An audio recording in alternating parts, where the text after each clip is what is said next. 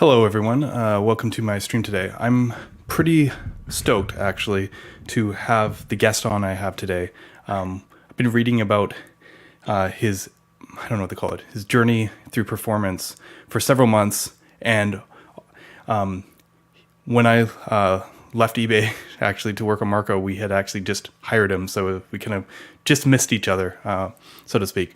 But a lot of really cool insights that I got over time talking to him and reading his articles. So I think it's going to be a lot of fun.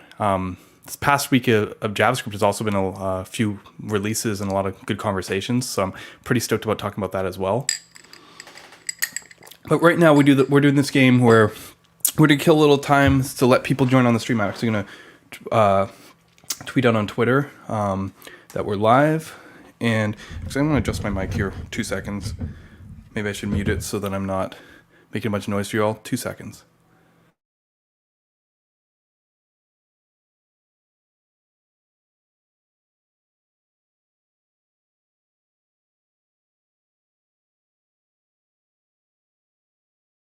All right. Yeah. Perfect. Yeah. If you're here, come say hi in the chat.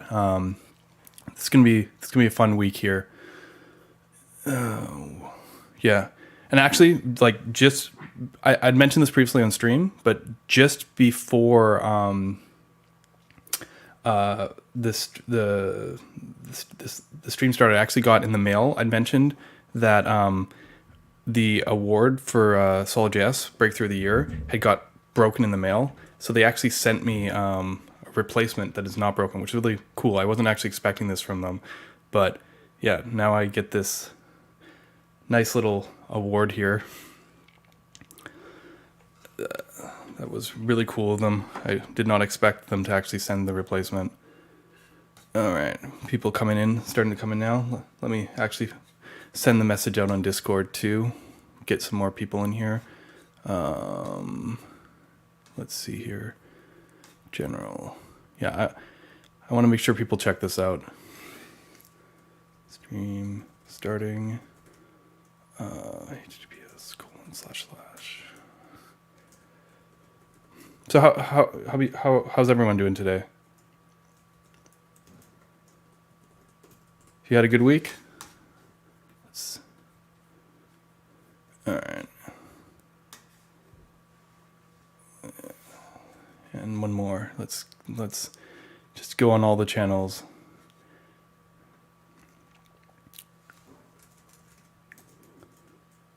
Taylor Hunt on stream.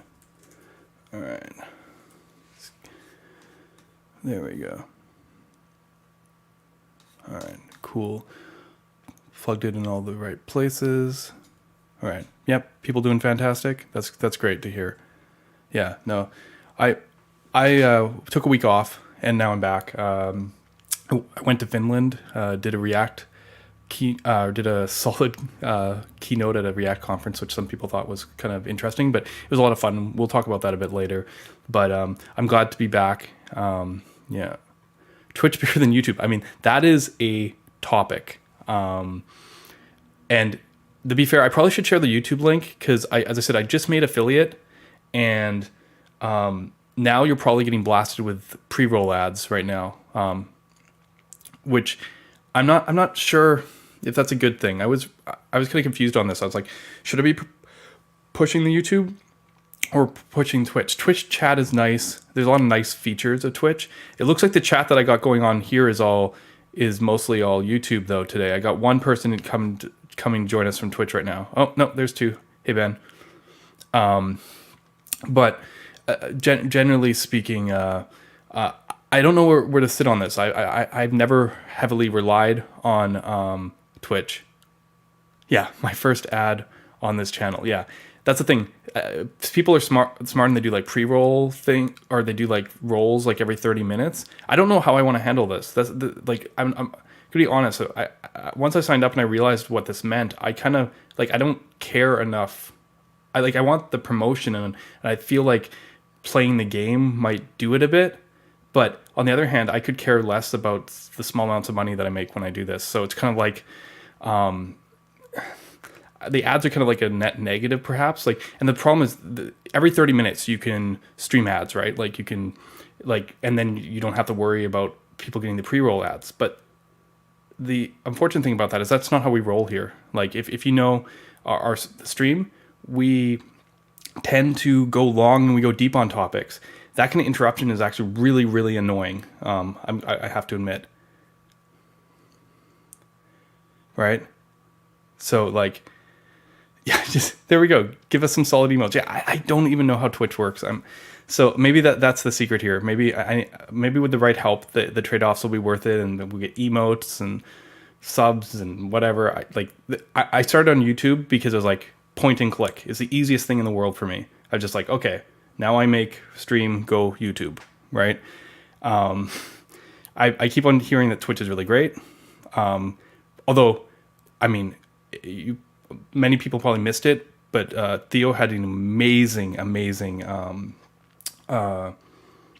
space on Twitter where he pulled in a whole bunch of people, ex-Twitch devs, people who had worked on Twitch for years, and to talk about the new change to the partner program where now it's like a 50-50 split instead of, I think it was a 70-30 split on subs, not ads. See, ads apparently never were big money anyways, but they're actually cutting out of the subs, the money that the users actually give directly to the streamers, which, yeah, I mean, I don't know how I feel about it because the money and content, like, that's not where I'm at, but it seems like a big deal. I watch a lot of speedrunners, like their world was all kind of upturned very rapidly.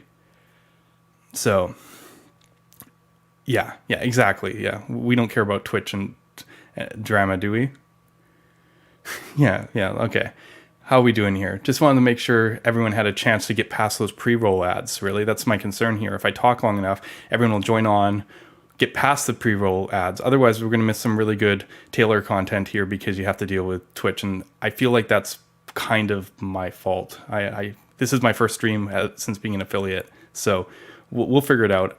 As I said, rolling in the middle seems complicated. Like, it's weird that as a streamer I have to worry about that. I guess it makes sense because it gives me the most control. But honestly, I like use StreamYard. It just pushes out. Like, this is a whole new level of stuff, and admittedly not one that I was ready for. So I probably got ahead of myself. Yeah. I don't actually know what the deal is with subs. I'm sure they are a great thing. And actually, I just realized that I don't have everything plugged in properly. 2 seconds. And you know what? With that, let's move on from this topic because, yeah, pre-roll is one of the reasons I use a countdown scene on semantics. Yeah, like people who've done this a while know the drill and know what to do. Me, myself, I'll just ramble for a few minutes and you're not missing anything important right now. Yeah, this is the thing. Maybe this will force me to up my content game. I'll get better production. But now that I've killed enough time at the beginning here so that everyone can have a chance to get past those pre-rolls. And yeah, if anyone has ideas, like, do help me, send me links, chat, reach out, DM. I don't know. Like, this is all new to me. I was like kind of surprised with the affiliate thing. I guess I just had to stream a little bit more. But now that I'm here, I don't even know if I want this. So we'll figure it out. Anyways, sorry for that tangent. I think everyone's here. So let's bring Taylor on. He might do a better job of introducing himself than I have. Although if you read the description from the video, he's been doing amazing work from inside a company, e-commerce consideration where performance actually mattered a lot. And we talk a lot on the stream about like how to maximize performance, and it gets in a very kind of theoretical range and show benchmarks and small demos. But what does it mean large scale? I've seen some of this from when I worked at eBay, but it's nice to see a corroboration of this kind of thinking. So without any further ado, let's welcome Taylor to the stream. Hey, Taylor, how are you doing today? I'm all right. How are you? Pretty good. As I said, it's been kind of an interesting week and a lot of different things going on. But I was like super stoked to have the ability to have you on stream and talk about this stuff because I've read all the articles. Like right from when you first put the first one out, I was like I haven't seen people talk about it as much. We always get these kind of gleams into different companies. Like there's that tweet back in May that probably, if I look through my bookmarks long enough, I'd find it. But where basically some former Amazon, I don't even know if they're former, but basically an Amazon employee was basically saying, "Look, we can't use React for SSR at Amazon. It is literally too slow." This blew my mind. We tried all these different things, and it literally was not good enough. Like we just couldn't get what we needed out of it. And that's a pretty powerful statement, but we only ever get like hints of it. Very rarely do we see the process that goes in, like to do the bake-offs or like to go through and analyze and look at all the pieces that kind of go into that decision, because it's not a simple decision. You don't just like go pull down the JS framework benchmark and be like, ha ha ha, there, that one's the fastest on the list. This is an area of your entire job, and you do that constantly every day. Right. So that's a place where I work on for micro optimizations. That's how I find where slowdowns are. But sometimes not sometimes, almost always, the result is more than the sum of the individual parts. So I feel like you have incredible insight there. So yeah, I don't know, Taylor, maybe easiest to start this, just tell us a bit about yourself, how you got into web dev. Let's just walk back a little bit and just talk a little bit about you. Okay. I failed out of college 3 times, and then I was diagnosed with adult ADHD, which explained a lot about failing out of college. I was working as a barista and behind the counter, and during nights, I taught myself web development backwards because I was really into webcomics and I wanted to make my own. And I felt that I had a fairly good idea of what made a good comic, but I didn't really know anything about what the good web have. And it turns out when you search Google to find out how to make a good website, it ends up giving you different results than if you just search how to make website. And so I taught myself with influences such as Jeremy Keith, Rachel Andrews, Jen Simmons, kind of the old vanguard, I suppose, of the web, but they're still very active today, where I learned essentially that an ideal website turns no one away, regardless of the user's device, their connection, what browser they're using, what their abilities or disabilities are, and ideally, if you can afford the translation fees, which language they speak. But I couldn't handle the translation part, but I felt as a developer I could do the other stuff. So, as you might imagine, when I got hired to work on a giant React spa for Kroger.com, there was a little bit of culture shock. And that manifested in a lot of disagreements between myself and other developers. Well, how did you end up there? Like, so you told the story, and it's interesting. When I've been talking to a lot of people recently who kind of made their name, got successful, at what they do. There's a lot of interesting stories there. It's everyone gets into web dev a very different way, and we don't necessarily need to go through like the whole journey, but even just getting in the door of Kroger, like where were you at that time? How did you end up, there in the first place? At first, I got a job to work on the website for Reynolds and Reynolds, which is a car insurance for dealerships company in Dayton, Ohio. And then after that, I got a position in a small marketing agency called LMG, also in Dayton. And after quitting from there, just because ultimately I don't like marketing, I feel like my work there was kind of a net negative for the world. My former manager at Kroger walked in the door while I was holding it open for a bunch of attendees at the local Dayton Web Developers Conference.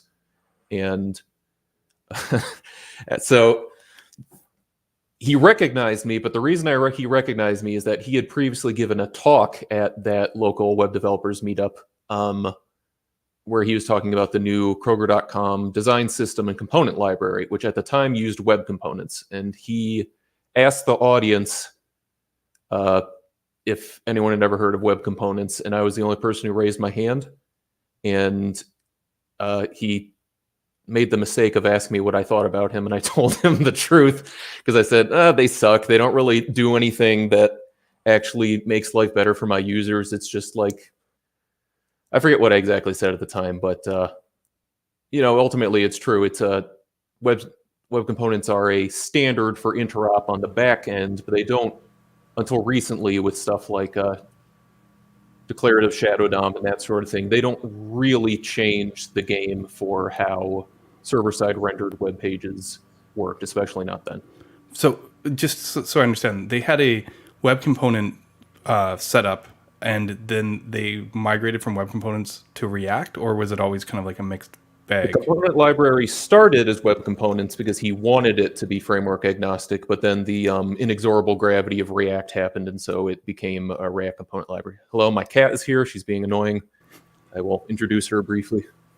Go for it. This is Sneezer. She is 17 years old, and she is a goblin.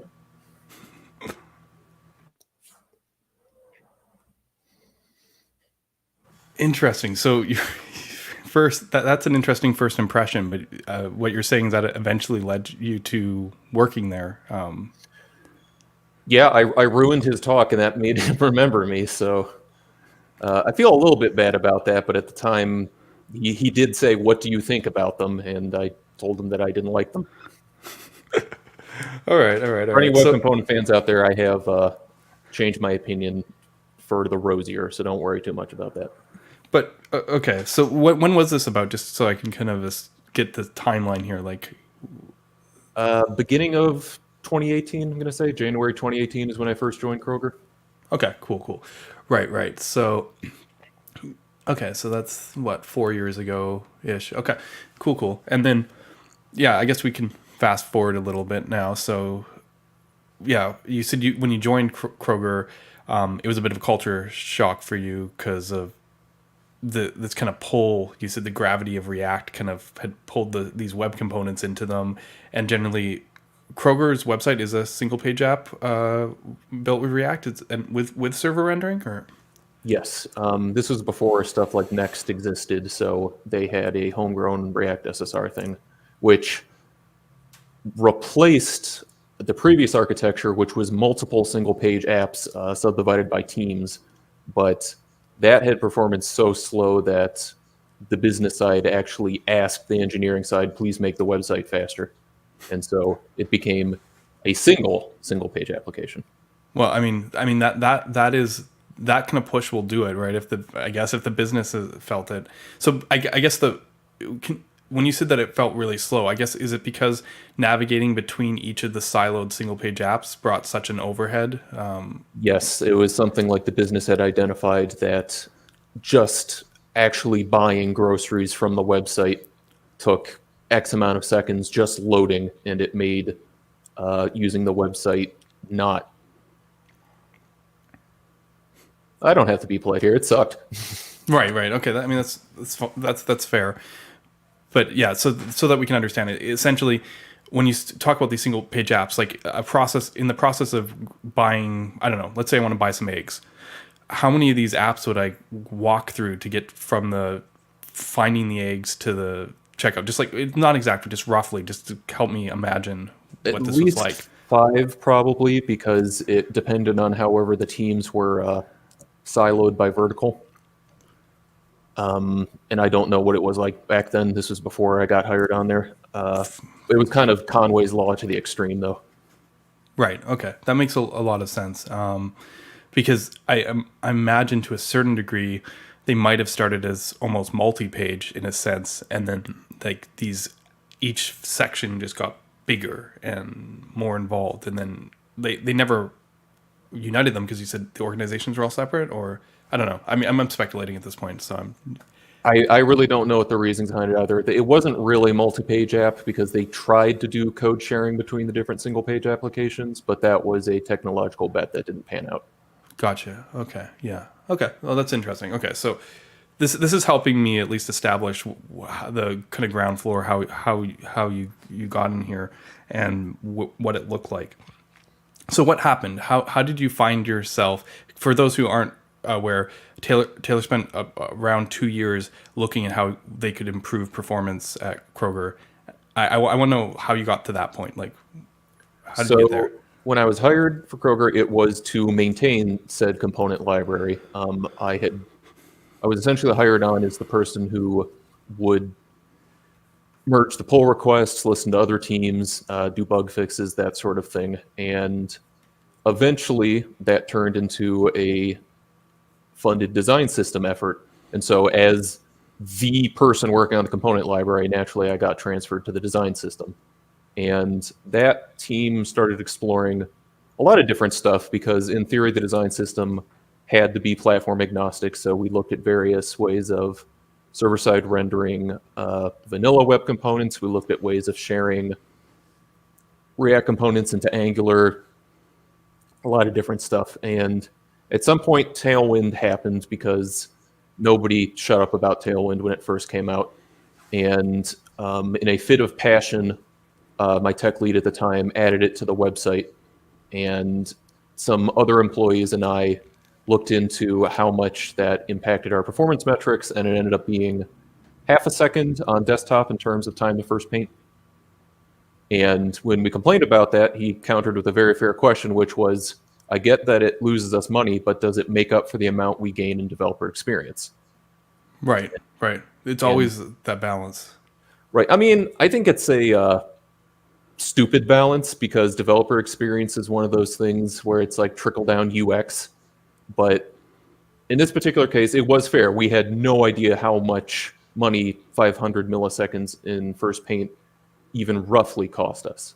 So my coworker argued the need for a performance team, and he and I started one, essentially. It was like a small performance sub-team where we just started monitoring and measuring Kroger.com, looking for hotspots, looking for ways to improve, writing up issues, suggesting them to other teams. And when we picked up a third member, his job was to compile a rough estimate of how much money would working on performance make Kroger, like even just a very rough ballpark number, so managers could be like, oh, if we devote X hours to this, then it'll be worth Y amounts of money, and therefore it's worth prioritizing this over the other thing. It's a necessary number for business purposes, but it's not sufficient because what we ended up happening is the other teams didn't really believe in it, I guess, emotionally, so performance just never got worked on unless we were doing it. And when it's 3 people against an entire company adding features, we were not winning.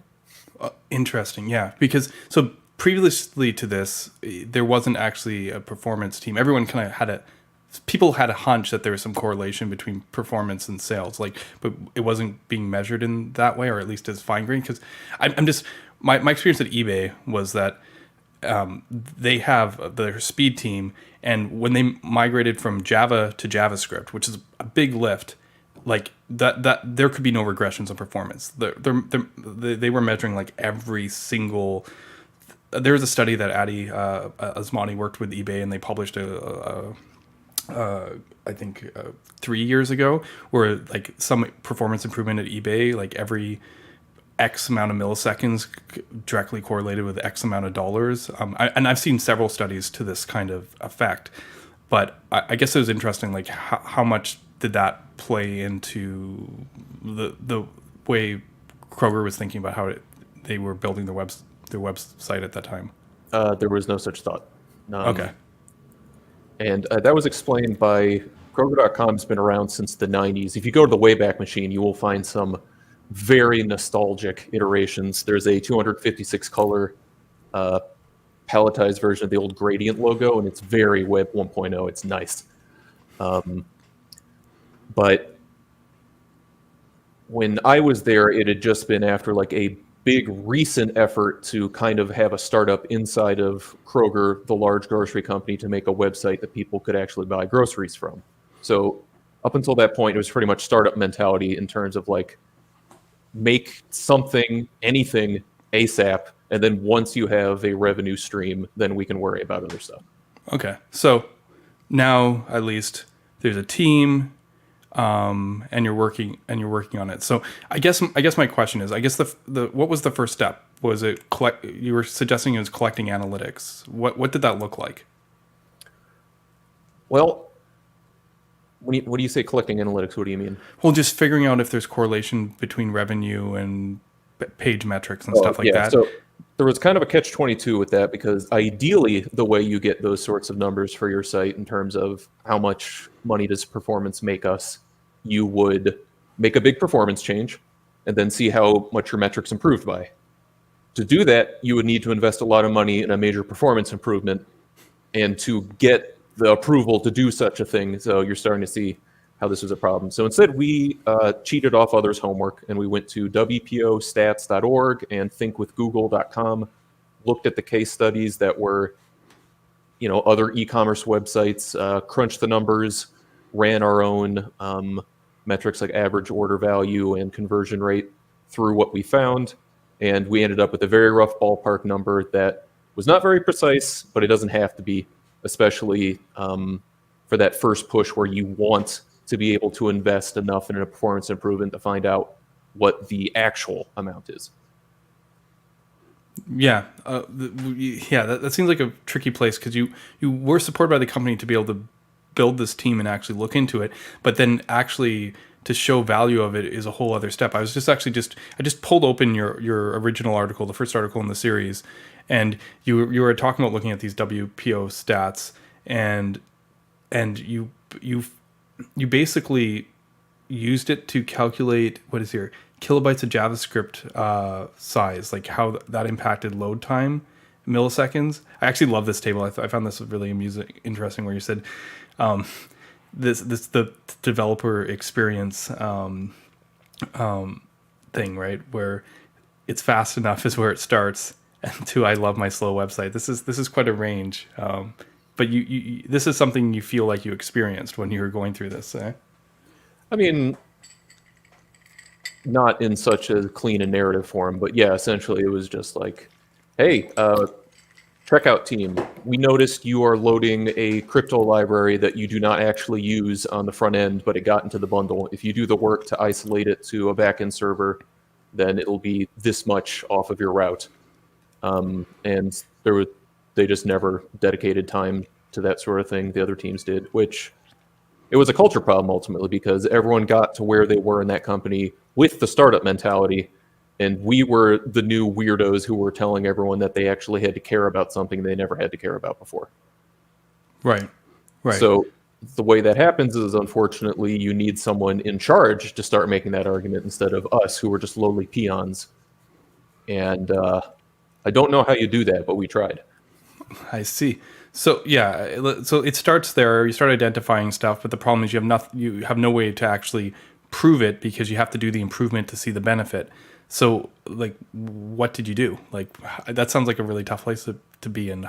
So we were able to do some of the improvements ourselves, but again, we were a tiny team, and there was so much churn happening everywhere else that whenever we made an improvement, and then that combined with content updates, traffic usage patterns, because we used to have a free digital coupon Friday, so Fridays were our most visited day by a long shot. It was one of those things where it's like, to get statistically significant results, we needed one of our improvements to stick in production for at least a week, ideally more than 1 week. But by that time, so much had changed from underneath us that it was hard to correlate. Right. Yeah. So ultimately, I made the decision on my own that I was going to show these React developers emotionally how much better a fast website could be. If you want to picture a mad website going, I'll show them all, that is probably close. And the weird part is I succeeded, and that's where the story starts. Right. So you finally, like, okay, enough is enough. I'm just going to show you how to build a super fast website that has, the basis of this functionality. Like, how did you decide how to scope that prototype? Like, how to make that thing? How did you have any, like, this? How did you decide what you wanted to show and how to show it? I guess what I'm asking, because you made like a small version of Kroger essentially, or yeah, just tell me a bit about that. It was an alternate front end that sat in front of all the same APIs, because I knew I wasn't going to be able to touch those, but the node servers that talked to backend APIs, which talked to warehouses and in-store servers and probably thousands of different kinds of machines that I can't even begin to understand, that eventually just made it into API calls for JSON somewhere, and that came into the front end. The front end would render a React page and then spit that out. And so I just wrote a different Docker container that could slot into the same production slot in our current cloud solution at the time that tried to make the front end of Kroger.com as fast as I possibly knew how to make it. Okay. That sets the stage. That's incredible. So you're like, okay, if I could do anything with this, minus touching the back end, if the back end services exist, that's their own domain. How could you possibly deliver the best possible experience to the end user? That in terms of like speed, performance, like what would feel really good? Okay. And yeah, so I mean, that in itself probably took some learning and investigation too, right? Because you had some ideas coming in, but I'm sure not everything you thought on the onset was how it ended up in the end. So how did you get started? Like, where did this start for you? I knew I wanted to go from login to checkout as the core user flow, because if the e-commerce website doesn't let you do electronic commerce, then it's just a toy, not even a demo. Right. So the things that I haven't shown in videos were things like, select your store, your account settings. Those were there, but they were all kind of stubbed. Like the location for the demo was hard coded in there, and the UI and the interface and even some of the API calls were there, but it wouldn't physically let you change your zip code, just because letting people do that sort of thing during a demo is a recipe for the demo not working. Right. But I'm going back to your article here, the first one where you kind of laid it out. Ultimately, it sounds like maybe, and correct me if I'm wrong, one of the biggest early revelations you made was that the size and I guess the execution cost of JavaScript was a big part of the performance issue of these pages, and that really kind of set you on a certain path. Like, how did you figure out that? Because I mean, to jump to the headline of the first article, you decided that your app needed to be 20 kilobytes of JavaScript. 20 kilobytes of JavaScript. That's a pretty low number. That's probably insane to a bunch of people. Kind of, they're like, what, 20 kilobytes of JavaScript? How do you 20 kilobytes of JavaScript? But I think it'd be good to understand like how you got there a little bit. Sure. So I actually cleaned this up for the article because the narrative wasn't this clean. Originally, I was shooting for 14, and it wasn't just JavaScript. It was JavaScript plus the HTML of a given page plus the CSS to render that page. Why 14? Yeah. So I had heard, and this used to be true from what I understand, that on average, by default, almost every server will be able to send 10 TCP packets as part of its first response when you're connecting over HTTP, which until very recently was over TCP. And 10 TCP packets minus overhead roughly gets you 14 kilobytes. So in theory, that was the fastest your response could be. That's no longer true because, as it turns out, that was over unsecured plain HTTP. And HTTPS has its own handshake process that requires multiple round trips. And then, so by that time, TCP is like warmed up its window. How much do you actually have? Then it turns out CDNs have been sending more than just 10 for the initial response for years. So that ended up not being an important metric, but that's where I started. Gotcha. That was a mistake, as I have just stated for reasons, but ultimately when I found Alex Russell's article about, hey, if you want to be fast on a garbage town ancient Android phone, here's the calculation you run. And I ran that calculation. I was like, 150 kilobytes. That's a lot better than 14. And then it was like, well, okay, but the business requires some analytics. How much do I get to keep? And I don't remember the exact number at the time, but Kroger had something like 300 kilobytes of third-party JavaScript, even though it wasn't necessarily all from different origins. So it was either I had to invent the negative kilobyte, or I had to look into what we actually needed.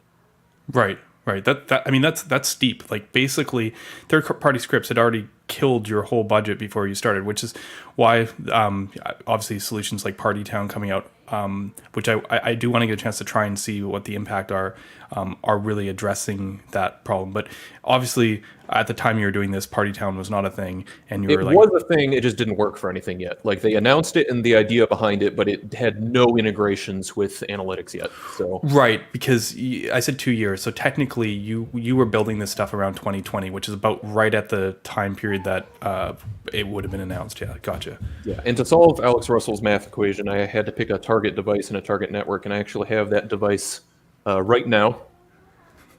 Nice. I bought 15 of them for an internal demo back when having a bunch of people in an office is a thing you could still do. And that phone was $40 at the time. It is not that much now, but it is still the best seller because the bottom end of the Android market is remarkably stable in good and bad ways. So you're saying, like, even though we're sitting here 2, 3, 4 years later from like you initially looking and playing around with this stuff, those phones are still probably out there in the market, still being used. Is that what yeah? Yeah, it's. I went to get photos today at Kroger's iWireless stand, and it's still there. It's still just 1.1 gigahertz of Android with like every year, either the cost goes down a little bit, or they have a phone with like a larger battery or a brighter screen or something. But the chip fabs are from 10 years ago, and they're not going anywhere. The factories are still making those. I think it's cool though that you like, again, I do a bunch of simulated tests. You guys had the actual devices on hand. I mean, that's a whole topic in itself, I imagine. But maybe we'll get to that a little bit later. You just knew from the math from Alex Russell that you roughly had 150 kilobytes. You had way too many third-party scripts that it wouldn't even fit into it. Yeah, where did you go from there? Because I mean, that seems very prohibitive. Well, I talked to my boss, and he said the business is never going to let you get away without this script and the other script. So I said, fine, those are the ones I'm keeping. And those ended up being roughly, 130 kilobytes. So I had 20 left over. 20 left over. That was still better than 14. Okay, so there you go. 20 kilobytes to work with. Yeah, and for reference, Google has an official 30 kilobyte budget for phones like this, which is another phone Kroger sells. It runs KaiOS, which is a fork of the old Firefox OS, and it cost me $15. They are not expensive. Yeah, sorry. I'm glad that you have this and you can show this off because, I'm guilty of this.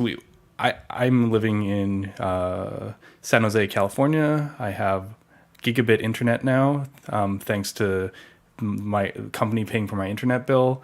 So this is not we don't always get to, empathize with the different devices and the different, like networks. You can be like, okay, if it's a little bit slower than what I have. Yeah. But this is a very different scenario where you're pulling out these flip phones that sell for $10-15 and yeah. So for you at home, the thing you can do to find out a good target device is you go to Amazon's bestsellers page for phones in like whatever region your Amazon.com is located at.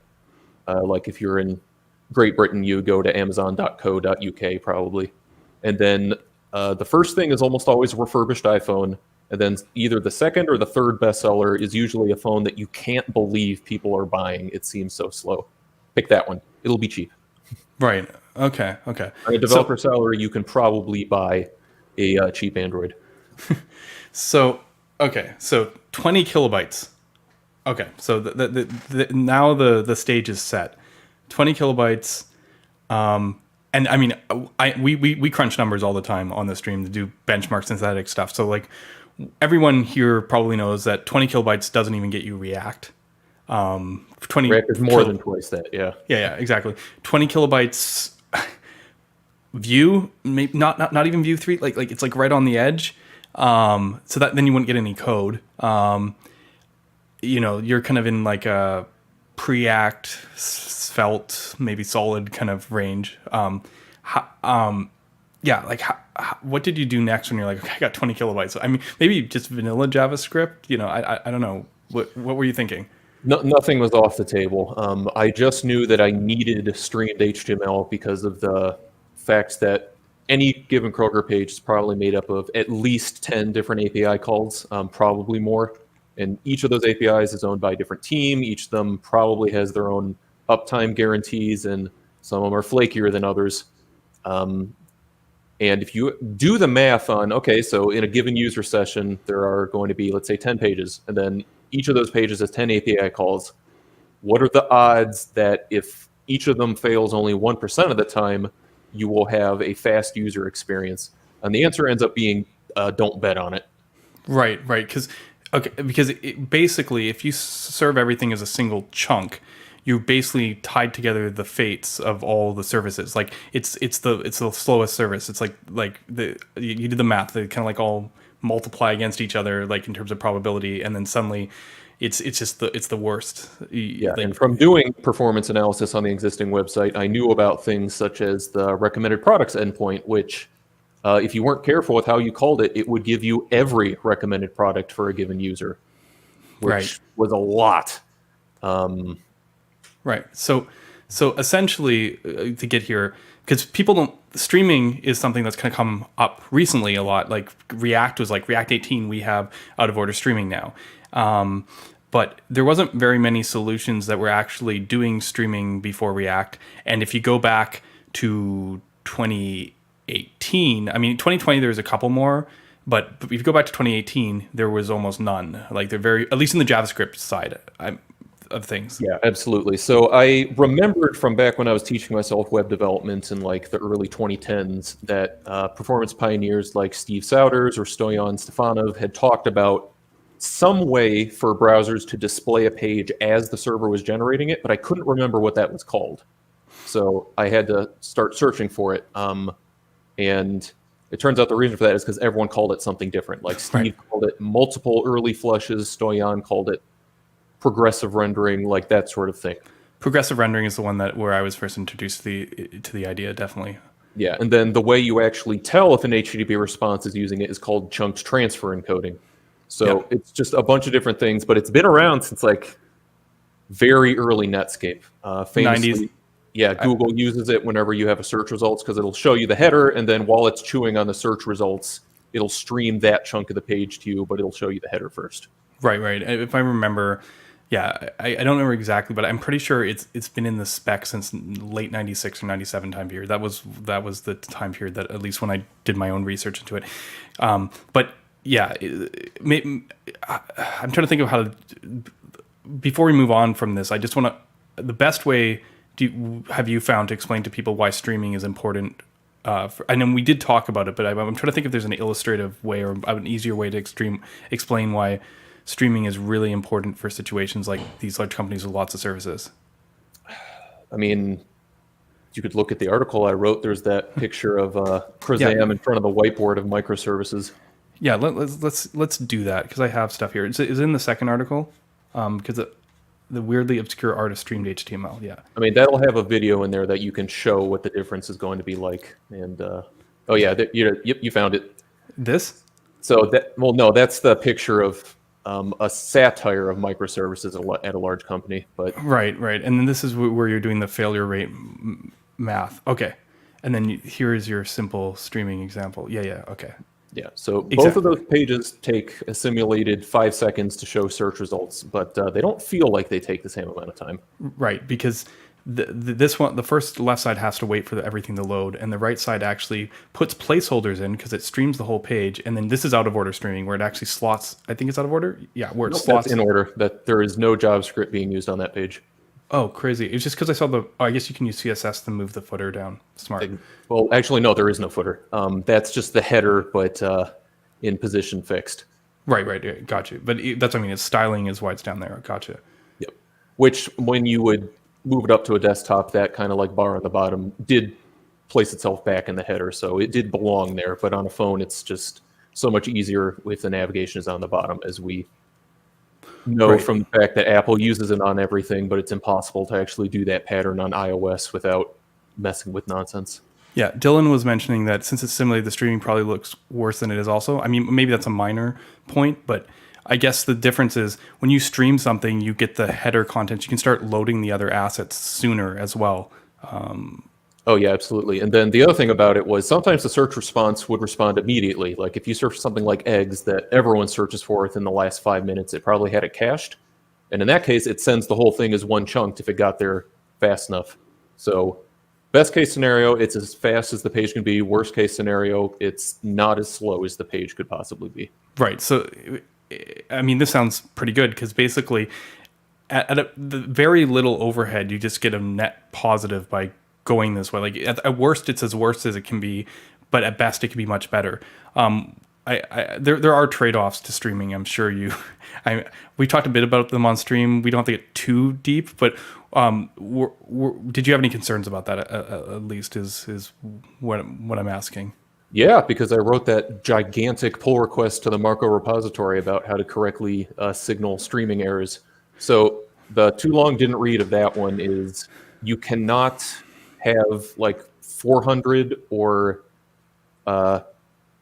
you can't have like 4xx error semantics midstream. Like you can't 404 on something. You can't really do that as a thing, but you can redirect during a stream because HTML lets you do that. And you can signal an error condition like midstream. You can say, oh, the stream is damaged. Do not cache it. Please retry. It may fix itself. Which ultimately, that's kind of all you need 5xx errors for. All the different ones are just different ways of blaming the backend for developers. But as far as user-facing code is concerned, it's not really something you have to care too much about. Gotcha. Okay. Well, so yeah, redirects are the big ones, and which, as you mentioned, you can send something which can cause the browser to redirect. You can flush that, and then I'm a little less clear on the error condition, like the 500. You can tell the stream to retry. Sorry, this is me nerding out a bit, but can you tell me a little bit more about that? Yeah, in chunks transfer encoding, you can mark the transfer encoding stream as damaged. Essentially, by the HTTP spec says it has to be formatted in this certain way. If it stops being formatted in this certain way, or if it's not ended with the success terminator at the very end, then consider it damaged. And the HTTP spec says for a damage response, do not cache it unless like there really isn't anything better to show the user. Like, you know, if you downloaded it once and then disconnected, it might be okay to show it. But also the nice thing about error semantics in the HTTP spec is they were defined as retrying may or may not fix the problem. So like for a 500 error, it's like, oh, the server screwed up somehow. That's not the client's fault. You may retry and it might get fixed. Right. That's the sort of thing that marking a stream as damaged lets you do, which is good because as it turns out, the way users fix those errors is by hitting the refresh button. So you want that semantic anyway. Right, that makes sense. Yeah, and that's easy enough for those. I see the problem with the 400 errors because 400 usually means something is wrong coming from the client side. Like we're asking the wrong questions, trying to do the right thing. They're unauthorized. There's something like that, and no amount of retrying is going to fix that situation unless their state changes. Yeah, like unless you change how you are asking for the request, you are going to get the same 400 error back. Right. And, you know, there are exceptions, I'm sure. It's like how technically all of the 300XX status codes are redirects, except for the 304 not modified, that sort of thing. But overall, the primitives were enough that it made sense how people have been using streaming for almost 30 years at this point, because it's not ideal that you can't send an error code, but you can work around it well enough that you don't necessarily need to. Yeah, I mean, Dylan's like designing a solution right now in the chat as we talk. Yeah, for the specifics of my demo, whenever it was something that could result in a 404, I would block on that API call. So it would look up a product to see if it existed first, and only then would it start streaming the response. Right. Yeah, I mean, this is an interesting place where I'm sure as more people, like this is one of the things I was happy, like when React announced that they're going to add streaming, I mean, I'm sure everyone who's gone through these troubles was pretty stoked because that means more people are looking at this and something probably has to change or improve because, I mean, if everybody starts picking up streaming and start hitting these sort of issues, like something's got to change, right? Oh yeah, there was in one of the React working group discussion threads, one commenter linked the big PR I had made to the Marko community repo saying, oh, these guys have already thought about this. And I was like, you bet I have. Someone's asking how large contentful paint is computed for stream. Like how does this impact it? The same way it is for regular web pages. It's because what happens is even if your server doesn't output a web page as a stream, your browser will still download everything as a stream just because it's coming in over the network. Stuff gets lost mid-transit. It has to be retransmitted, that sort of thing. So all of the existing performance measurements are already okay with streaming just because the browser does not know a different way to receive web pages. Right. This is really important point from an authoring, cutting through the marketing BS side of things, because a lot of people are like, when they see streaming and they start trying to make a demo where they stream stuff like one line at a time, like they're just like, look how I can stream like one line a thing at a time, and it's like, and it's not because it's async, because if it's async, that's a reasonable use case perhaps, but the thing is, if the more content we can send at a time, the better we can compress. It's better, you know what I mean? And the more content that we like, it can get to the user sooner, and the browser's handling the streaming for you automatically. Chunked encoding, the spec is so that you, as the writer of the backend, have the ability to control this and to be able to send it out that way. But the browser if it gets a large enough piece of HTML coming over the wire, like it does, there is propagation time, like it does come over the wire. So stuff does naturally stream into the browser. Yeah, like even before chunk transfer encoding existed back in 1997, I think you said, it had already existed as far back as HTTP 0.9, which was the one that was released without headers. It was literally just 200 OK, and then it started giving you HTML. And the thing about that was there were websites that streamed even before that, but the way they signaled the connection ending was like by early termination of the underlying TCP connection, which was indistinguishable from the client having a network error mid transmission. So they introduced chunk transfer encoding into a spec to disambiguate between, oh, I successfully received the response versus, oops, something bad happened.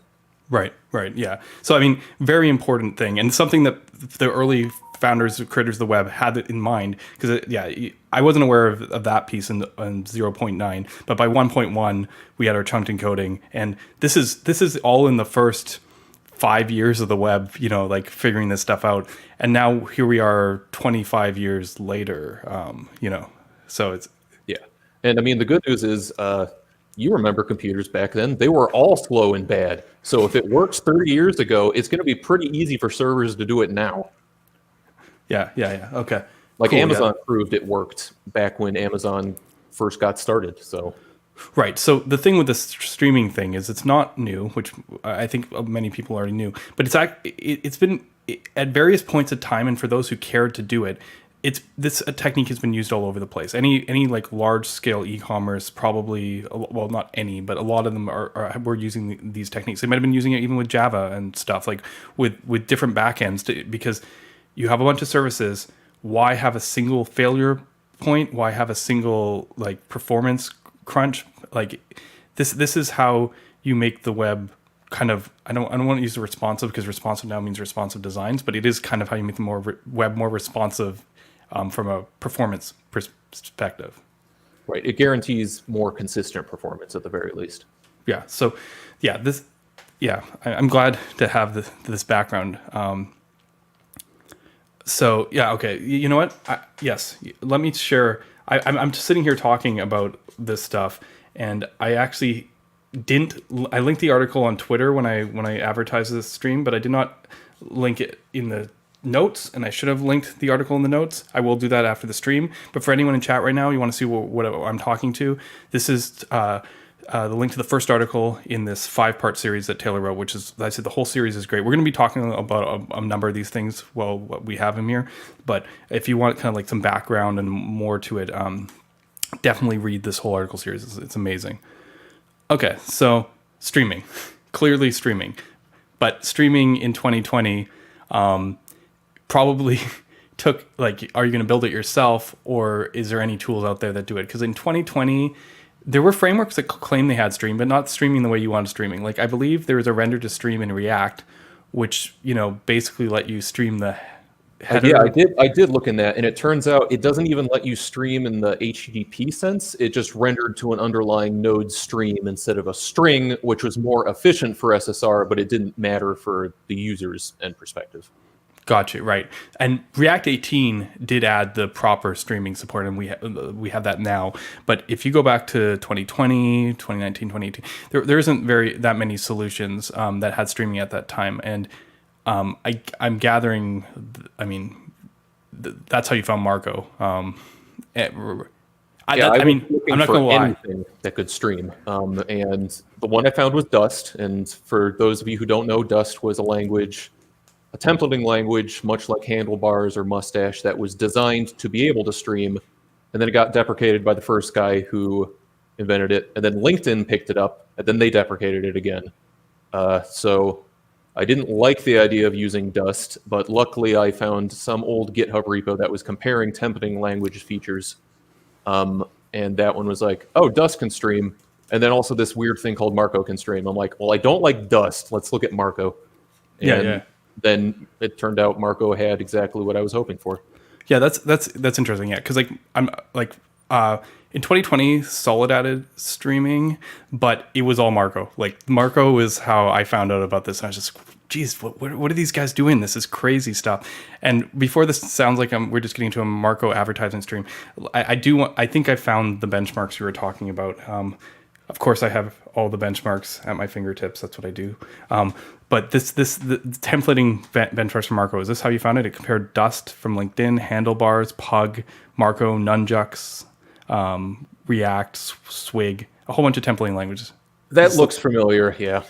Yeah, this is kind of interesting because Marko at this time actually it's not like the best at everything, but it was actually crazy that people think stuff like Handlebars, just normal string compat. Marko was competing here with like Pug, like here, like the fastest template, like standard Handlebars, like templating that you'd use on a server. This JavaScript framework was actually kind of like neck and neck, right? And to put in perspective, like in a component example, which is a little heavier than these, Marko was still getting Pug-like performance compared to, I guess, React at the time. We have better benchmarks. React has now got better on server rendering, all that time. But if we're going back to, when was this benchmark? First created 9 years ago, but let's say last updated about 5 years ago. So 2017, let's say, we were looking at, in some of these benchmarks, Marko being like, what is this, 100, almost 100 times faster at server rendering. It's kind of crazy. Yeah, React has gone a lot faster since then. Yes, exactly. I've been benchmarking it a lot more, and people have seen it on the stream. But like this kind of go back a few years in terms of where people's priorities were, like literal 100 times faster. Anyways, sorry. Yeah, no. So that was one of the other things that, because at first I'm like, okay, so Marko can stream. What else do I have to care about? Because if I'm really proposing we do this at Kroger, I knew there were going to be some things that our developers were going to be persnickety about, let's say. And then I was like, oh, nice, it has components in a JSX style syntax. Okay, that makes my life a lot easier. It's like, oh, and it lets you isolate client-side JavaScript to just state islands. Okay, that. And essentially it was like I kept looking for reasons to not like Marko, and it kept foiling me on that regard. So I realized that the amount of work I was going to have to do to make my demo all of a sudden became a lot easier, because as it turned out, Marko was already solving the problems that I had set out solving, and it did it 10 years ago. Right. Which is pretty big, but I guess the tricky part was, okay, so performance, streaming, but Marko sort of comes with another decision point you had to make. I mean, I don't know if you'd already made this decision, but Marko is a multi-page app framework. Like we've been talking about single-page app frameworks like React so far, and we talked about using Preact or Svelte or something small, even Solid in this case, which are basically all single-page app frameworks, even though they're really small ones. How did that play into that? The whole So I did write a whole article where I tried giving a very fair and balanced decision-making process. That didn't exist. I learned web development from people like Jeremy Keith. I didn't like spas. I was out there to show them that a multi-page app could be better than the thing they made. So for me, it was never a real decision, and I was happy to see that Marko did not do anything of the sort in terms of client-side navigation. Right. So, I mean, you said you learned the web that way from kind of the old guard, as you called them. So you were already very much aligned with this anyway. And I believe you had in one of your article, you said, I'm not smart enough for a single page app. And it was all about the complexities of routing, which is a whole other thing. But maybe I don't know if that's the next logical place here, because where do you want to go to next? Because just thinking about this, we've got streaming, you've figured out the harness for the architecture, have your framework, but that can't be the end of the story, right? Yeah, that was 90% of the work, but then I had to do the second 90% of the work. It's always like that, isn't it? Yeah. So, and that was this period where I went from vaguely researching after work what I was looking for to, okay, I'm actually going to do it. I'm going to learn how to do a Webpack. I'm going to write the components. I'm going to make the website. That happened over maybe 2, 3, 4 months tops. And that was essentially just nailing the details, because I had my theory and I had a foundation and a platform that I could use to build it with. But making technical decisions based on theory and platform usually ends up with you making bad decisions unless you actually prove your assumptions. So it was time for me to put my money where my mouth was. If I thought this sort of thing was faster and made a better user experience, it was time to prove it. Right. So, yeah. Again, I keep asking, but where did you end up starting there? So you've got the Marko project. You've kind of set up a build thing. Because I imagine even with Marko in place, you still probably there's some interesting challenges and way things play into size. I actually seen your next article. You mentioned a bunch of stuff about fonts and stuff, and yeah, I mean, a lot of the designs. One thing that was nice about working with such strict constraints is that a lot of decisions make themselves. Like, if you know you need X, Y, and Z, then usually most of the alternatives fall away until you only find one or two things. So, in theory, deciding to go full system fonts and no web fonts can be a hard decision-making process. But I had 20 kilobytes of budget. I was not spending 14 kilobytes of them on fonts. Like, that's just absurd to even propose that. Yeah. What is that? Something like 80% of the budget?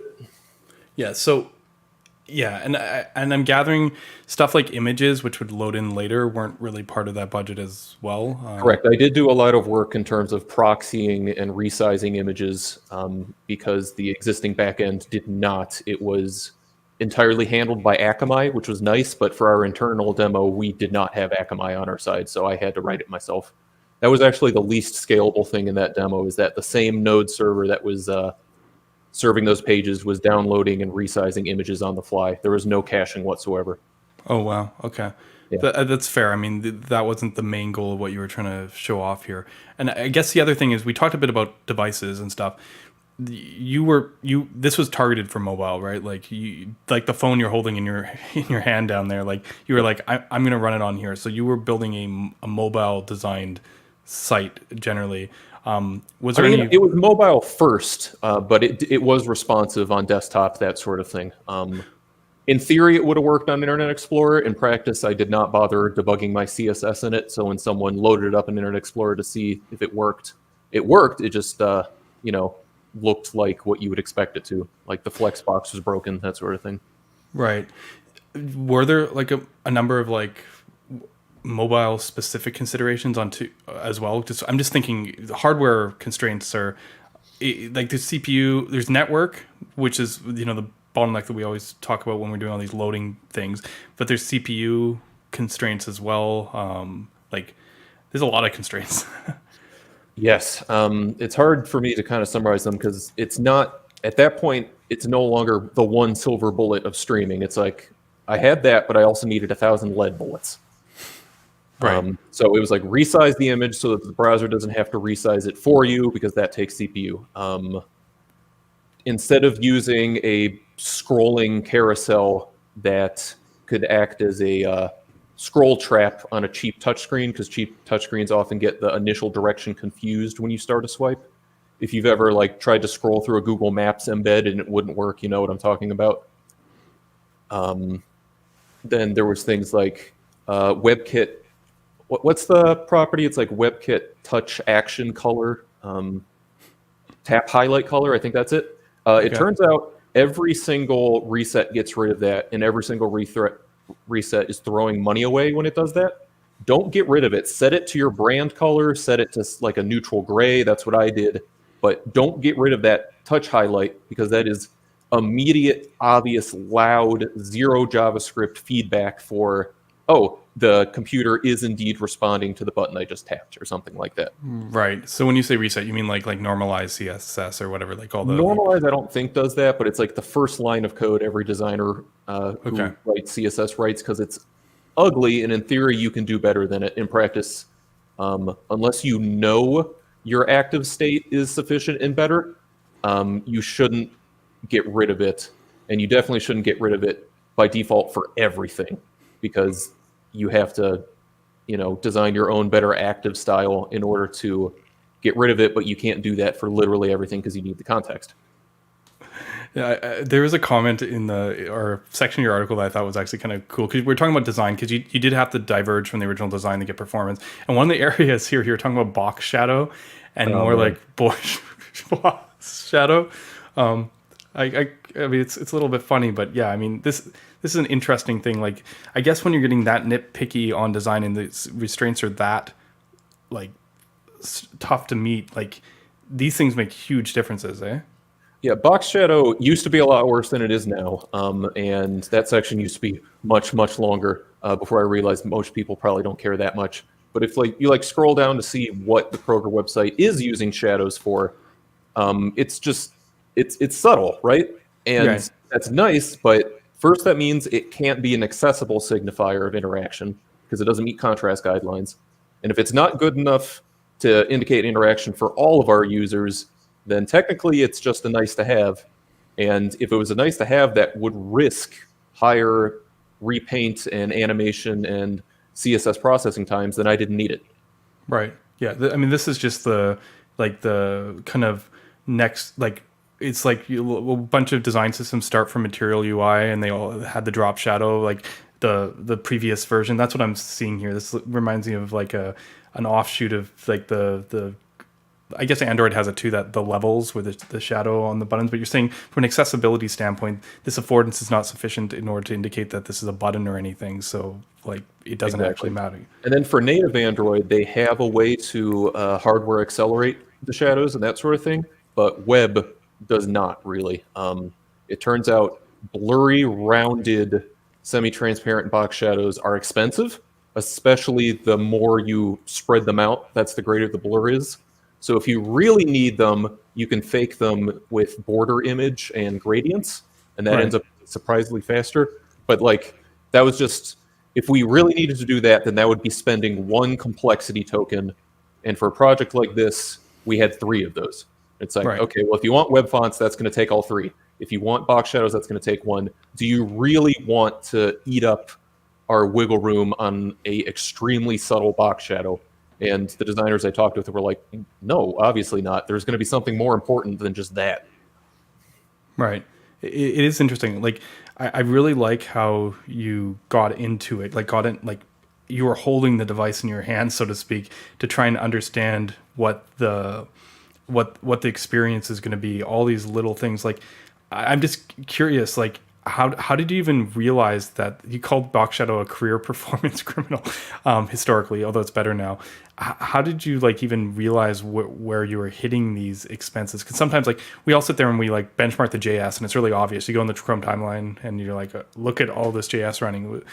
Was it similar? You're like, oh, this is spending a bunch of time painting, or like, how did you find these kind of things, or just reading, or? I mean, probably just from reading. Like one of the links in there is when people realized Facebook's new header shadow in the FB5 redesign wasn't actually a shadow, it was a gradient. And someone at Facebook tweeted, oh yeah, it used to be a box shadow, and then it just destroyed performance on low-end Androids. Like compositing a blurry box shadow over a video in the timeline would just like make the entire video flicker in and out. And I was kind of like, I know I don't need them, and everything in my research is telling me that it's a risk. So I either could do, as you said, a lot of work investigating and seeing if I can be certain I'm not running into performance pitfalls, or I could just avoid the problem. And It turns out when you are making an entire MVP proof of concept in several months, the best strategy is usually to just avoid whatever you can get away with. Yeah, I see you actually call out material design like what I was talking about before. It's very, all these light shadow elevation type things are all over the place, but they don't necessarily... Google does a lot of performance work to make that stuff work well. Like I think I linked to some point in the Flutter thread where Flutter is like Google's new cross platform. It's like their version of React Native plus then some. I'm not really certain. But there's just like one thread about natively making a loading spinners or something's shadows perform acceptably. And it's like a ton of back and forth from engineers, a ton of like code and that sort of thing. And it's like, that's great if you can get it, but I am one man and I would rather not do that work. Right. And I guess the last design thing here was the carousels versus the tiles. Yeah, so the carousels, as it turns out at Kroger.com, have been the pinnacle of Chesterton's fence, where it's like, unless you know why something is there, no one is going to let you tear it down. Because we tried killing that thing on the performance team at least twice, if not 3 times. The content management team didn't like it because they know it converted super badly. The designers didn't like it because it's like a bunch of text encoded in an image and it doesn't load fast enough for most users to see it. It was bad for accessibility because, you know, carousels are just very hard to make accessible. So we tried doing like the tile approach you see on the right, and eventually what happened was, oh, we sell e-spots to advertisers and they pay X amount for this many pixels on above the fold for the homepage. And so until we figured that out, we weren't able to be like, what if we told them to knock that off? And instead, we would make this much more money than making this much advertising money. Right. So did this lead to this ribbon design you're talking about here? Yes. This essentially is just on very small screens. Instead of trying to use time to show 3 things in the same amount of space, just use space to show 3 things in the same amount of space. And especially on my target connection, images do not load quickly. You can see them pop in over a few seconds there. But the text loads pretty fast. Right. Okay. But yeah, which means it's effective, at least people starting to read what's there. Okay. Oh, sorry, there is one other design consideration. No modals, tooltips, toasts, etc. Yeah, the short answer is I couldn't afford them. The long answer is these things are ubiquitous because they're very easy to design. You can just overlay them over something and you don't actually have to do the hard work of deprioritizing other things to introduce something new to a design. But if you don't use them, users are a lot happier about it anyway. Like, do you like modals? Does anyone like modals? No. Designers like modals, but I don't think users do. Well, and only to a point. If a designer likes a modal, the second you go, oh, but then you need a second set of options, designers hate nested or double layered modals. Those are like unforgivable. So the second that you have a situation where you need double modals like that, they'll come up with a different design to avoid having the second modal anyways, which usually involves changing the top it's not the modal's the last one on the step usually. It's usually because you're already in cramped space. So it's usually changing the top level affordance and maybe using a modal if you really, really have to. Because once Right. you've changed one top level affordance, then you're like, why are the other ones inconsistent? So you have to go change all the other top level affordances, and then yeah. Anyway, sorry. No, and then just like it's particularly on mobile, if you're using a modal, it's like, well, it looks like you're navigating the entire page anyway Right. because it's taking up the entire screen. So in my case, I was like, well, instead of modals, I'll just do, a new page. I've already made it as fast as possible that it's near instant. It won't be that much of a big deal. Yeah. So. Oh, interesting. People should read the article. You even dig into the fact of why these patterns are used so much, even though they're not very accessible. That's interesting. Okay, yeah. I mean, there's a lot of depth in this one. Yeah. Okay. That's probably more than we can get into on the design side, but I think that's really interesting.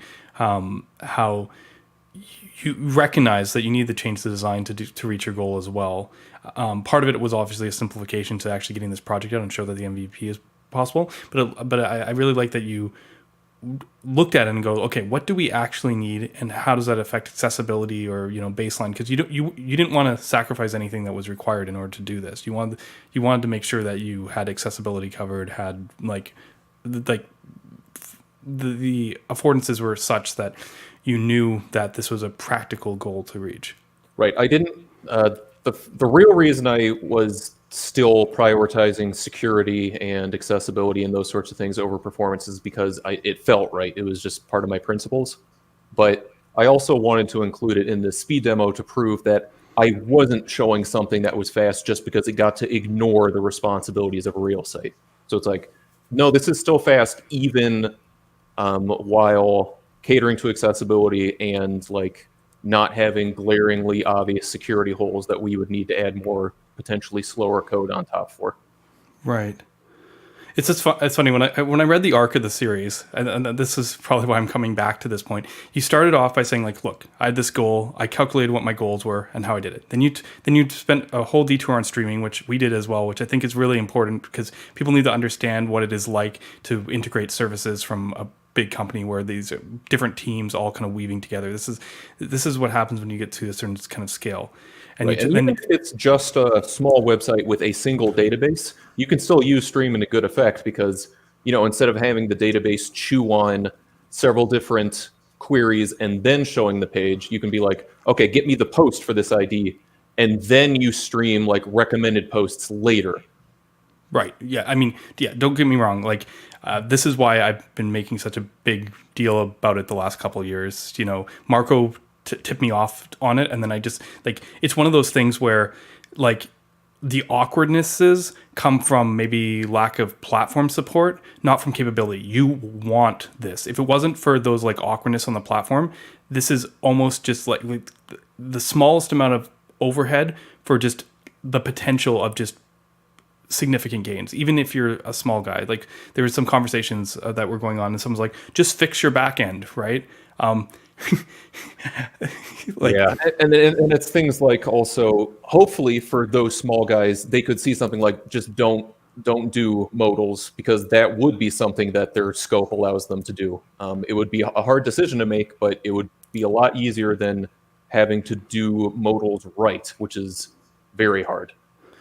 I mean, I gotta ask. At any point, was someone like, say, fix your backend to you? Like, did that ever come up in this process? Where, because I forget which article in the series was, but you suggested that performance was always someone else's problem. Like, the mentality there were finger pointing. Like, right. I would have loved to fix our backends. I was not allowed to. I did not have the clearance. I was not cleared to make my own database or anything like that. So. I just had to suck it up. I had to make it my problem because nobody else was making it theirs.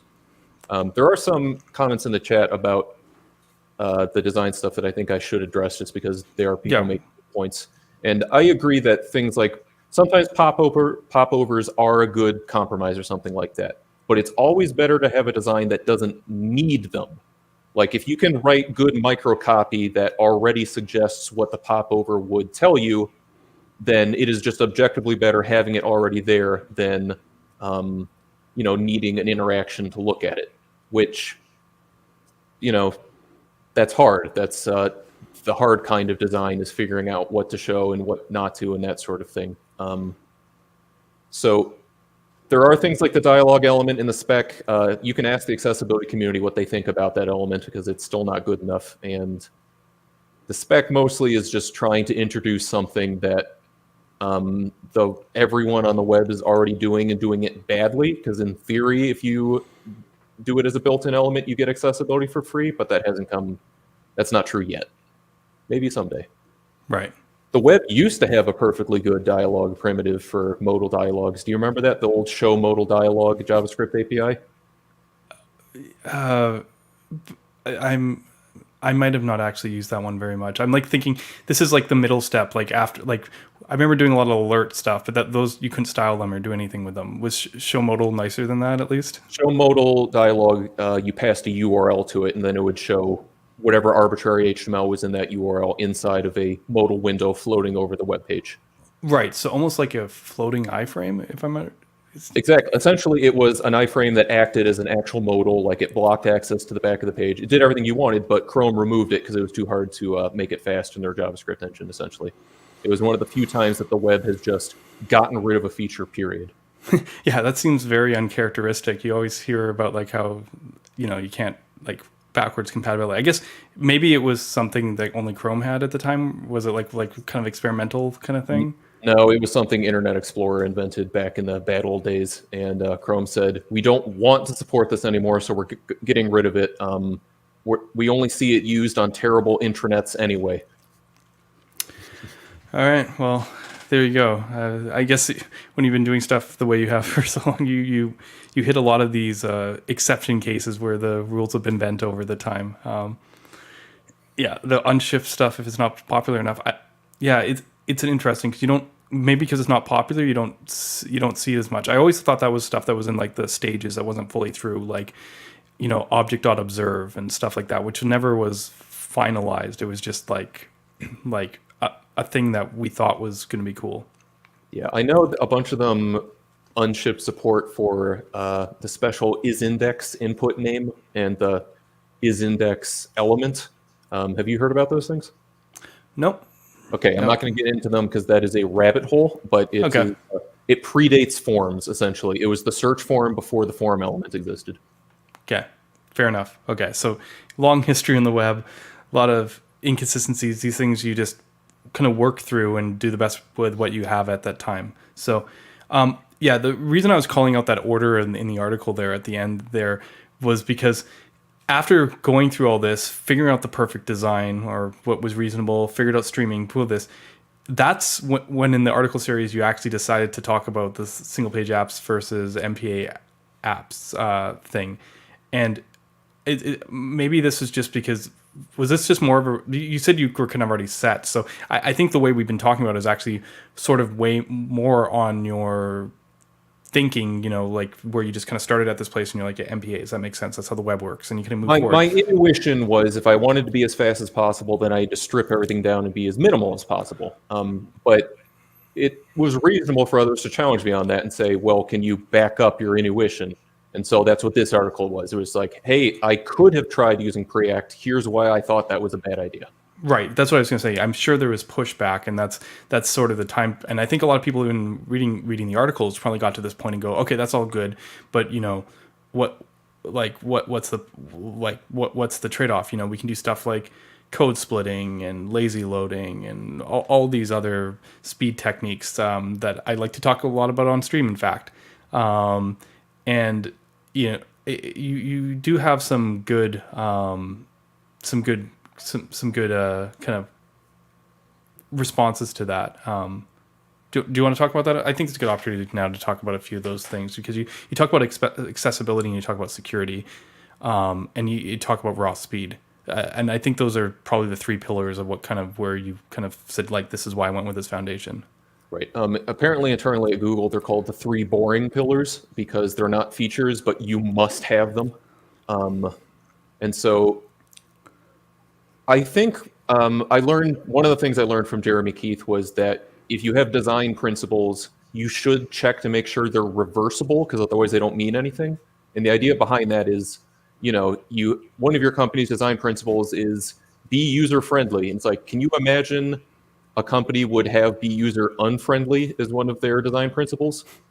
Like, that doesn't help you prioritize anything, because ultimately that's what your principles are supposed to help you do. Right. But let's say, for grocery e-commerce, I was like, security is the most important, because if we leak your credit card number, that's the worst possible thing. Like, not only are you not getting any groceries, but we've opened you up to risk that you didn't have before. We have to nail security, period. We will lock out older browsers if they don't support good enough HTTPS. Like, it sucks for them, but it's better than opening them up to risk. Right. But let's say you're a video game company. The most important thing is flashiness and fun and having like a very slick UX. And then performance is important because, 60 frames per second and that sort of thing. But even the best video games nowadays with amazing frames per second performance will often make you stare at a loading screen for like a minute or two. But that's a trade-off that makes sense for them. And then accessibility is nice, but ultimately it's like, well, it's a video game. If certain people with certain disabilities can't play, that's a shame, but they're not blocked from something that, like, it's not something like, signing up for a government service or buying groceries or doing anything with your daily life. Games are fun, but they're not that important. Right. And then as far as security is concerned, if video games don't even have an online component, then they don't have to care at all about security. Like, what would be the point? Right. So I like this because from your perspective, speed was actually third on the list, right? Security and accessibility take the highest precedence, then speed, and then slickness. This is a pure UX perspective, like in terms of what the experience the end user gets. This is a separate conversation. We already talked about developer experience a little bit earlier, but essentially, even though you're building a demo to prove speed, speed was third priority, and I think that's pretty great. Yeah. And I didn't publish this publicly, but I did a lot of stuff. Like, I tried making a content security policy that was actually restrictive in the good way, but not gigantic. Because if you've ever looked at like Twitter's content security policy, it's really big. So I went down a rabbit hole of like how to minify content security policy, how to, like, a bunch of stuff like that. And then my demo was also using nonces for, like, sub-resource integrity, that sort of thing. And then nonces, for anyone who's not familiar, it's a way of generating specific what would you call it? Like a string code, like on the server, the client string, yeah. It's so that they match, so that the script or whatever code's going to execute in the browser was provided by that exact server. Right. Essentially, it just protects you from cross-site scripting attacks from unfiltered user input, which would that have mattered for this site? Not until we added, like, user reviews or comments or something like that, which my demo didn't have. But it would have them eventually. So, I implemented it because I didn't want to be disingenuous about saying we could be this fast, but also I didn't implement the things that we would need. Like, I wanted to give the argument to Kroger, we could do this. This is a website we could ship. Right. So, I mean, from a security standpoint, the single page app versus MPA thing, my understanding, like, when you have more stuff on the server, it's easier to contain it. But for the most part, a lot of the techniques you had to use, you probably would have had to use on either side. Right. As far as multi-page apps and single page apps are concerned, for security, they just have to care about the same things. It'll be the same attacks. They change slightly in terms of like, what's more or less feasible, but ultimately it's like you need to protect against everything for both. But the difference is, if you're going to write code that protects against something, it has to live somewhere. Where are you going to have it live?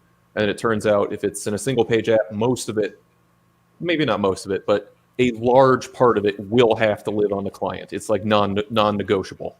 Right. And so when you consider that, it's like, well, then I would have to revisit my estimate in terms of how much space do I have to fit a SPA into? Because if security is going to eat up, maybe say 5 kilobytes of my budget, that means I will have to go back to the drawing board.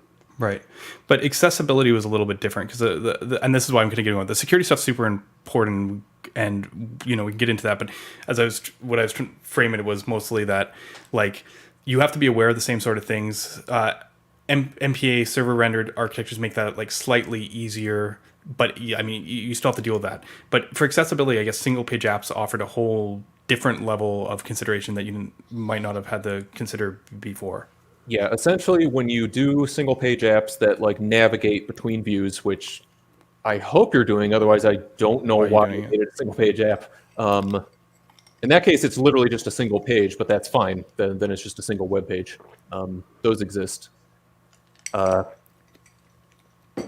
problem is you have to add code to accessibly expose navigations to screen readers, which a lot of people have done the work to do that. There's like plenty of community libraries and that sort of thing. But then it kind of goes back to my original point where it's like, that code isn't free. You have to download it. And then even on top of that, those libraries will be the first to tell you they can't get it 100% right. There are Yeah. some things in terms of the accessibility story that JavaScript cannot do today. There is an upcoming web standard to fix that. Yeah. Call me in 5 years after it's shipped in most browsers and most accessibility tools have also updated to support it. Yeah, I mean, this is one of those tricky things because, at least the standard's on the way. I think for a lot of things and a lot of sites, they're going to continue pushing the boundaries on client side navigation. For example, I know you were talking about accessibility specifically, and there's this kind of part of the list, but client side routing also has the same set of similar kind of new considerations. In both cases, I expect that the client people are going to be pushing. Like, you're going to see people trying to do MPAs with client side routing and stuff. Like, it's probably going to precede the spec getting in.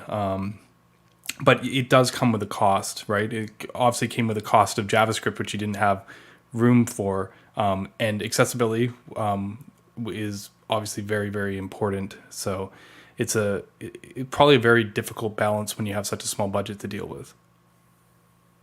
And yeah, again, when it comes back to the budget, some decisions just made themselves. It's like, oh, I don't have space for this. Well, it's not worth considering. Like, I just couldn't. Yeah. Yeah, but so some people don't take that for an answer. So instead, I had to write this thing where I justified why I thought that was the right decision. yeah, I just love the detail into here. Yeah, yeah. No, there's so much in here. Premature optimization. Yeah, I mean, having less code. I love how you quote Alex Russell and stuff. He's been speaking about this stuff a lot for years, and recently there's been a lot of because his sentiment towards React has gotten more and more negative over time. He was never a fan, but it seems, yeah, it's almost like if you have trying to be well-meaning good messages, and then over time you're shouting out and going hey, the wolf is coming, like what's that story, with the boy who cried wolf. Not the right thing, because obviously that's something that's not coming, but you after a while of shouting and no one listens to you, you probably what do you do, right? It's the message maybe isn't strong enough, or maybe it's not, it's interesting because there are so many great tweets and quotes about the impact of these things. Although I'm probably highlighting something right now that has nothing to do with what I'm talking about, but No, I know what you're talking about. In years past, Alex would tweet things like, make sure you have strong budgets and strong measurements and that sort of thing, and then and only then choose React if you know it will fit your goals. And then as of a couple months ago, he finally just tweeted a thing he actually wanted to say, which was, if you want to be fast, just don't pick React, please. It's just he finally said it. But the interesting thing is he's not the only one saying it. And I think part of it is the React kind of stayed in its lane for a long time. And single page apps, let's not single out React in this in general. they're just larger, and newer frameworks have actually been approaching this for trying to be smaller, but it doesn't completely solve it holistically. But like for the longest time, it was like, okay, I've got to build an app. Yeah, you need JavaScript, go for it. But now there's kind of like this thing where it's like, I can use my JavaScript framework to build any sort of app. Like, let's go use React and Next.js to build e-commerce. Well, that might not work for you. That might not work. And there's some good points in the chat right now where it's like, there was the idea that if you only ship the JSON, then incremental updates will be far more efficient. And that's true. However, in practice, that is not always true. Like, for example, on Kroger.com, I looked at the JSON response to populate our footer, and it weighed more than the entire footer HTML did anyway, which we were already SSRing. So, and then, it's also a blurred line in terms of multi-page apps can have in-page interactions. Like in my demo, when you added a product to the cart, it didn't do a full page reload. It did a fetch request in the background, and it like optimistically updated the stepper. It had like a little bubble appear in the cart, that sort of thing. But because it was scoped to those very small things, instead of the entire page or entire regions that don't need rich client-side re-rendering, I was able to sneak in under my. Yeah, I mean, you're still doing islands. You know what I mean? Like you still have a lot more flexibility. And the thing that we didn't really show here, and I kind of love showing it sometimes if I can see it, is with streaming, and the way the browser holds the paint. Like streaming is also really good for MPAs, just in general. We were talking about because MPAs reload the page more than a single page app in theory. Although sometimes you find you refresh anyways because you don't believe what you see. But in general, MPAs generally reload the page more, so they're going to hit that impact more. And with streaming APIs, let me actually go back here. This article's a little bit long. Another good point in chat right now while you're scrolling is page refresh is very latency dependent, and that's true. There are two things that I was betting on to help mitigate that, because I really didn't want to fall into that, because that does suck. Like not knowing when the form submission will complete. And the first one was browsers have shipped paint holding since 2019, so that made page-to-page navigation feel a lot smoother and less disconnected. Like a lot of people, when I was showing them this demo, thought I was doing SPA navigation just because the page updates didn't seem interruptive and that sort of thing. I can't show it here because of this, but you can picture that. See, the same way this shows up immediately, like there's a flicker here because it's the first page load, but if it was holding the navigation, this header would stay the same even as you navigate to the next page because they hold the paint. So what you actually would see, and again, this won't show the thing, is you would see that this content is, you basically see a page, then you'd see those placeholders show up again in here, and it would look like the header doesn't even refresh. So you get the loading indicator, and then the content would load in. And what's really happened is you start on a page, started streaming, immediately get the header, same header, no flicker, and then the content puts in a placeholder. So now you've replaced the content, you have a loading indicator, and then the content finally finishes streaming in. That whole interaction actually gives people, because you're streaming, gives people affordances to understand that things are loading, and it gives them the feeling like the shell didn't unload on them. Like they still have the header and the search bar and all this stuff. This is why they might confuse it for a single page app, because this navigation that's happening while the MPA is streaming, right? Yeah, and to be fair, that was a wonderful compliment to receive, that people accused me of secretly using a single page app. That's like probably the best thing I could have heard. Right. So there is one thing that unfortunately I didn't get to talk about in my series because I decided to cap it when it was still, short and sweet, if you can call these short. I'm like scrolling. Short and sour, let's say. But I did have like a very scrappy prototype running where a service worker would eventually upgrade in the background, and that knew enough about rendering parts of the page, because on the server, Marko just renders to a stream, right? Right. And what do service workers render to? Right. Yeah. I mean, so I had a little bit of Marko transpiled inside of a service worker to do offline MPAs, which that was something I thought was super important, especially inside of a Kroger where connectivity is spotty, that sort of thing. I want offline, but I don't want to download 2 versions of the app to enable it, right? Like Yeah. I don't want the offline version that's all client-side rendering, and then if you haven't gotten the service worker because it's not a guaranteed, you would still need the server version. That's 2 apps.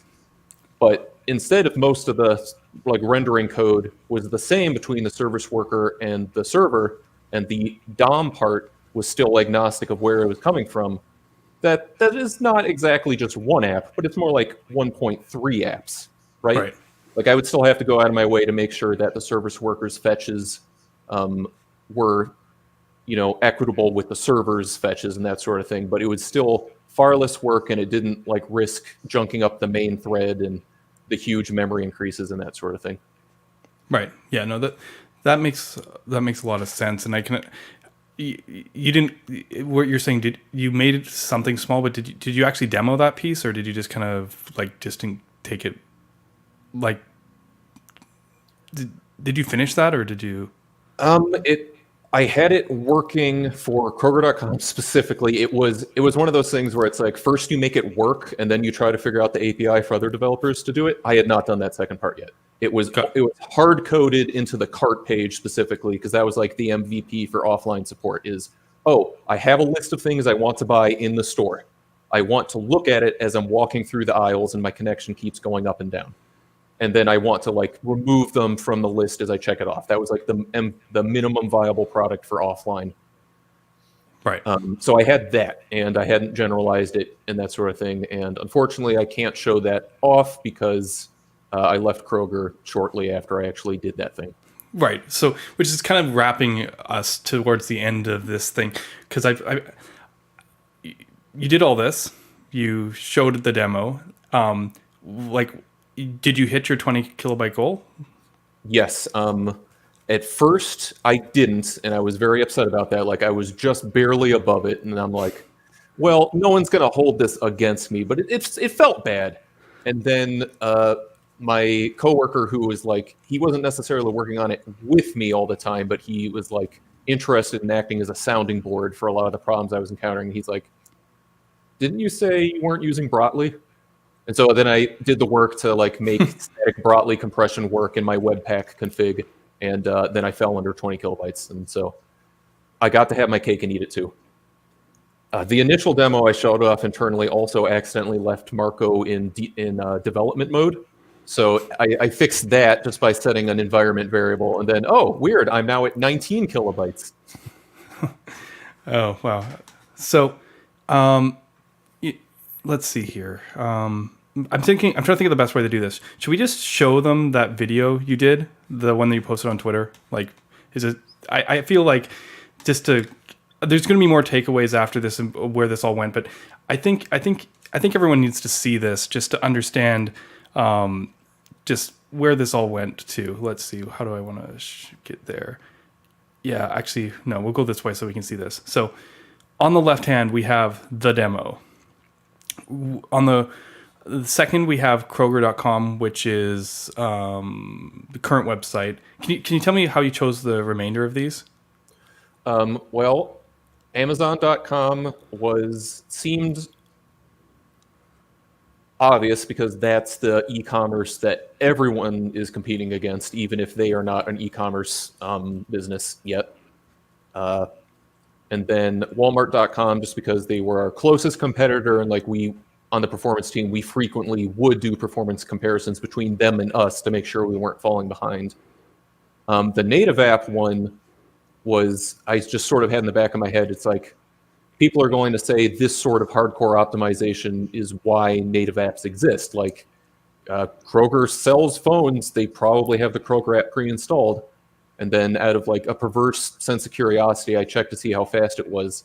And then once I realized my thing was faster than the native app, of course I put it in the video. That's any web developer worth their salt would do that.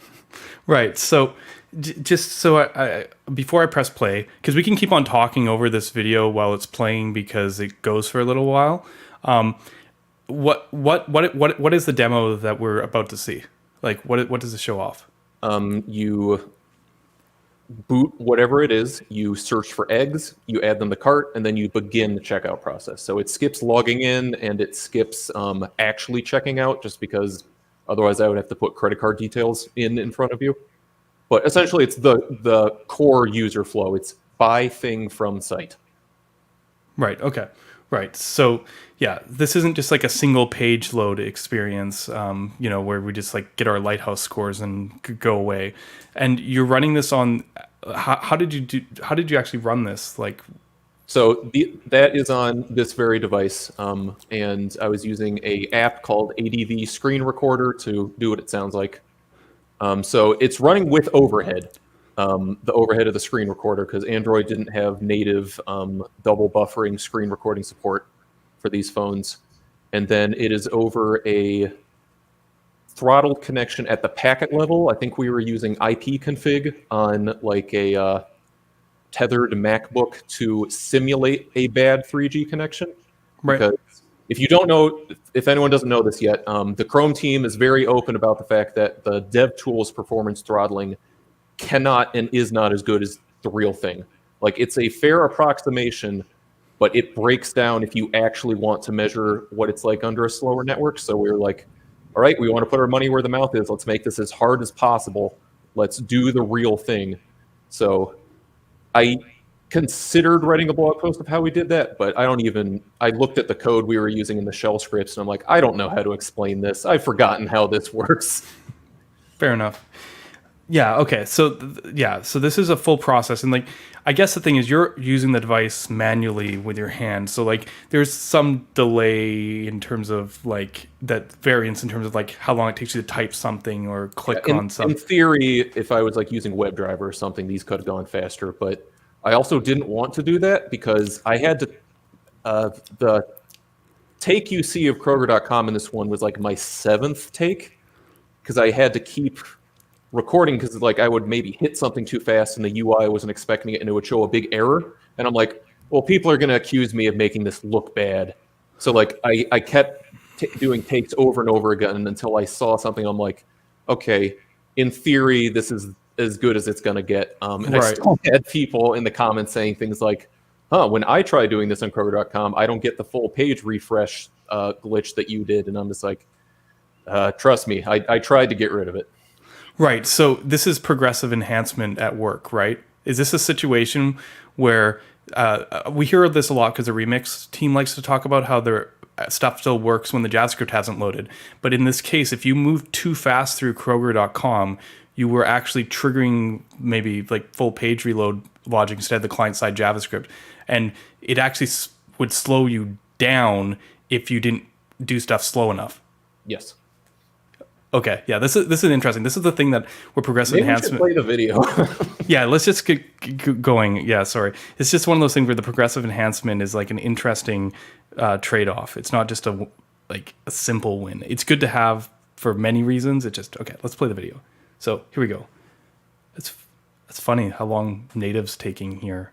I talked to some of our Android developers and they're like, oh yeah, that'll be the analytics calls. And I'm like, that makes a lot of sense. Kroger.com is definitely the slowest to get loading on that initial thing, but I love how you're already checking out here in your demo. We're at like 20 seconds here. And yeah, you're done. Wow. Okay. So that was probably too fast for people to see if they're trying to watch all the screens. But where are we at? Searching for eggs. Amazon's got the eggs. Amazon's doing not bad. I don't know what's going on at Walmart here. The Walmart website, that also took a bunch of different takes because their UI confused me because I wasn't familiar with it. Okay. Yeah, okay, there we go. Now the eggs are coming in. Amazon's actually not doing too bad. It turns out Amazon didn't really sell eggs, or at least if you type egg into Amazon, it gives you very different search results than what you would think. So I think for Amazon, it's actually like flour or something, whatever. Right. But okay, 60 seconds. Not bad. So Amazon's actually second, which is interesting. Yeah. Amazon's also an MPA. Yep, and from what I remember, it actually does use jQuery still. Like I hit view source recently to confirm that. I'm like, yep, there it is. All right. So how are we doing? Kroger website still having some time.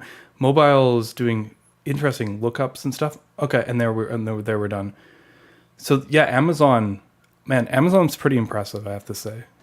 I mean, if you want to make the world's fastest website, I hope you're faster than Amazon. Like, they are a good competitor to beat in that regard. Well, in the fact that they're like, this is the large scale. Like, I don't know what's going on with Walmart or Kroger at this point. Are we just searching for the eggs now in Kroger? Yes. Okay. Okay. And Walmart's just getting the eggs back. So like your demo, obviously we already went into when it went into it, and it's why it's so fast. But like, sure, you give Amazon some slack. They're huge. The mobile Slack, but like we're still just kind of going here. This is probably why you cut the video short. There we go. Walmart just finished at 2 minutes. This is why you probably cut the video short on Twitter, because after a certain while you're like, is the audience still with me? Have you guys dropped off? No, I had to cut it for Twitter because Twitter did not allow videos that long. It would not let me upload the full thing. Yeah, I mean, this is a different kind of thing. It's not like a scientific benchmark, but I mean, I'm sure people could go back and rewatch this and get a feel for these flows, because it's not unexpected. Actually, the first 20 seconds is probably the most illuminating of this, because it looks like this video is still going. We're at like the 3-minute mark, and we're just like getting to the checkout. I can see why Kroger was interested in improving the performance here, because like the mobile app, it is what it is. People are probably pretty accustomed to this kind of flow, especially because if Amazon's your gold standard, like you're within range. This is obviously lightning fast. But again, comparing a demo to a full production website is always a bit of a challenge. But like Walmart here is over double Amazon, and Kroger.com. I mean, can I fast forward a little bit? Yeah, I mean, you were almost there. So 3 minutes and 44 seconds. I'm just going to go back to the beginnings because maybe you didn't see it. Let's watch the first 20 seconds again. And I'm actually going to watch the demo and see what happens now, like closely. So you're searching eggs because it's right on the search bar before anyone else is actually loaded. Search results come in. There's the eggs. Did the client side update of the add to the cart, go to the cart link, another MPA reload, click it, reserve pickup. So you went through about 4 or 5 pages, get the users in 20s. Okay. Yeah. Like even at that point, you're still waiting on, there's the eggs at Amazon. Yeah. Yeah. Obviously everyone doing these demos, like you already practiced the flow. Most people aren't going to be like that efficient at getting through the progress. But yeah, I mean, this is, yeah, I mean, yeah. Right, like as you said, it's one thing to be like, here's my Lighthouse scores, now buy, because what usually happens then is you have a Twitter argument where people point out, it's like, well, by loading all this SPA code up front, then the following interactions become much faster. And then by showing this, it's like, are you sure about that?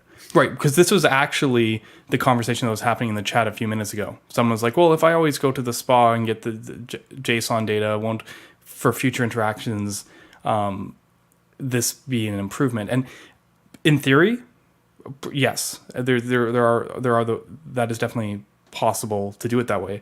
But it's interesting, maybe in practice, not so much.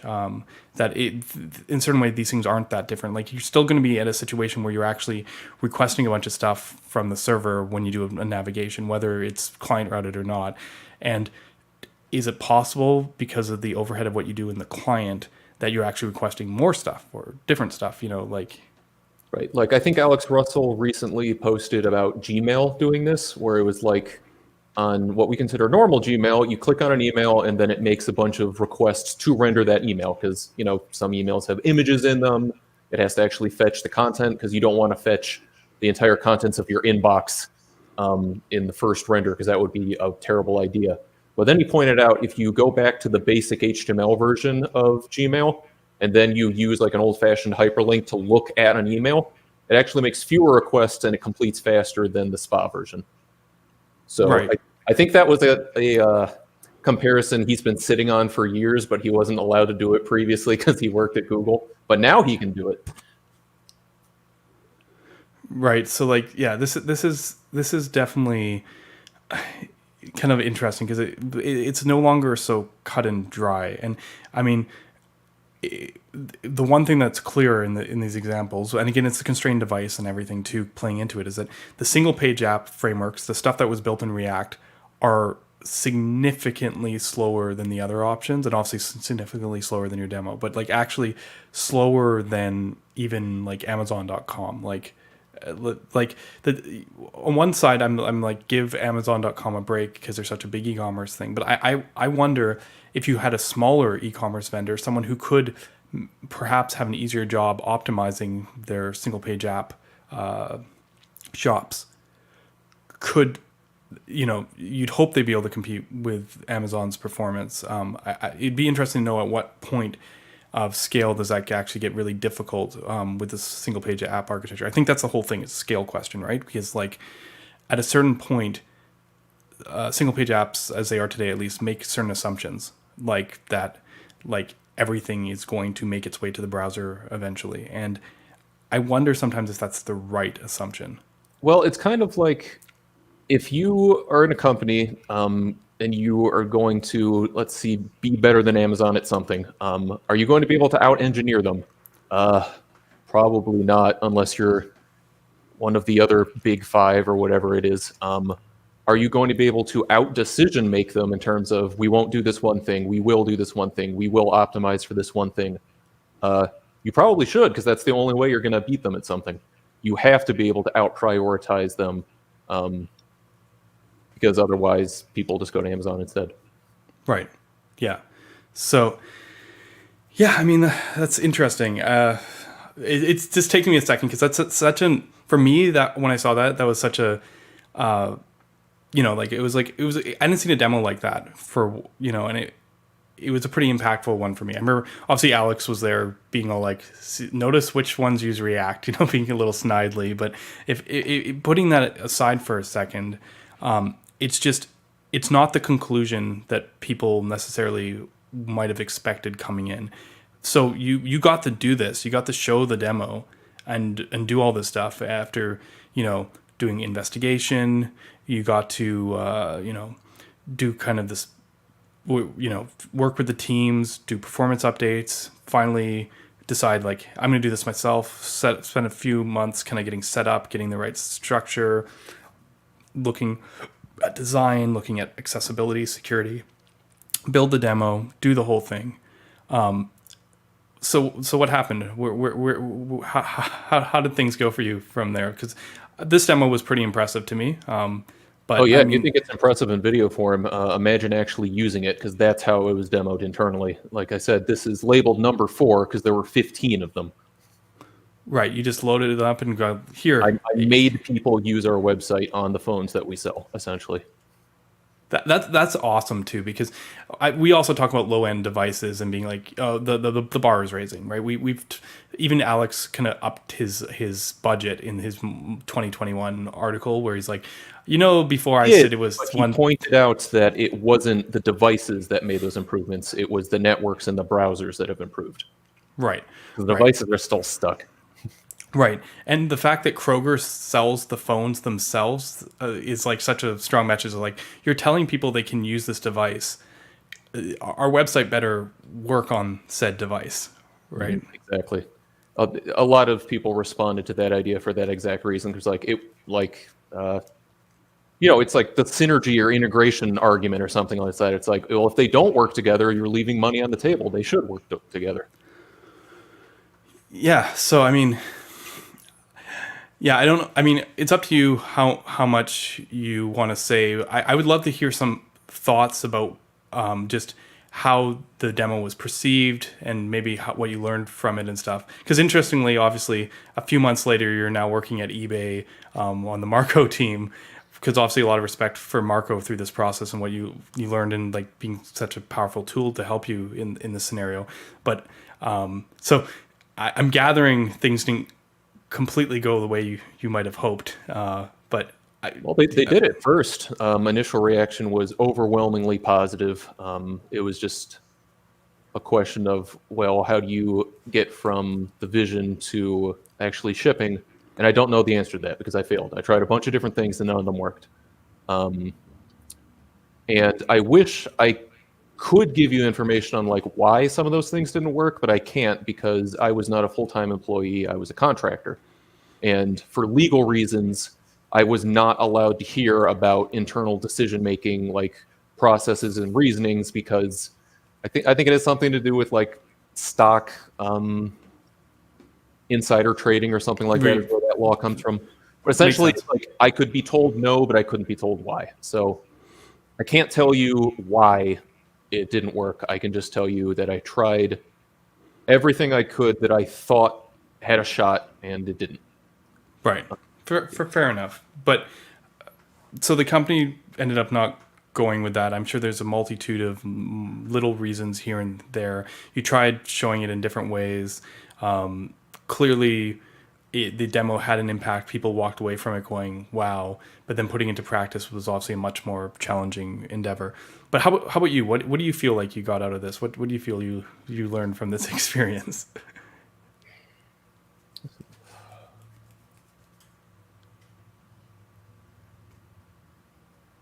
That's a really good question. I'm not entirely certain.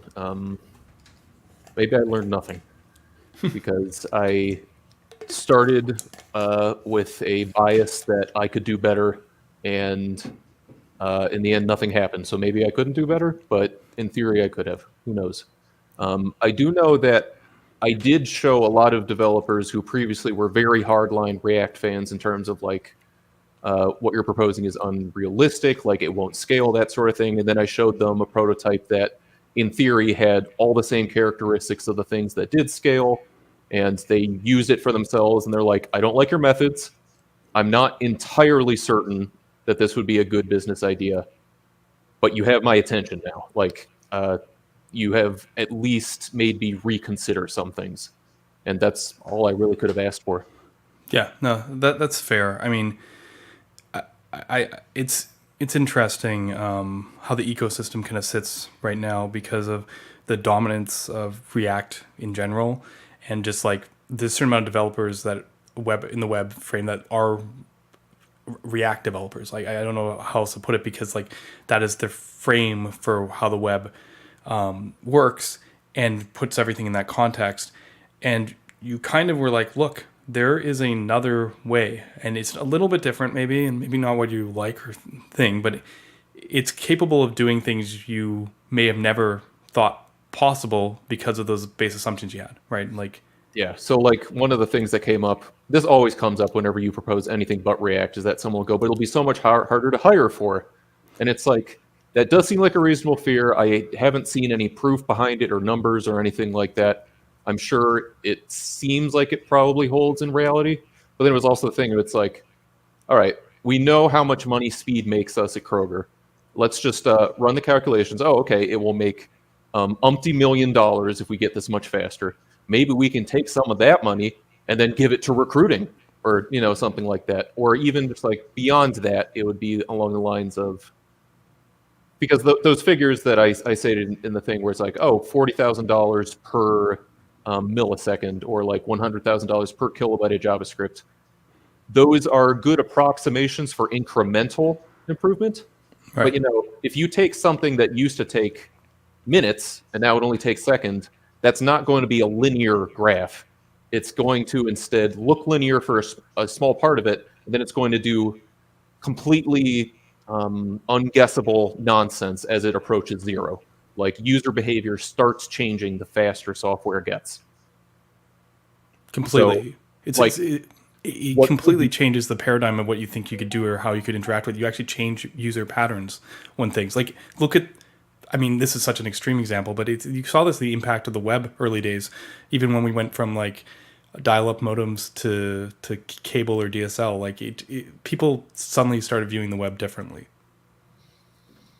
Yeah, and it's funny because I used to think that dial-up was sort of like a small motorcycle, and that it had amazing latency, but then it can't carry very much at once. It has like low bandwidth. And then I rechecked my assumptions recently. It turns out that was not true.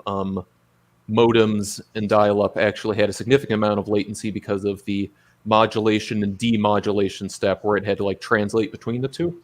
So the latencies we see in cellular data connections are actually pretty comparable to what they were back then as well. Something I have not looked into, but that's interesting. There's a question from the chat, and if people have questions for Taylor, now is a really good time to get into them. Because right at the beginning, you talked about how you learned to make good websites. And we've been talking a lot about how there's been like a React path to learning, and this is the thing. Where do you suggest people look if they want to, maybe follow a bit of your own journey about how you found these great resources on the web, about the web that aren't necessarily too filtered perhaps by the trends of today? I don't know, because when I started on that journey, those trends of today did not exist. So when I was looking stuff up, those were the only options. There's a follow-up. I'm asking because most learning resources basically regurgitate docs to you instead of talking about real concepts and real-world challenges. Yeah, that's challenging. Yeah. I mean, I guess in that case, the problem is you have to learn how to do your own research, and that sounds like draw the rest of the owl, that sort of thing, because it is a hard skill. Like, doing your own research is something that should be taught in more schools, but it's not. Like, even people whose entire jobs revolve around doing research, they only learn about it like in the later years of their college experience, where it's like, okay, we've given you the textbook, but now you have to figure out and go how to learn for yourself from things. And it's like, well, how do I do that? And it's like, well, that's a great question. So in that case, I would say, if I'm going by that analogy, the first thing you have to do is you have to start to learn to look for primary sources. Like, if a paper cites something, go look at that citation, read it. Very frequently, it will contain details that completely change the conclusion you otherwise would have gotten from it. Like that famous paper about like human-computer interaction delays, where it's like, 100 milliseconds feels like an immediate reaction, that sort of thing. I just read that paper when I was trying to cite it for the talk I was giving up, and at no point does it have a table like that. Instead, it talks about 17 different specific kinds of human-computer interactions and what humans would tolerate for each of those. And like, for one example it gave was, try to fit typing a letter into at most between hitting the keyboard and it appearing on screen for like 0.2 seconds. And like, we would never put up with that today. If you had to type and had like a fifth of a second of latency between each character, you would stop typing. It would not be fun anymore. Right. So and this is an interesting thing, and I often talk about this. That it's a moving target, right? Some old paper suggested that this was acceptable. They understood in the paper that it was in specific scenarios that were specific to where they were at. But yeah, like that bar for UX also rises. Once we've seen something as possible, it instantly raises the bar, and we're like, yeah, everything should be faster. Everything should be like be possible. And I think that means that this is like an ongoing thing, right? Right. And then the other trick for the problem that Manon brought up about learning resources just regurgitating docs is actively seek out disagreement when it comes to like learning about concepts. Like, find someone who is saying something different than the first thing you found and see what their actual point of contention is, see what the differences are. And then usually that leads you down a rabbit hole where you learn more about the fundamentals, because it's very possible, and it oftentimes is, that they're both right, but they're talking past each other about something slightly different, or like the context is different. Like, I'm not saying never choose a single page application, but for the website I was working on, grocery e-commerce, I was saying that a spa was the wrong choice. But for something like a game, like a Minesweeper clone, you probably should do that in a spa. In particular, one trick I used a lot when I was learning web development was, if you really want to learn about technology, you have to learn about its weaknesses as well as its capabilities and its strengths. So one thing I would frequently do is, if I really wanted to learn about something new, I would type in whatever the name of the technology was in Google and then add sucks. And then I would look for angry blog posts by people saying that whatever I wanted to learn about sucked for X, Y, or Z reasons. That makes a lot of sense. That way. That makes a lot of sense. Actually, the question asker said, "That's how I found Ryan's streams." Probably because I was disagreeing with someone. Searching for solid sucks. No, probably searching for some kind of counterpoint to the current trends of single page apps or needing a VDOM or whatever. VDOM suck. I actually never have written that, to be fair. You'd probably find Rich Harris if you search that, but Now, nah. so the other problem with me giving advice on how to do better research is that, unfortunately, a lot of the decisions I made for this demo and that sort of thing are the results of 10 years of accumulated reading about making fast, accessible, and safe websites. Right. So, to a certain extent, unfortunately, to get the same results I did, first you must spend 10 years making mistakes and doing research and learning things. Hopefully, you don't have to do that. So, if you want a website as fast as the one I made, I can guarantee you that using Marko and Marko's rollup plugin will get you there.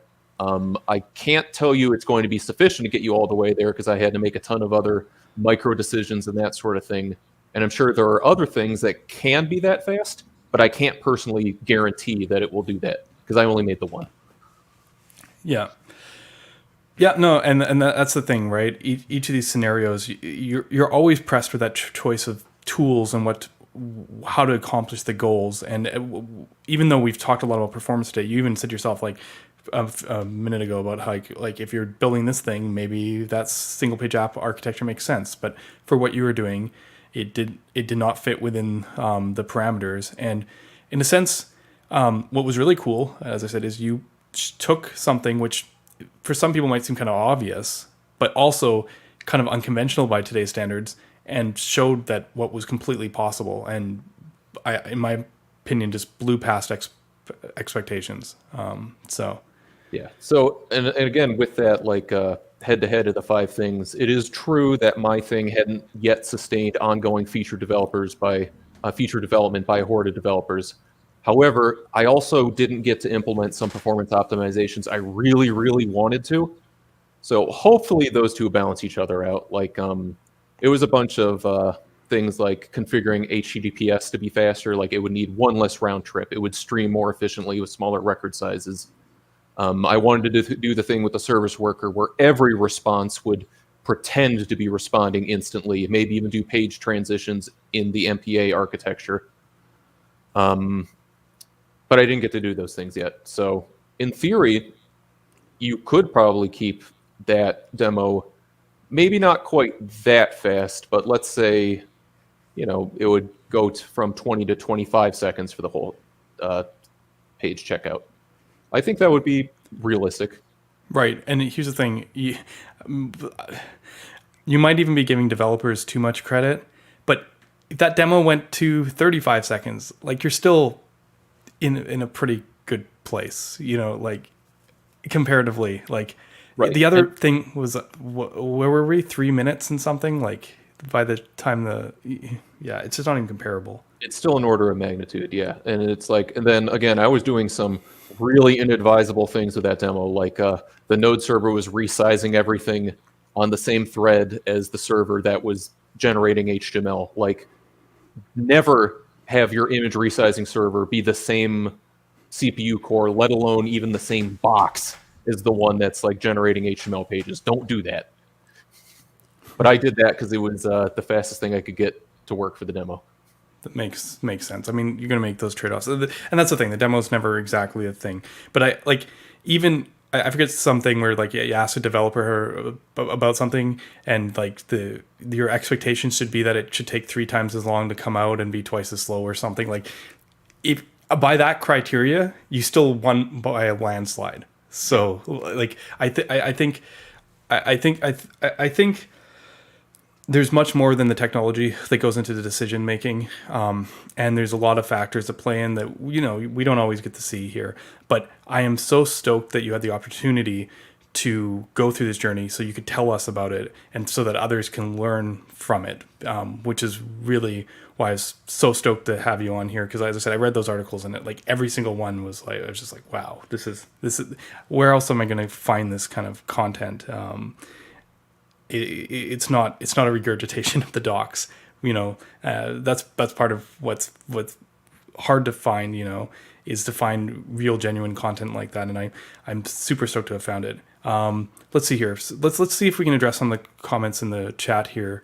Yeah, no, there's some really good ones. Like the first one is Gray Restful's point that you need to treat performance regressions as like showstoppers. You do, absolutely. No, I was saying when I was hoping they would balance each other out that I also would be there fighting that fight while other developers were like adding features to it. I would have to have like a zero regressions policy or something like that. Absolutely. Yeah, yeah. Before we do another one, how many years of progress we need to see this level of performance becoming average? It's cutting edge. Is it cutting edge? I don't know. It's weird, right? Because I'm using a 30-year-old technique and writing code with file sizes that we would think were normal in the 90s. Right, with a framework that has been doing this for what, 8 years in open Almost a source. decade, yeah. So it's funny. It's more that we're getting attention drawn to this now. So people are like, okay, this is actually maybe important, and that's why the focus is there. I mean, to be fair, I talk a lot about taking that knowledge, taking what we've been doing the last few years, and talking about that convergence. Like, how can we get the best of all worlds if possible? And that's a big focus of my stream and the technologies we look into. But if the depending on what's important to you and what you prioritize, like Taylor prioritized, you could get what you need today, and if it's important to you. Yeah, because ultimately, like I did spend a lot of performance expertise and research on finding Marko, but at the end of the day, I wrote components in a framework that mingled API backend data to make HTML. That is the job of every web developer ever. That is not a groundbreaking new thing for you to be doing. The other thing people are asking about, because this has kind of been threaded throughout, and this is an example. Did you check out Elixir? Phoenix Live View came out. People are talking about HTMX. This kind of weaved through the chat, and I was mostly ignoring it as it was going because I wanted to focus on your story. There are infinite other alternatives for like, could this technology do the same thing or be just as fast? And the answer to that is, I hope so. However, at Kroger, the only approved languages to develop in were Node.js and Java and like none of those other things yet. So like I'm sure Elixir is very nice. I'm sure it has different but equally competitive performance like aspects. But I was not going to be able to get I forget what is it Erlang that Elixir is based on? I believe so. That was just like, if I was seriously proposing, here's how we do an alternative front end at Kroger, using a non-approved runtime was just, it was a non-starter. I couldn't choose that. Right. Yeah. I got to. And then like, that's why the Phoenix Live View HTMX is relatively newer approach. And I guess that one does potentially use JavaScript. I think HTMX is something I'm going to have to look at in the future on the stream because it has elements of. Have you heard of HTMX actually? Have you seen that at all? Yeah. Yep. That's the one where it uses like WebSockets to sync an MPA with the server, right? Right, and you write all your directives in the HTML almost, and then it like swaps out parts. Yes, I actually was steered away from that sort of thing by an older developer on our team who used to be a giant Meteor fanboy, which I don't know if anyone here remembers Meteor, but what Meteor did sounds a lot like what HTMX is doing now, and he was just like, it wasn't worth it. Like, you have no idea how much trouble WebSockets are. Stay far away. And maybe that was biased and I shouldn't have listened, but like I was trying to narrow down what I should do to one choice, so I was going to listen to his expertise. Right. No, and then that's completely fair. And some of these technologies that are on that side are on the WebSocket side. It's an interesting thing because when you like, we're all saying more server reliance, depend on the server more, do more with the server as a way of reducing cost. This approach generally it goes as far as expecting you to like really have that active server, like it's part of the responsiveness of your experience even at a micro level, because like I think HTMX, like all client side interaction is handled pretty much, unless you write like a separate JavaScript layer on top. Like the framework itself does everything by swapping in HTML from the server, which I don't, maybe that's too extreme that side. Maybe you can get 80% of the way there with that sort of approach, which I think for a framework offering the 80% solution is the right choice, right? If you're a framework, like if you try to cover every single possible thing someone could want to do with a website, then you end up going to just essentially have a framework that's like, this is Apache. It is a web server. You may build anything you want on it. Goodbye. Yeah, it's interesting, yeah, because there's more discussion just going on in the chat. People are talking about WASM, React Server components. Yeah, Gray Restful is mentioning that Java could do it, and that's true, especially because Kroger did support Java at the time. They've changed which languages they support now, so this may no longer be true in terms of like I was restricted to only Java and JavaScript. But the funny thing is, after like the day after I posted that, the weirdly obscure art of streamed HTML post, a guy showed up in the Marko Discord who was so angry, but not at me. He was angry because he was a Java guy who worked in Java Web Services. Then he read that article, learned about like streaming HTML, and then he joined the Marko Discord just to tell me that he wanted it so badly and he couldn't find a single Java framework that did it for him. He was like, I have to grab the raw connection and write raw bytes to it if I want this. I thought that was funny because it was just like, oh, I didn't include Java alternatives in the article just because I couldn't find any, but you're telling me they just do not exist in general. Right. So it's so weird. Like, yeah, the streaming thing is an enigma. I've talked about this on stream before because I actually showed Dan Abramoff Patrick Item Steele's article about streaming in Marko from 2014, and it described fragments. I mean, suspense. I mean, it's almost the same thing. And Dan was just like, yeah, it's kind of crazy because like he went and posted how like they've been working on this the last couple of years. Like that's why suspense exists in React, was because they were trying to solve streaming. Actually, it was like it's part of a bigger puzzle, you know, what they put all together. But it was like that was like the beginning points. And this, you know, when he said, well, he's like, we didn't look at Marko specifically, but the stuff that Patrick cited as influences is the same stuff that we got, like BigPipe from Facebook had streaming in it. And then he's like, and then if you go back further, it cites other articles from there because he's like, you could just go back the whole tree of people at every conversation every 5 years going, why isn't anyone doing this? And then like they linked to an article from 5 years ago that also said, why is not anyone doing this? Actually, I almost want to do this really quickly on stream to show people what I'm talking about because I am not joking. Start with my article because I have that section on there where I link to it and that sort of thing, honestly. But if you know for certain that the other ones go through that way, I can't guarantee that my breadcrumb trail is unbroken. Right. It's just funny because like, what was it? Yeah, I mean, Patrick's article, which was Marko fragments, something like that. Yeah, okay. Rediscovering progressive HTML. He didn't call it streaming. Progressive HTML rendering with Marko. So this is 2014. And then he had, where is it? 2000, okay, speeding up the web. So we got BigPipe, open link, a new thing. What's this? No, not logged into Facebook. Yeah, unfortunately, it's no longer publicly accessible. Their BigPipe post that like changed in the last year.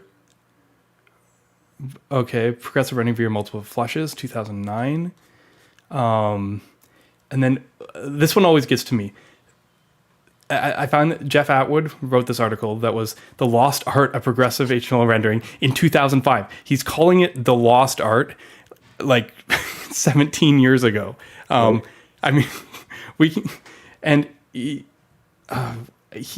I mean, where so is it? I think honestly, if we really do want to like make this happen, we do need to answer that question in terms of like, why do we forget this every 5 years? I would love to know the reason. I don't pretend to know what the reason is. I had theories, but I wouldn't say any of them are the smoking gun. It might be that it's like a solution to a problem that only becomes a problem you cannot ignore once you hit a certain scale with it. And until you force a new technology to that scale, you don't know that it needs the ability to stream yet. Yeah.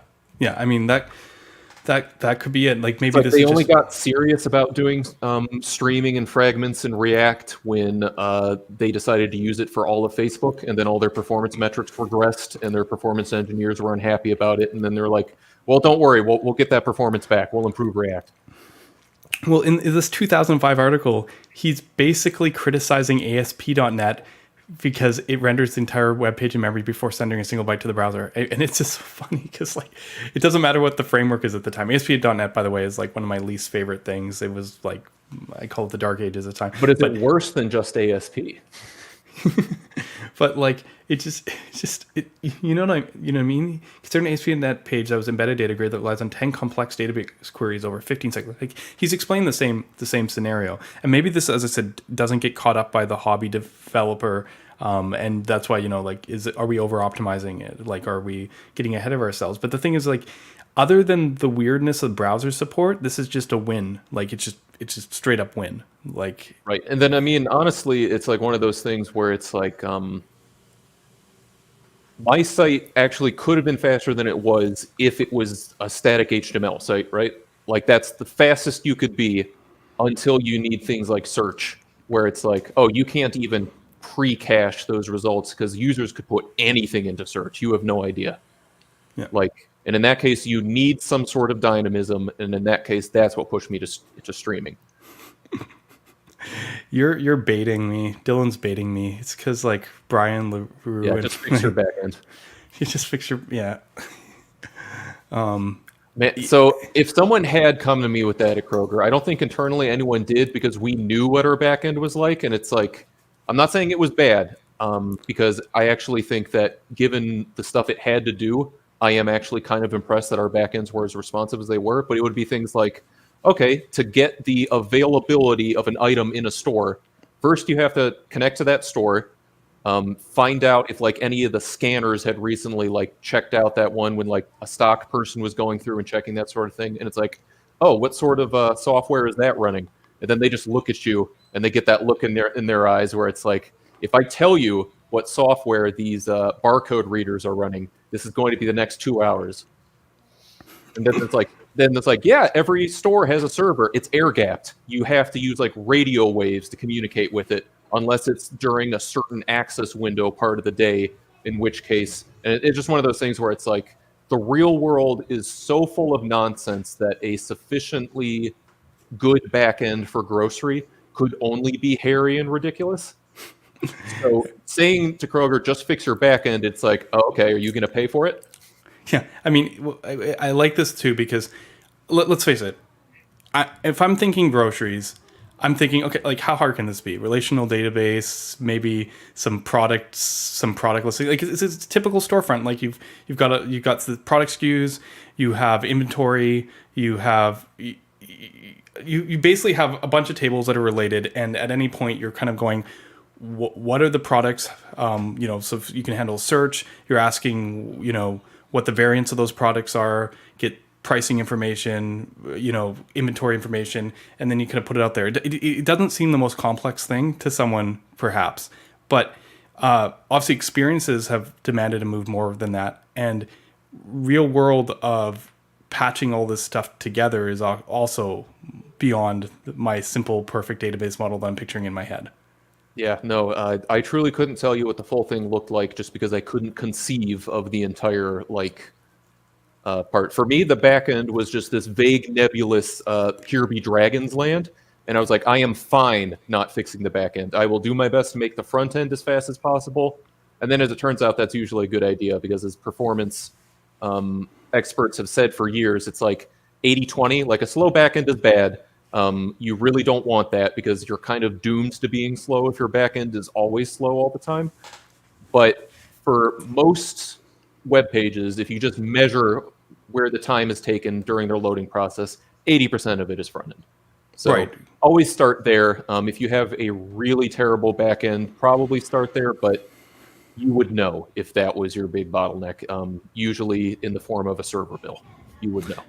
Yeah, it's interesting because sometimes these things get measured on a whole different order of magnitude, right? Like when you're talking about database queries, you're talking in the tens of milliseconds, usually not in the hundreds of milliseconds, but usually in the tens. It can be over 100, but usually not in the hundreds too far.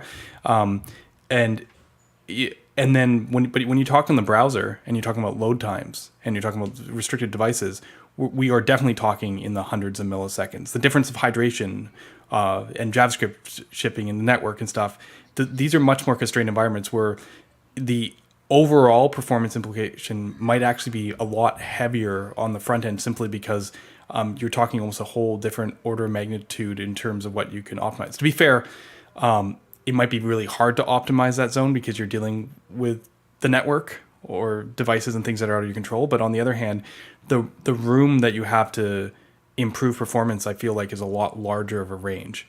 Right. And then like when it comes to something I really like about Remix is how much they're encouraging pushing server rendering to the edge. You absolutely should do that. I wanted to do that so desperately. My demo did not do that. But essentially it's one of those things where it's like, if you are making network calls to render a page, then would you rather make them from the user's phone to the entire internet and then back to whatever database holds that information? Or would you rather do it as much as you can between a CDN node and that database and then like funnel it all into one HTML response? Because like Akamai and other CDNs are very happy to tell you how fast you can talk to one of their servers from anywhere in the country. Like their entire core product is building a second private internet that's faster than using the public internet infrastructure for you specifically. They will build you a highway. All right. Yeah, no, I'm glad we got to discuss this and kind of entertain people's questions here in chat. Is there anything else we're going to let Taylor go pretty soon here. Is there anything else you want to tell us? Any last points, any last little words of wisdom you want to put on the, or anything you even want to plug? Do you want to the audience here?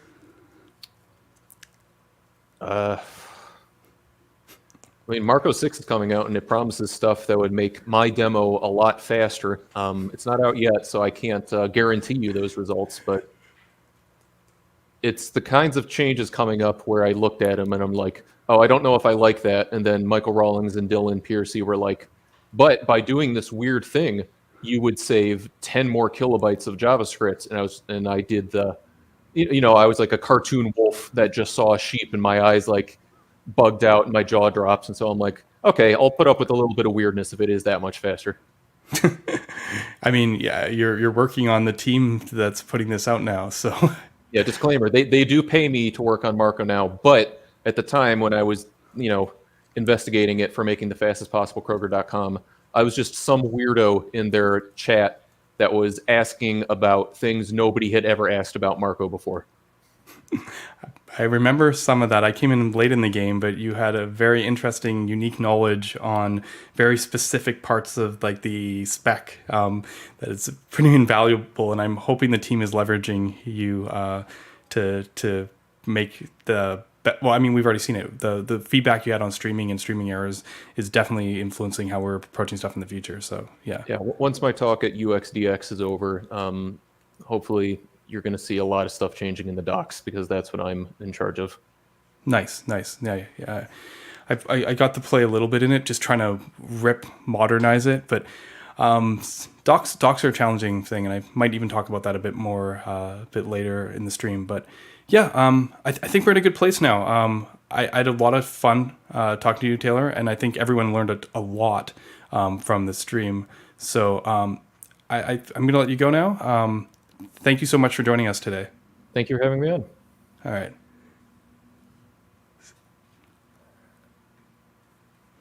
That was awesome. I'm glad we got a chance to have that conversation. So this is very, very, very cool stuff. And really to kind of go through that whole spectrum from single page app, multi-page app, and kind of find what works best for the situation.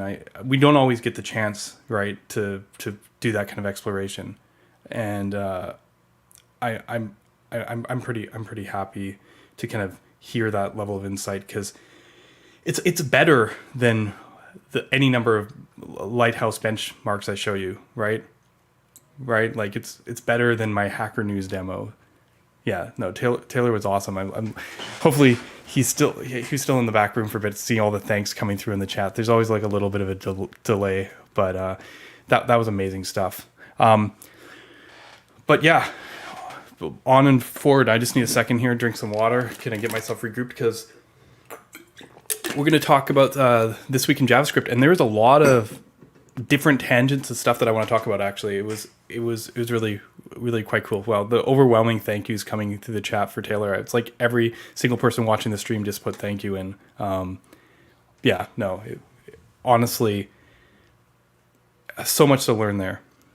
No Long Island iced tea. No, I had some orange juice, but I already downed that one. Sorry, this way. Yeah, there's some like murky looking ice melted water here.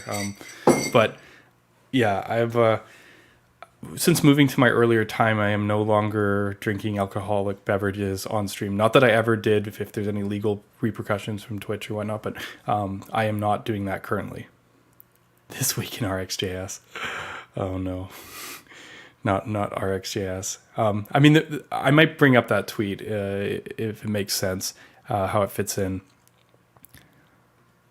I appreciate his thoroughness. The art of an investigator, researcher, and engineer all at once. Yeah, brilliant stuff. No, it's amazing. As I said, we don't always get the chance to do that, or we do it in smaller amounts. And this is how you find that content. You know, we're talking about. This is like, I knew instantly when I read it that I'm like, at some point in the future, I'm going to talk to Taylor about this stuff. It's just, we talked for 2.5 hours. Like, we didn't even need much of a demo or coding or anything. Just so many things happen in a 2-year period when you're on that pursuit. Amazing stuff. Let's see if I can get us all ready for this week in JavaScript. Just going to throw some stuff together. It's a good time to ask me any questions in the chat too while I'm kind of prepping all of this stuff. I think we're in a pretty good place though. Though I'm probably going to forget stuff. I always forget stuff. That's usually my problem here. I kind of get started and then I completely forget stuff. Hopefully the Twitch ads haven't been too bad for people coming in. As I said, I'm an affiliate now. I don't know if I regret that decision, but you know, here we go.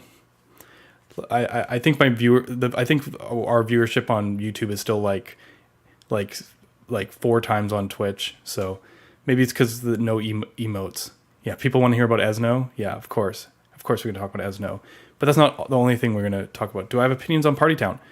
Partytown is great. Like, here's the thing. Partytown is solving a problem that is so prevalent that affects everyone. You'd go like, why isn't this built into the browser? Like, I'm hoping that more primitives come out to make this possible, but Adam Bradley from Builder just, I don't know even how he thought of it. It's such a clever little hack, and then it worked. And everyone's just like, I don't even know if they believed it themselves when it happened. They were just like, oh, like, in a way, this is the most, we talk about framework performance and all that, but in a real world setting, this is the biggest performance boost we've seen in like 5 years. If you've ever done benchmarking or done performance, you know that it's not like a linear progression. You improve this and then this goes, like, it's usually you just find that you move from one bottleneck to the next bottleneck. So it's not like this suddenly fixes it. It's suddenly like, oh, something else is now the bottleneck.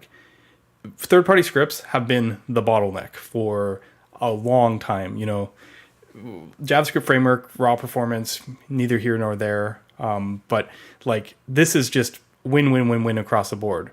I don't know how things work and the politics of it, but if I was like Google or something, I don't know, I'd be pouring all my money into this. Like, this is super relevant and super important, and everybody should have access to this. So yes, big fan of Partytown.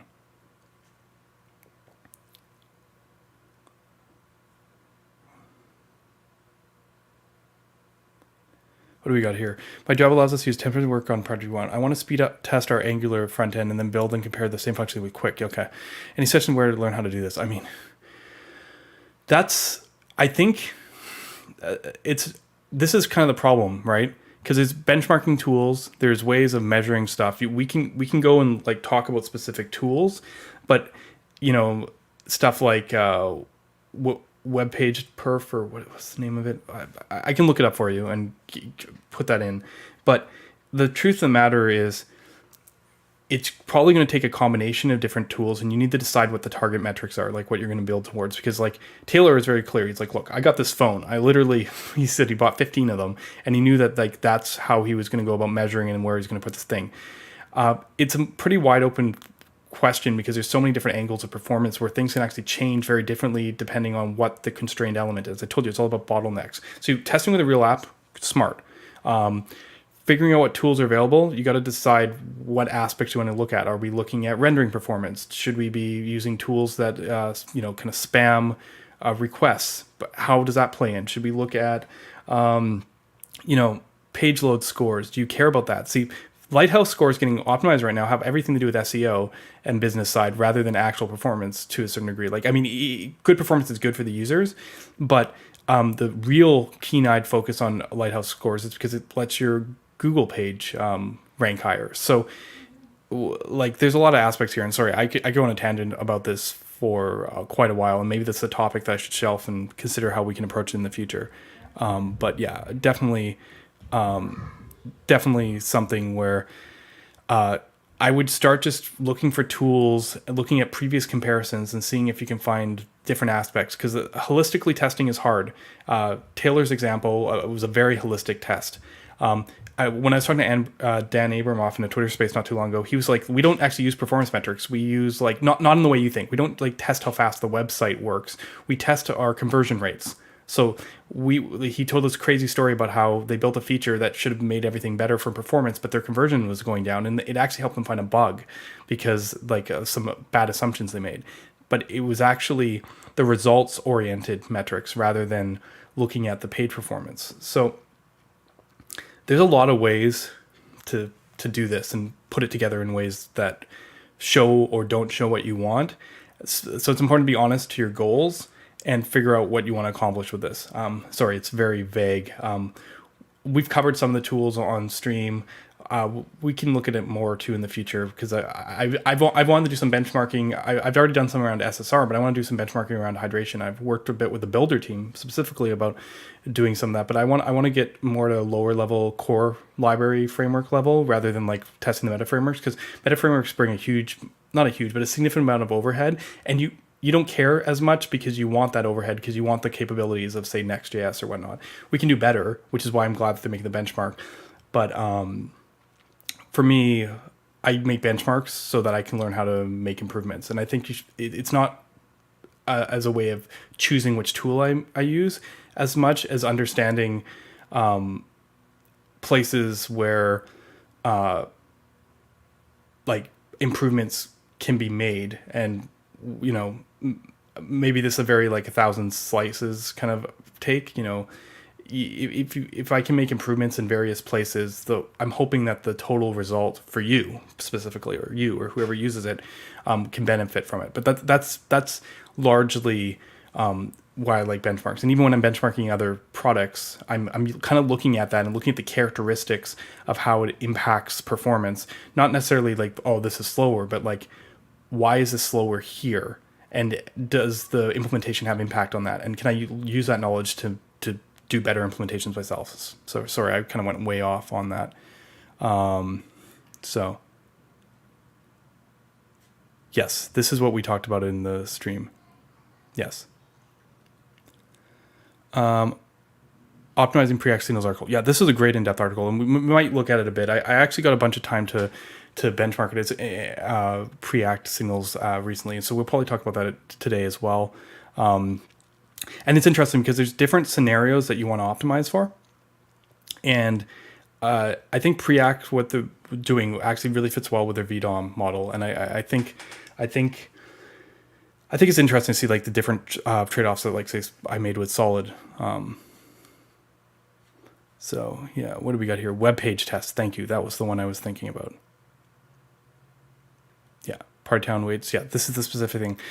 Yeah, atomic array support. This is one where the browser supported. But I feel like if this approach works well enough, I don't know what it takes, and I'm not close enough to see. I almost feel like this whole area should just not be something that a developer has to worry about.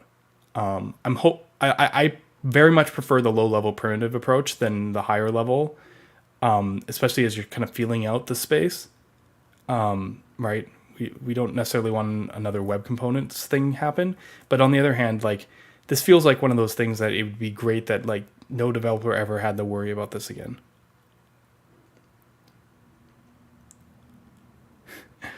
Yeah, I mean, it's possible. Phoenix framework. I don't know enough about this area. I focus a lot on JavaScript. It's interesting though because yeah, I need to think about this one a bit more because like you're right. I'm not a as big of a fan of this approach, but can't concretely put down why exactly other than what I did in my JavaScript paradox article. It's the best way to put it.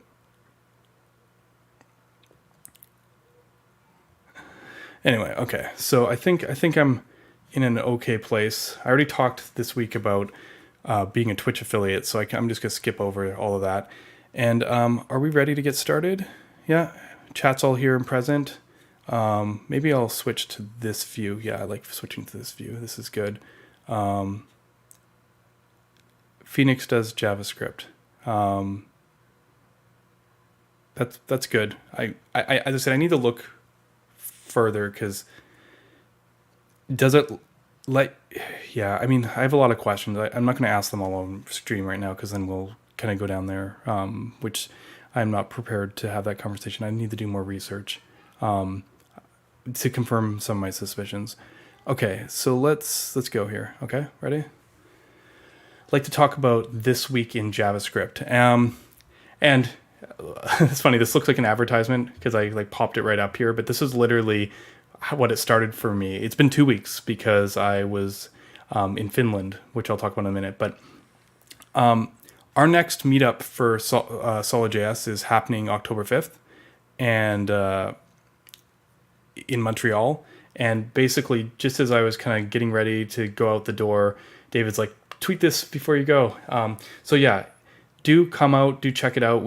This is our third one. We met already in New York, we met in San Francisco, and now we have one in Montreal. So I think this will be great.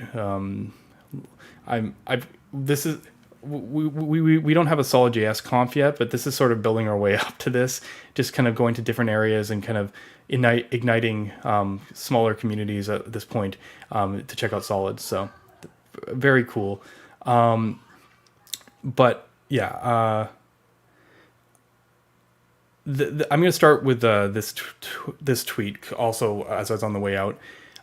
Svelte Summit happened, and for a lot of you, maybe this is old news because that was, I don't know, 2 weeks ago.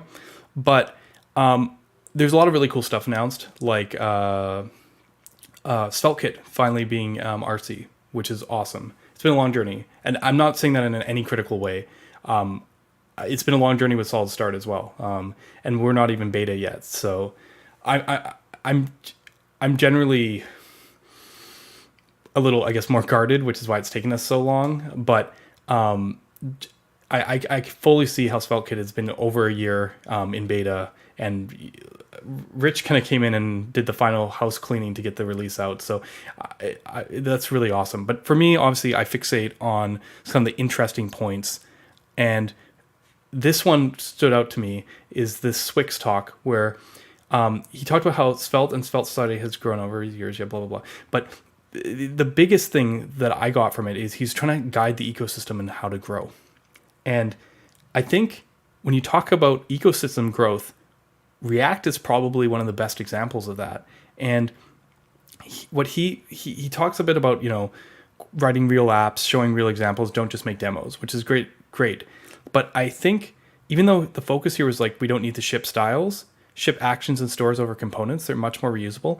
This is what I laser focused on, because this is the truth. If you have composable pieces, like those are the primitives, those are the things you can give out to people, and they have the most reusability. That's how you expand out the ecosystem, because you've made the pieces as reusable as possible. And my sort of observation here was that the most reusable parts of Svelte don't use Svelte language.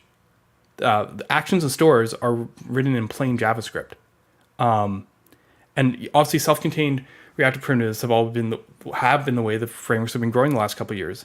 Is a real win for architecture. It lends to like this headless pluggability. Composability is king. I've always said like that's the most important piece in terms of framework design. So it's very interesting to see that alignment here from the Svelte community. And yet, as I mentioned, those are the only things where you don't use a Svelte compiler to help author. So I wouldn't call that a contradiction, but it's interesting to me because that sort of acknowledgement suggests growth and maturity in their ecosystem, which is really important. But it also helps kind of play the question of how the compiler fits into the story. Right? So yeah, it's definitely interesting to me because we want to leverage the compiler. We want to have that DX story, but the best way to help Svelte today is not use Svelte language. Interesting. Yeah. The rest of the stuff was talks.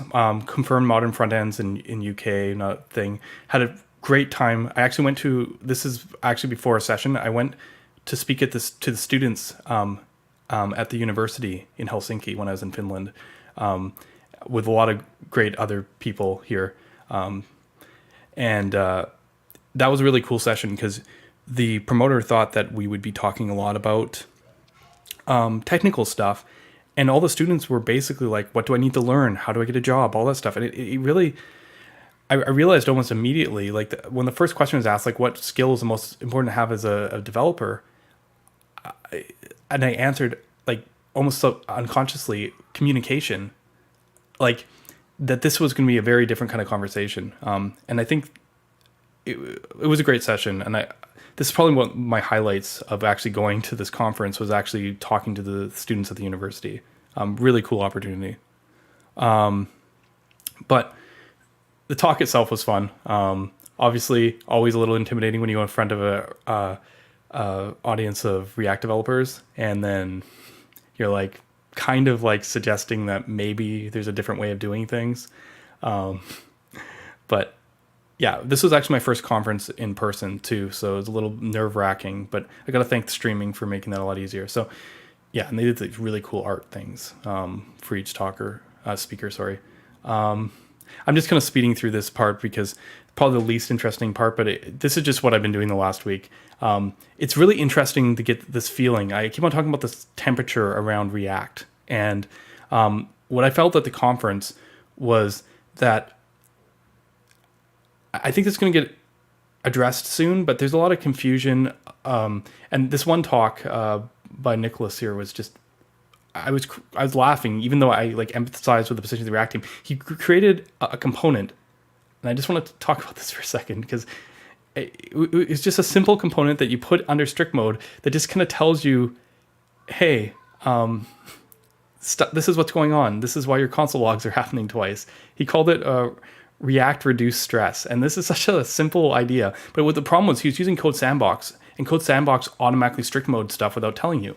So he's just like, look, you just import this component, it removes itself in prod, you just literally just put it in your app, and then your stress can go away because it'll tell you what's going on. Like tell you if you're in strict mode, tell you that's, and he actually used the double console log to do the detection of whether you're in strict mode or not. I don't know. This is really clever and really funny, but it's just one of those things. I've been looking for hints of where React is and the React ecosystem is, and this sort of acknowledgement and acceptance says a lot, in my opinion. So just kind of, this is just a small thing, but I quite enjoyed kind of feeling that perspective. It was, I don't know what React conferences were like years ago, but I learned a lot of things through this whole thing, which probably brings me up to something that I should talk about today, because I feel like there's some big stuff on the horizon on React, and I want to kind of dig into this conversation that was going on. It starts with Sebastian, which many of you know, kind of visionary behind modern React, and now works at Vercel, getting really excited for, I imagine, an upcoming announcement about server components. Could it be at NextConf? Quite possibly. But he's using a framing that I've been using very commonly in my stream, which is that he kind of views it like MPA island architecture, but with none of the downsides. It's very similar architecturally, but it can be upgraded to a single page app. And yes, that's kind of how I view server components as well. It's basically a version of partial hydration, very similar to the islands architecture.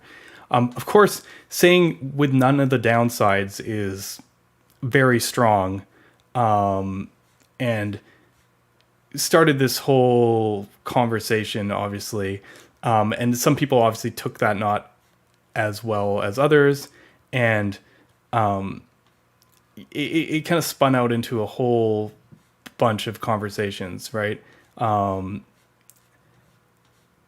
trying to get down to the bottom of this one because it also made me want to re-examine the idea of selective hydration. And I don't know if we've talked about selective hydration much on stream. We've talked about partial hydration, but selective hydration that is in React 18 is actually different than partial hydration. And Dan's drawing basically shows it.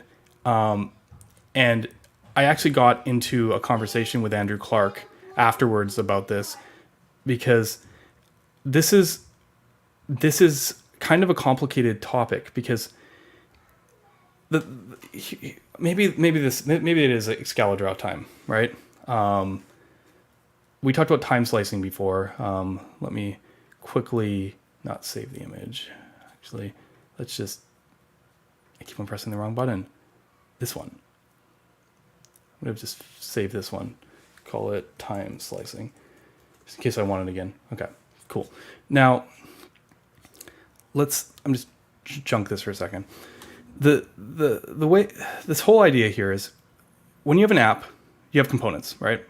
And then those components have other components that they use under them. You can see these as children components, and those have other children under them, and we get this tree, right? So this tree that I'm drawing right now is all a bunch of components, and this is very similar to what Dan was trying to show me in that image, right? And actually, I'm going to add one more, but and maybe center this a little bit differently. Maybe add another one too. Why not? But the whole thing here is there's this kind of graph going on, because generally speaking, because the components are in, actually no, these arrows probably should be going the other direction, but okay, no one's gonna criticize me on that, because we're talking about hydration progression, and the hydration progression does go in this direction. So let's do this, okay? And maybe I'll do that, and I'll do this. Just because no one asked about selective hydration doesn't mean I'm not going to tell you all about it. So essentially, the thing is, if you have any kind of top-down system, like a single-page app, this is a pretty good representation of how components work in a single-page app. Whereas in say something like an islands framework case, the only difference is, instead of having a single top component, you have multiple. So maybe these trees aren't as deep because these ones are all separate, and you basically delete this part of the graph, and then this is your top level. But in any kind of single page app type framework, you have this head of the component. You have to hydrate top down, because that I've talked about this with resumability before. Basically, each component wraps over state and view code that is other components, and in order to get the proper state and the proper components, you have to go down the tree. This is true of any single page app, true of Solid, Svelte, React, whatever. And the idea is, that means we also have to hydrate top down. So essentially, let me select that one.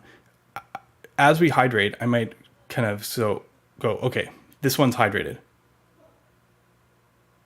right? Yeah, I could talk about islands here, but the islands part isn't actually that important to where I'm going with the selective hydration. The idea is, this has to hydrate before anything else. It doesn't matter if you interact down here or interact here. Maybe this is a button down here. This has to hydrate before anything else. So let's draw another shape. Let's draw maybe a box, and let's pretend that someone interacts with this node over here, and I'm gonna go transparent on that, and I'm just gonna put like a red box here. So this is something where someone clicks, right?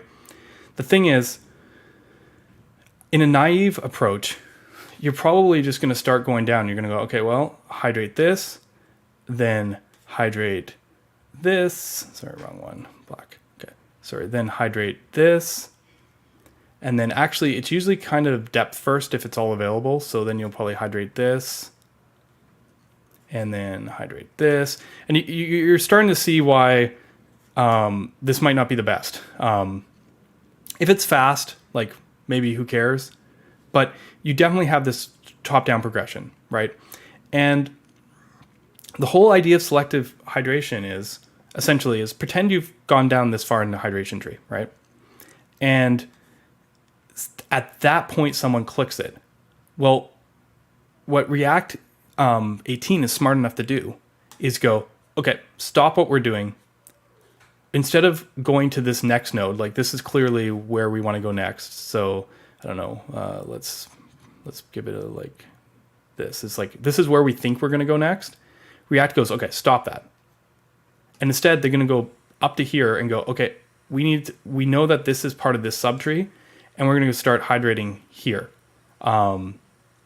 So there, and then here. And now I don't know how this works. Sorry, wrong box. I don't know how this works. Where can I get in here? 100% from this point on. I was kind of talking to Andrew Clark about a bit. It probably continues on to here, and then might resume this one and then continue on. But the idea is, and in fact, with the interruptible hydration with React, it's possible that after this point, it actually has to restart from here because that's the closest parent that contains the nodes. They might have had to interrupt here, so they actually have to re-render both of these again, potentially, the way the interruptible suspense works in React. But essentially, the whole idea is they can choose between siblings when to hydrate if the end user interacts with it. That is what selective hydration. It's not partial because it will hydrate everything. Eventually, this will all be green. And I view this more as like a progressive technique. It's about, the order of when things hydrate. Like when you're streaming stuff, it isn't available to hydrate. See, this is assuming that everything's on the page, right? Which sort of gets me to my conversation with Andrew Clark about this, because if everything's on the page, this makes a lot of sense, because you can, if you're doing all this hydration work and something else could take priority and the end user interacts with it, like think of the difference. Instead of waiting to hydrate 1, 2, 3, 4, 5, 6, 7, 8 components to get to here, you can hydrate 1, 2, 3. The depth of the tree still matters, but you can essentially skip hydrating stuff that you don't need right away and push it off. So this is a win already. But to be in this state, you need to be doing expensive hydration work. And it needs to all be available. And what I was trying to figure out from Andrew's perspective is, because I said these are components, but really from a selective hydration standpoint, it's not at a per component level, it's at a per suspense boundary level. So these are actually suspense boundaries, not components. So these are things that load independently. And I started kind of wondering, I'm like, if I'm in a world where I have, like, what world do I live in where I have loaded all the data for all these different separate services and then have to make the choice? Because in reality, what will probably often happen is, like, maybe this data finishes and you start hydrating it, but this whole tree hasn't come in yet. Like, the suspense boundary here has not loaded yet. Like, this is still, hasn't been streamed in yet. And neither has this, maybe. Like, the thing is, at the point at which the end user can interact, how many parallel suspense boundaries are you hydrating at that time? Is sort of my question, because obviously you can't interact with this if it hasn't loaded. So I'm picturing, if if there's any delay between these, so like say this loads first and it starts like if this doesn't load first, it's going to, and this loads first, it's going to start hydrating this way anyways. So for this scenario to happen, this has to load first, start hydrating, then this has to load, at which point then someone can click on it, and then this still has to not be done hydrating at that point to then interrupt it to go back and hydrate over here. Like, this is what I was trying to get my head around, because it seemed, and to make things even more complicated, once you change state, like let's say this actually causes a state update higher up in the tree. Let's say by clicking that now, you change state here. You can no longer trust what was rendered on the server here, because then hydration can't happen because the state no longer matches what's on the server. So, and I asked Andrew, and he does the same thing we do in Solid. Essentially, if we know that the state's out of date, then we can't keep the rendered HTML, so to speak, right? Like, we could try hydrating. In some cases, we could try hydrating it with the old state if it's available. But if we haven't gotten it yet, we're better to just client render from that point. So, or trigger it again. And this was basically the conversation that I had on Twitter, because this is another one of those places, kind of like time slicing, where the benefit comes in when the computational cost is expensive. Because remember, we're not actually doing any rendering here. This is hydration. So this is just the computational cost. This is prioritizing our memos, essentially. So this is sort of one of those interesting questions of where the value lies. Because theoretically, I see the value here. There's like you saw the original demo, like this can save a lot, but this is going to be another one of those challenging ones for people to benchmark to actually show the improvement. And I think that this is really the challenge moving into this stuff today and the topic of benchmarking in general, because we're kind of going into an age where it's like when we move from the single core processor to the multi-core processor.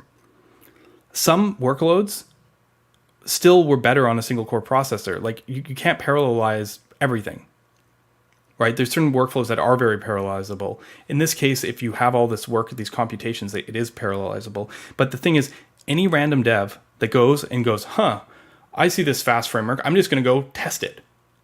And they go in and they go test it. They're gonna be disappointed, because like they'll pick up something that has fast single core processing capability, like Solid or Svelte, and they'll just be like very easily be able to verify their assumption. They're like, wow, this is way faster. You pick up this and you try and do that, and it's going to be like, no, this is actually slower. I forget if I actually showed this, but like, our old friend JS Framework benchmark, they added concurrent rendering to it, which I was like, well, what are you guys doing, right? But I mean, let's see, can we isolate it here? Let's go none. We got React. We go React. No, I don't want to do 17. I want to do hooks with use transition. Here we go. Hooks use transition, and let's put in vanilla for or vanilla JS one. Let's put that in for good measure as kind of a way of capping this. This, and let me blow that up so everyone can see it. This is the difference on a raw rendering step, and not the way you should be measuring it, between React hooks and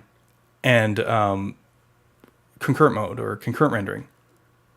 Partial update just got tanked, right? Like this is like this is like very kind of brutal drop off here. And obviously select row, these are the more partial ones. Everything else is actually kind of the same. Creation is relatively unchanged, and like actually clear rows looks like the memory, maybe the memory release is a bit better. But generally speaking, fine-grained updates get hammered, and it makes sense why they would, because those are the ones where the overhead is like of the framework is most seen. Because if you create, 10,000 DOM nodes, like it's the DOM taking up the speed. But if you're selecting stuff and doing little interactions, the framework overhead or the reactivity or whatever is what you're actually measuring. So this is not terribly important. Like like the performance isn't bad. Like if I go back here and let's cap something on the back end, let's pick something that's relatively known and okay, Ember. There we go. See, React with transitions is it's still, ahead of Ember. So like this is just kind of on average, but this is just kind of showing how this doesn't actually cause like it's not like free, but it also kind of doesn't matter that much. But it's something that an end developer, if they just went and just did a dumb test, like how often does this text node update, they're going to instantly see a performance regression. And I don't think that's fair, but that's kind of where we're at. So yeah, so there's some questions coming in from chat about this. Where are we here? First question, is selective hydration logic only applied on first rendering hydration of the app, or is it also applied to subsequent renders? It's for hydration. So this would be the first render. However, I do wonder if the server component paradigm makes this happen after the fact. Because like if you're doing client-side routing of islands, so to speak, hydration happens on navigation as well. So I suspect that in the server component world, it's possible that this logic might apply again later. But generally speaking, for like you go pick up your React app, do some streaming and stuff, like this is first render.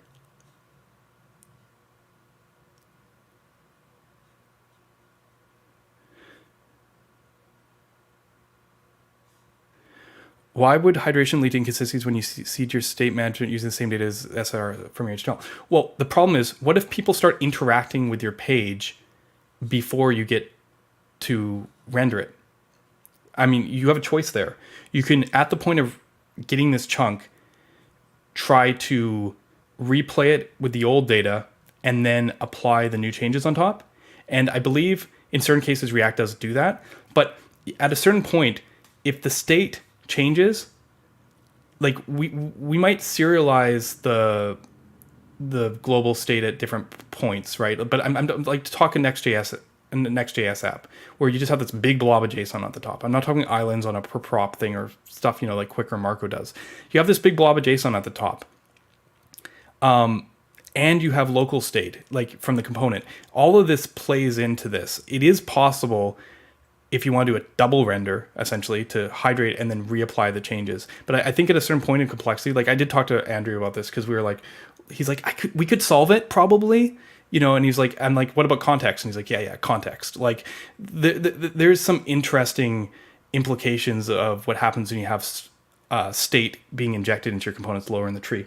But like, essentially, the HTML you're getting back is no longer in the state the app is in.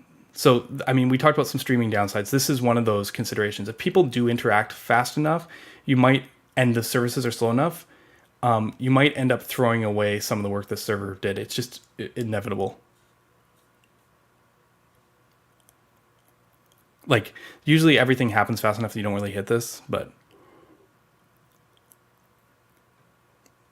like, this is a zone that we have to go, like, at a certain point, throw away what some of the work the server did.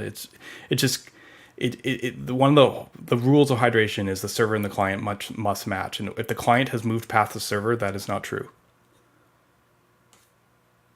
Right. You can replay them, but here's the thing. You want this stuff to be interactive before this stuff comes in. So, like, you do apply the state changes. You don't just hold the events in this case.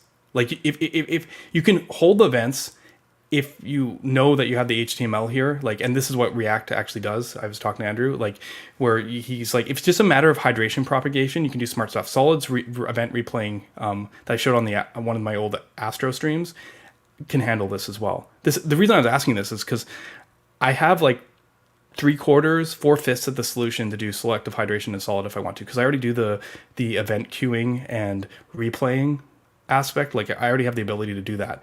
But then I asked, and then when I found out that they also throw away the stream parts if like they aren't available, I was like, I'm like 90% of the way there. but is it worth it for that little chunk to do this algorithm? I'm not sure. Maybe like the theoretical gains are there, but I want to understand or measure this more, because as I said, we're already doing 90% of this anyways. But that's why this is of such interest to me. So it is interesting because it fits in. It's basically if your hydration expense. This is why this is a dilemma, right? Because if your hydration expense is expensive enough, you need to consider this, right? Like you're gonna throw it away anyways if under certain conditions. But when you get here and you click this button, and you're like, okay, but it's still hydrating over here or something, you would like to shortcut it and come over here. The tree's big enough, the expense is high enough. My question, the reason I posted it, is I want to see how narrow the solution is, right? Which I got my answer, because the other option is resumability. If your hydration doesn't cost really anything, then this prioritization doesn't actually matter at all. So this is just investigation to understanding what the various trade-offs here. So I think it is definitely interesting though, right? Like we're React's looking at how to prioritize hydration costs, where others are looking at how to reduce or eliminate hydration costs.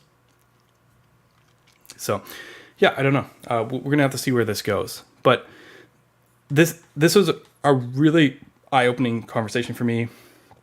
Let's see what he said. Right now, that does by starting over with the update unapplied, finishing the hydration, then replaying the update on top of the hydrated tree. Theoretically, we could do it in a single pass, but just happen easier to do it in a double pass. Yeah. Yeah, context. I'm trying to say.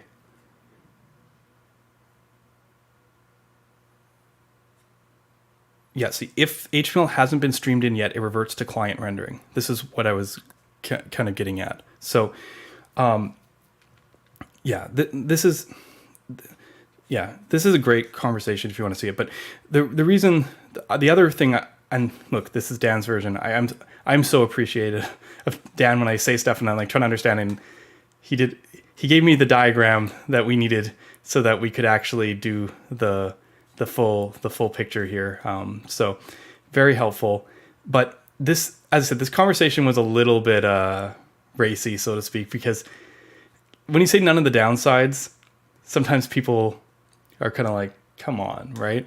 And this started kind of a funny back and forth of subtweets that you probably needed to be there to kind of follow, but this is why we do this, right? Matthew Phillips, who actually... I'm just securing, but I'm hoping to have him on stream next Friday and to talk about his framework core set. If we don't get him next Friday, we will definitely get him very soon in the future. But he wrote, find someone who loves you as much as React team loves tweeting about how much better their unreleased projects are than current tech. This is definitely related because obviously working on Astro, it's an islands framework. React is basically saying that they've recreated islands with none of the downside, and no one has it. So it was a little bit spicy. Nothing too spicy that I expect out of Matt. He's always never shies away from showing his opinion. But this one took me way off because Dan doesn't usually get pulled into this stuff, and he goes, I agree that unreleased things haven't earned the claim to be thought as the future, but neither have clear evolutionary ends, in my opinion. Smile. Wow, that's spicy. Maybe people didn't pick up on that, but I definitely did.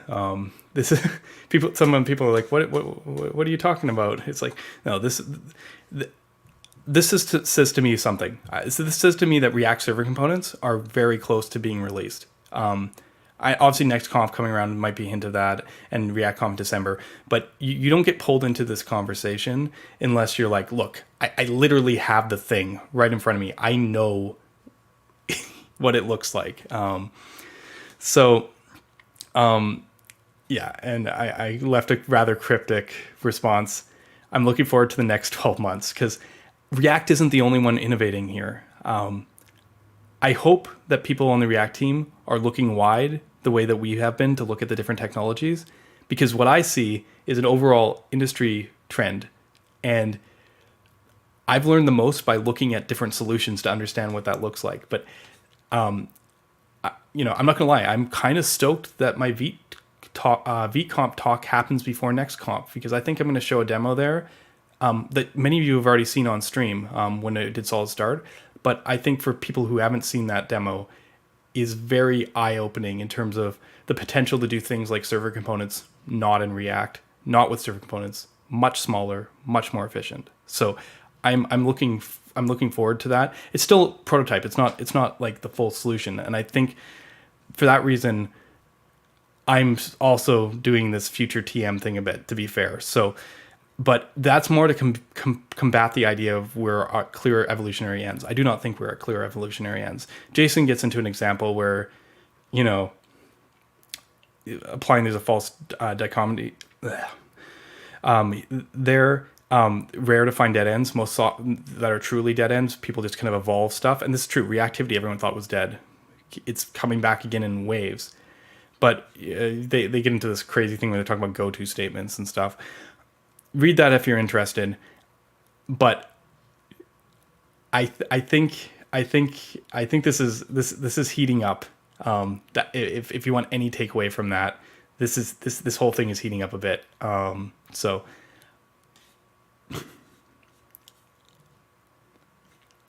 yeah, what do we got here?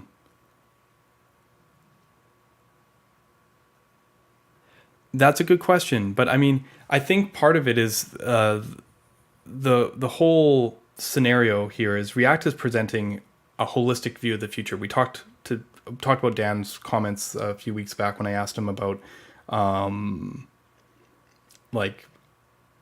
we where the abstractions are getting too big? And he's like, no, we're just not there yet. We got to go further. And that's something I'm trying to place and identify with. But I think the truth of the matter is Preact's branching off from React's shadow, so to speak. So I think like you're wondering why Preact is getting pulled in. I think Fresh and is also kind of like their bet too, right? It's like Astro. Fresh is also an MPA Islands framework. Signals happen to be a really good way for islands to talk to each other. There's no secret why it's like Solid Astro is like peanut butter and jam. And Preact with Fresh, like they built their own solution in. Like this is very, very powerful stuff. And that's probably where this is coming from. Will they kill islands? It depends. They're not going to kill islands for Taylor Hunt, right? They might do a decent job. The thing is, it's none of this moves. That's the thing. It's not. They can only kill islands if islands are the evolutionary end of this approach, and it's not. We've already seen on stream that we're exploring other approaches, right? I have this theory that anything you can do with a diff, you can do without a diff more efficiently. So that's what we're going to see in the future. That's what this boils down to.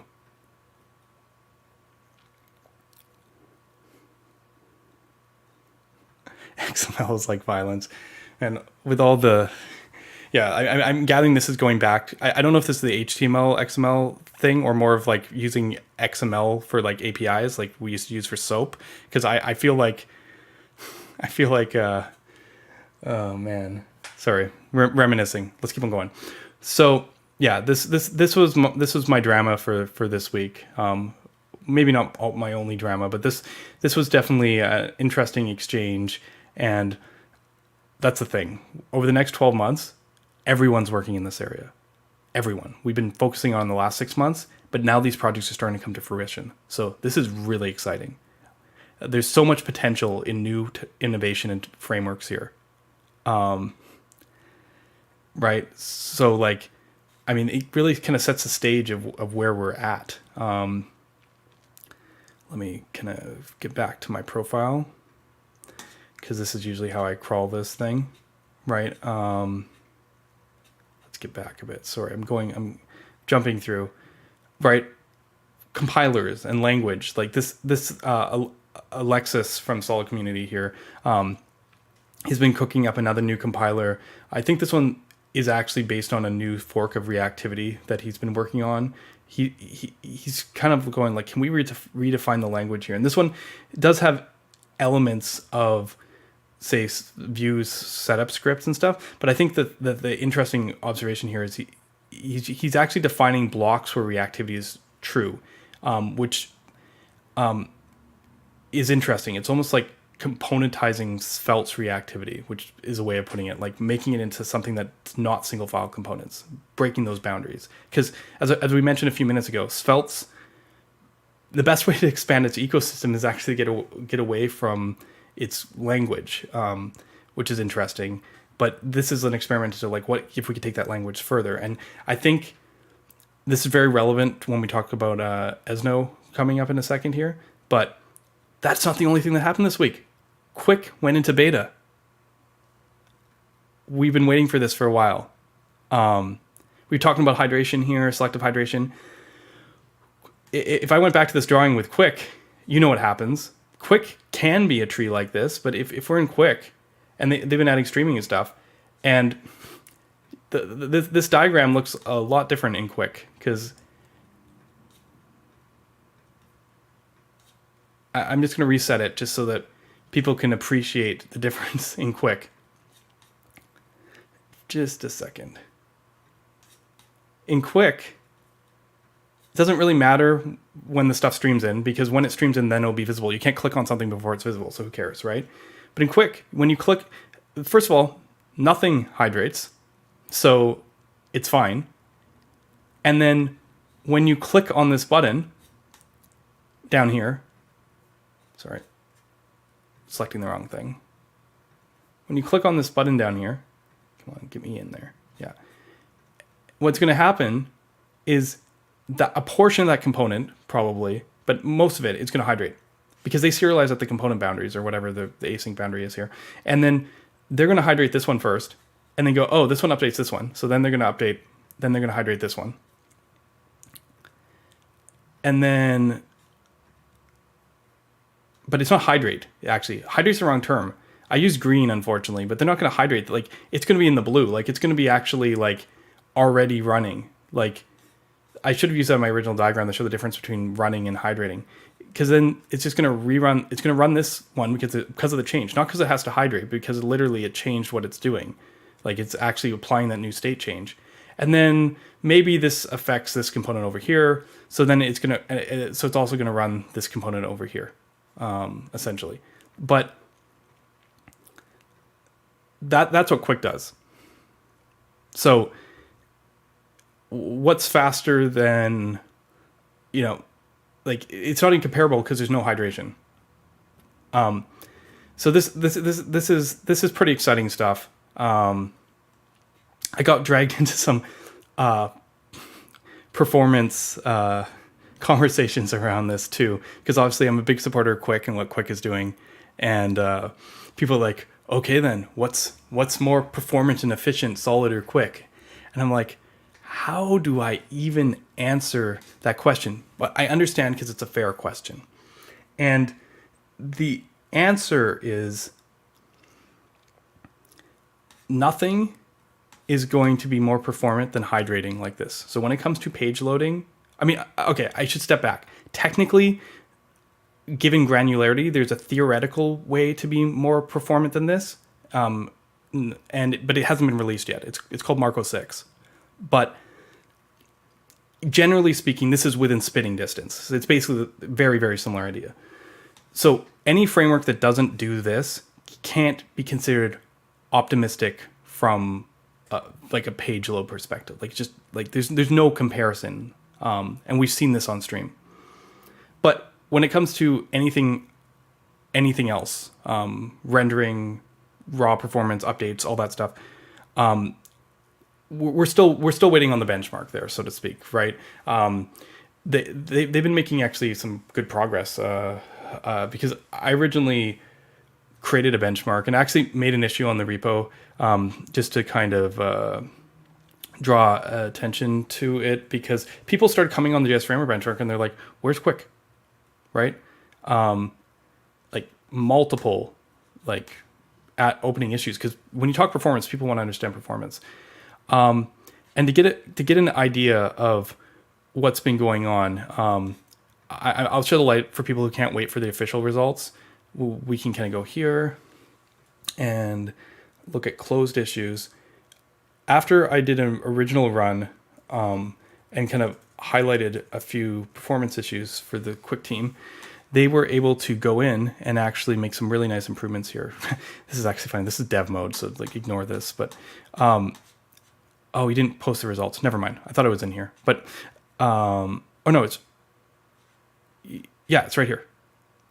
Yeah. So this is still a work in progress. They're going to make their official benchmark thing. But roughly speaking, we're looking at about 18% behind Preact on this without vanilla. I always like having vanilla for the comparison, but let's put Preact into our little matrix and interpolate where we think Quick's browser performance is. Yeah, okay, this is good. So 145, about 17, 18 roughly. So we're looking for a framework that is roughly in the 55, 62, 160 range. So a little bit faster than React and React hooks.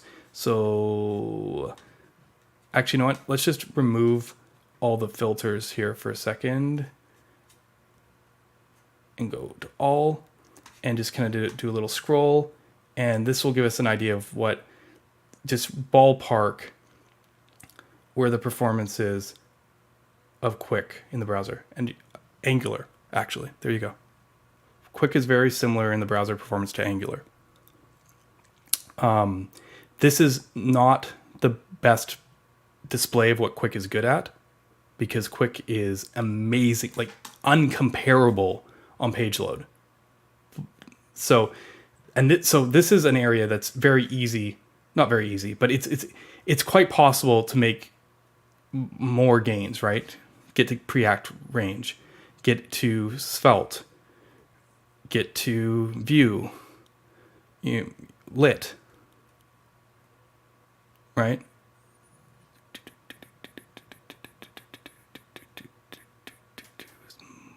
Inferno, Molina.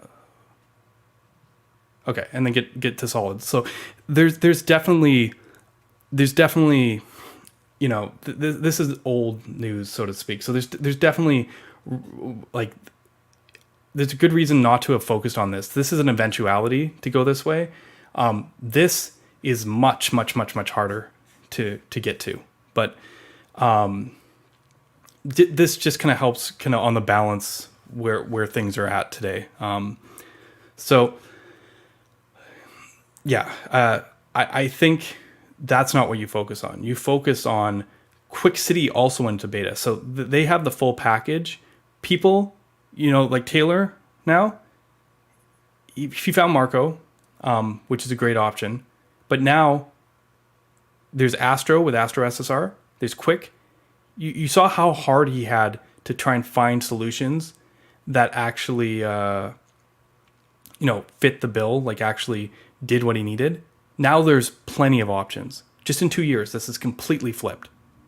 So I think that's super powerful, and we'll have like better benchmarks in the future on hydration and SSR.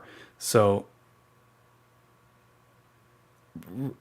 right, so like this will just have to do it. But the thing is, this is a manual process because Manu hasn't rewritten it. Well, he hasn't rewritten it multiple times, right? Because this was to get to the beta stage. They still got time before 1.0. At the time that they wrote the original version that I'm not showing the benchmarks for, it was obviously it was slower than that. So this is one of those things where incredible progress. I think the first approach that I tried was very much in line, was on the other side of Ember, so to speak. So this is still, it's beta. It's a work in progress. So yeah, I mean, I think there's a lot of incredible working on here. We talked about Quick. We talked about Party Town. Keep watching this space. Quick is now ready to use in some real projects. This is really exciting. All right. Yeah, we announced the fellowship program. I do want to talk about this a bit more because it's really important. Being able to use what we get from our open collective and actually support people in the community doing great work in Solid. We're still actually looking for a third position. It's hopefully one that we can help address some of the stuff around docs, because docs has been a challenge. It's just such a huge effort. We couldn't get enough people working on docs. So I'm really excited about the potential here. I know it's for a lot of people, it's not much. It's like, I think we're offering like $1,000 a month. That doesn't feel much for some people, right, in terms of how much hours or time they put in, but we just want to be able to put in what we can afford to try and help push the community forward and push development usage of Solid forward. So very, very excited about that. Oh yeah, sorry. Also related to quick.dev, they got their Fireship video, which is hot. That made such a huge difference for us. If you haven't, check it out. Definitely very, very, very cool. Yeah, so I've already caught up to today. I'm going to be doing some more talks. Dylan's stream with the Builder guys, or with Steve, yesterday was amazing. Do check it out.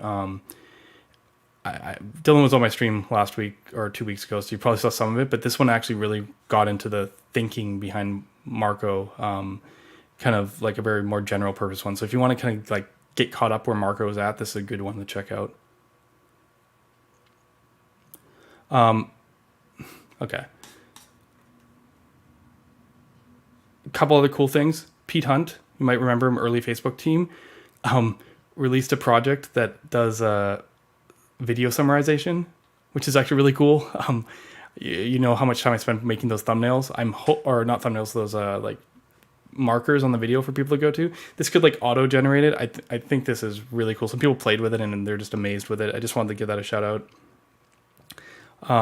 Super stoked to see the change around Remix. I know Kent isn't with Remix anymore, but just super great to see like this kind of handshake happening between like Alex, the creator of TRPC, and Kent, sort of be like, hey, I'm sorry I was rude.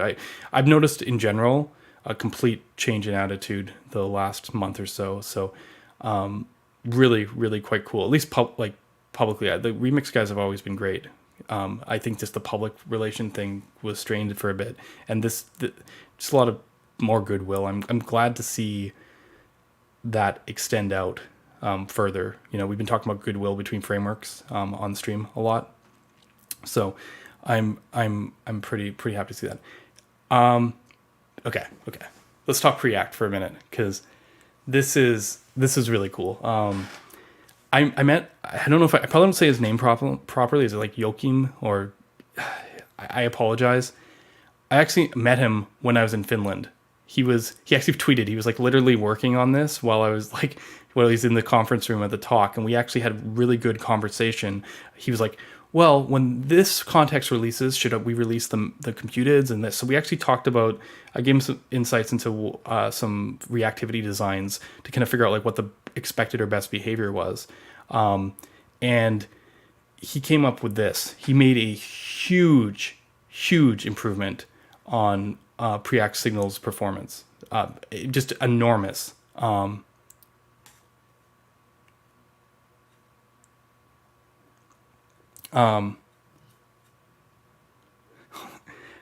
In private, I mean, the Twitter persona thing might have been much, but they've always been pretty friendly in general. Maybe just not on Twitter. Yakim. So my apologies, but essentially, we already talked about Preact signals last week, and I was like, best case, they land here, but I couldn't test it because there was a memory leak, and then I did test it after the memory leak, and it was okay, but it was not what I'd call best case.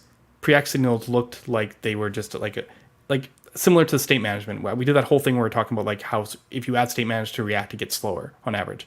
And that was the same case I had with Preact signals. I kind of went in and I was like, I mean, like let's see here, solid and solid.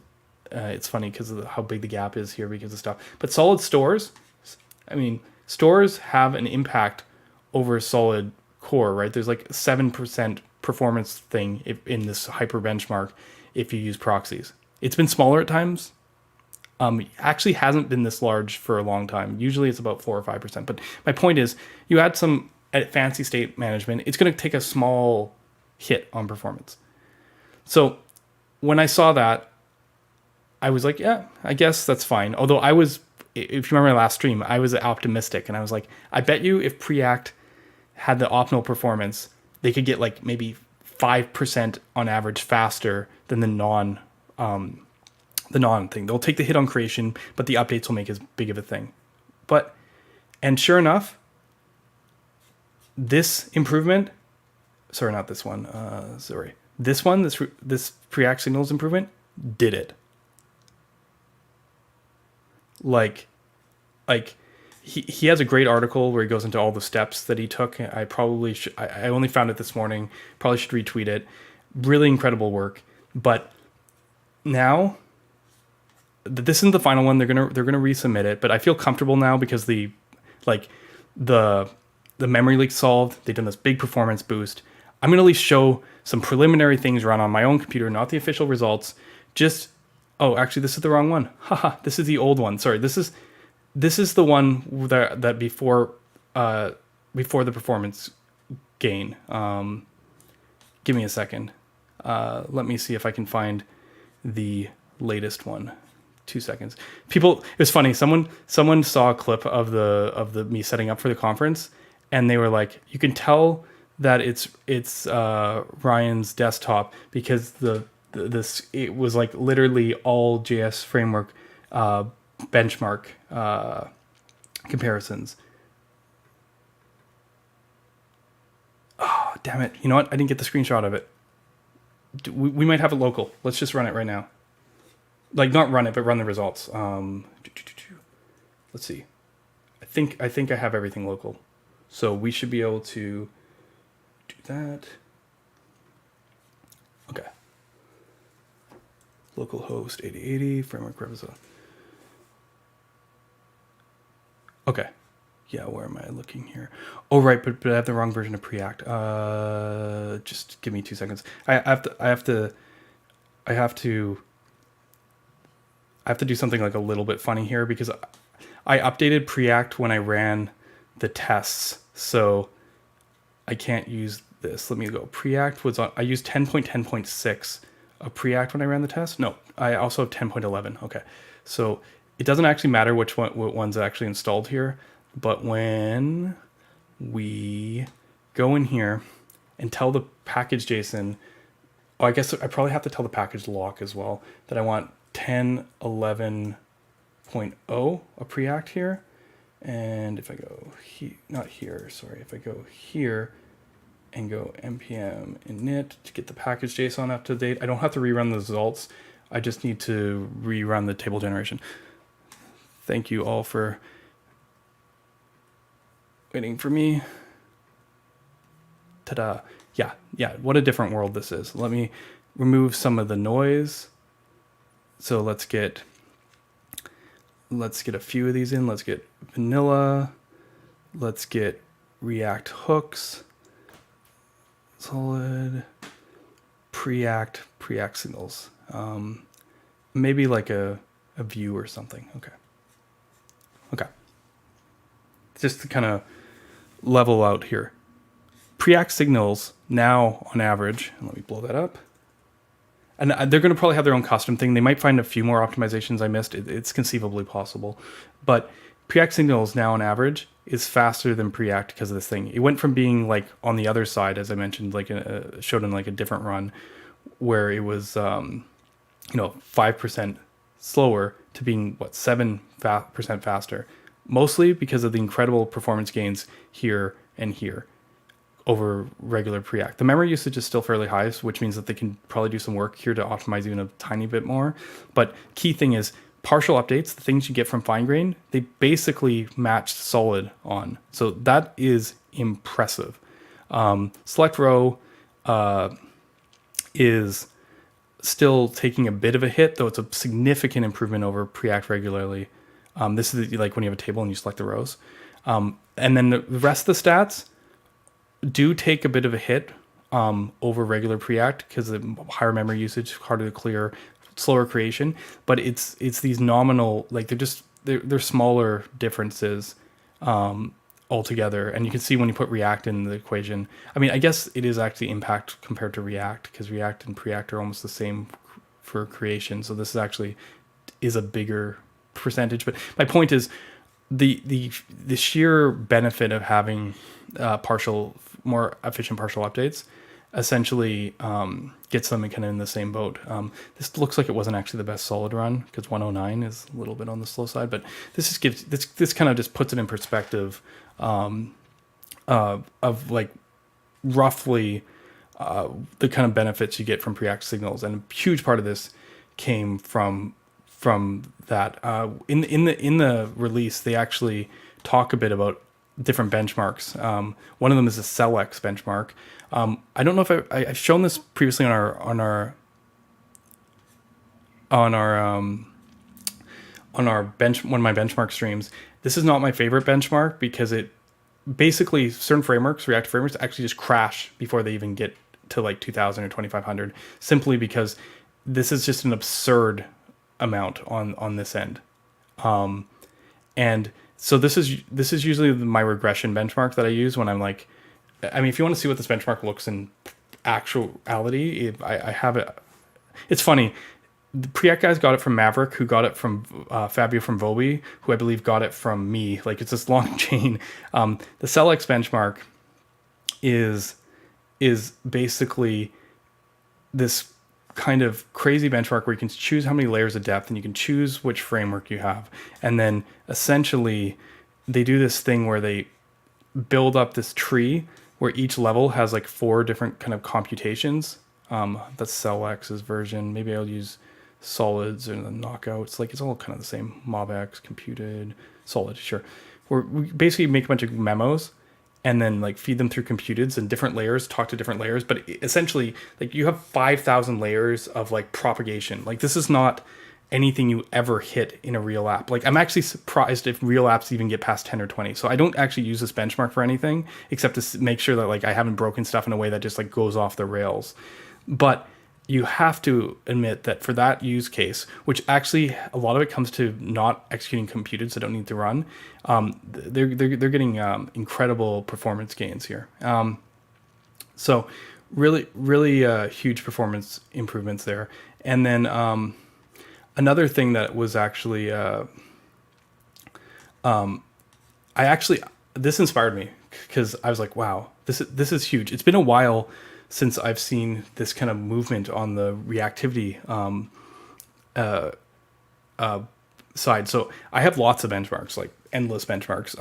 One of the ones that I end up using quite often, I actually snuck into the Solid.js repo and people don't even notice it, which is, if you go packages, solid, bench. This is actually the one that I use more than anything because what it does is it simulates really shallow dependency graphs, but it looks at fan out and fan in, like seeing like if you have one signal that updates 1,000 different computations or 1,000 updates into a single computation. This kind of shallow depth thing is a thing that you find in UI, and it really puts a focus on creation over update, because that's where you're going to get bottlenecked. If we've seen anything from the JS framework benchmark, it's that, yeah, fine-grained updates are fast, but if you look at the whole history of reactive frameworks, you find most of them at the end here, not because they're not fast here, like fine-grained's fast. It's because they're slow at like everything else, creation, memory. This is the problem. You need to optimize for creation generally. So I use a very different set of benchmarks when I'm testing reactive libraries. Stuff like CellX, like, as I said, I don't really care much about. But I did add Preact and usignal from Web Reflection in, and it actually, there's some impressive stuff going on here.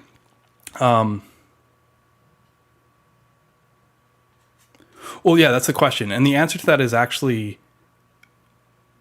sort of, but not really. So this is why I wanted to talk about this a bit.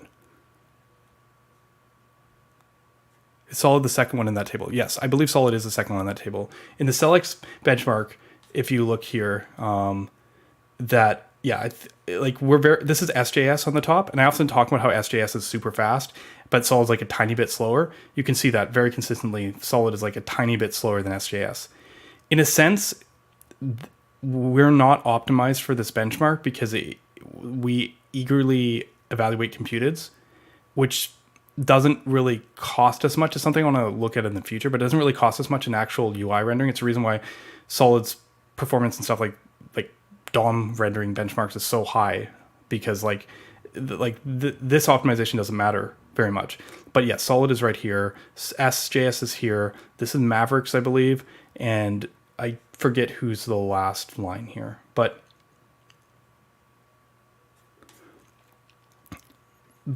I did actually want to see. I'm like, okay, you know what?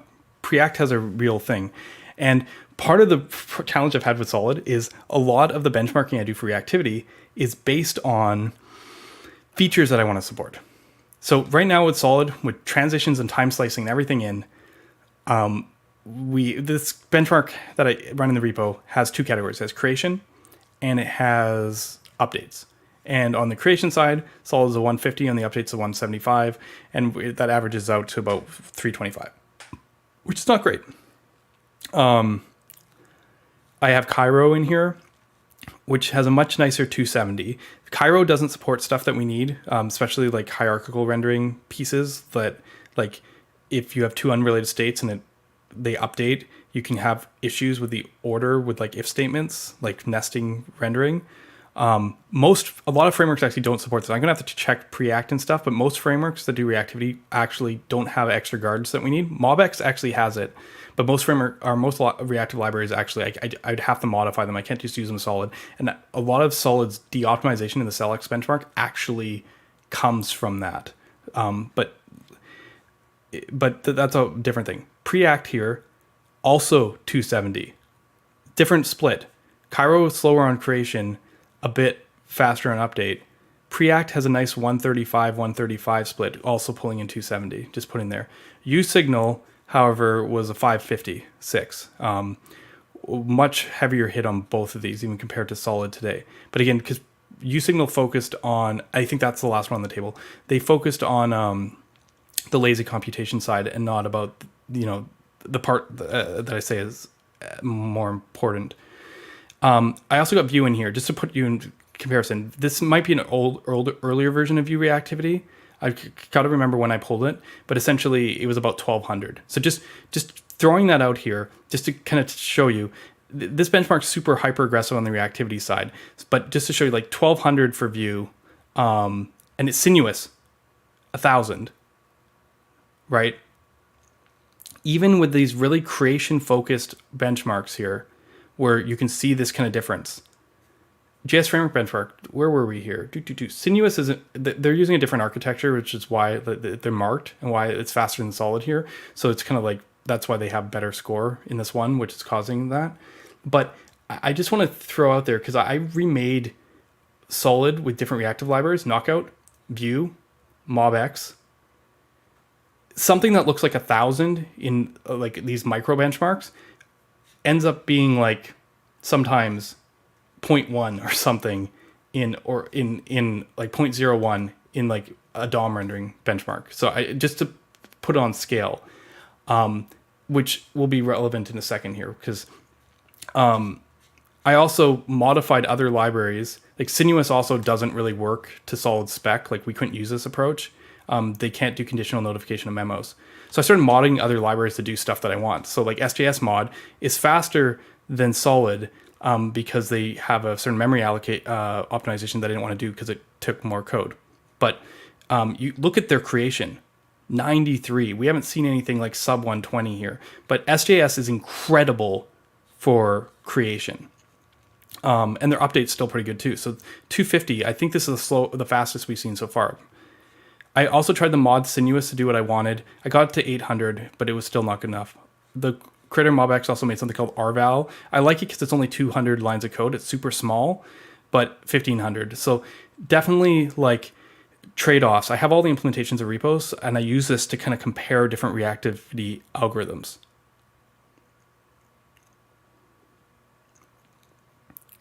right? So what I do like about this benchmark is there's no cheating on laziness. Like literally it's like 1-to-1, 2-to-1, 4-to-1. Like this is straight the pure cost of simple low level propagation and creation costs.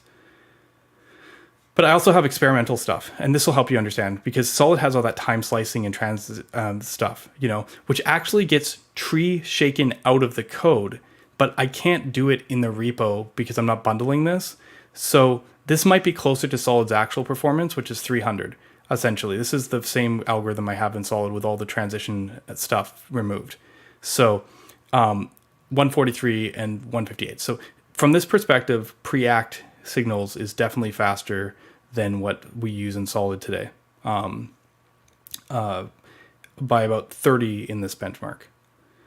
I also have one with a memory optimization, the same one that SJS does, but as I mentioned, it costs like 30 lines of code, and I saw zero difference in the JS framework benchmark, and that one gets us down to 230.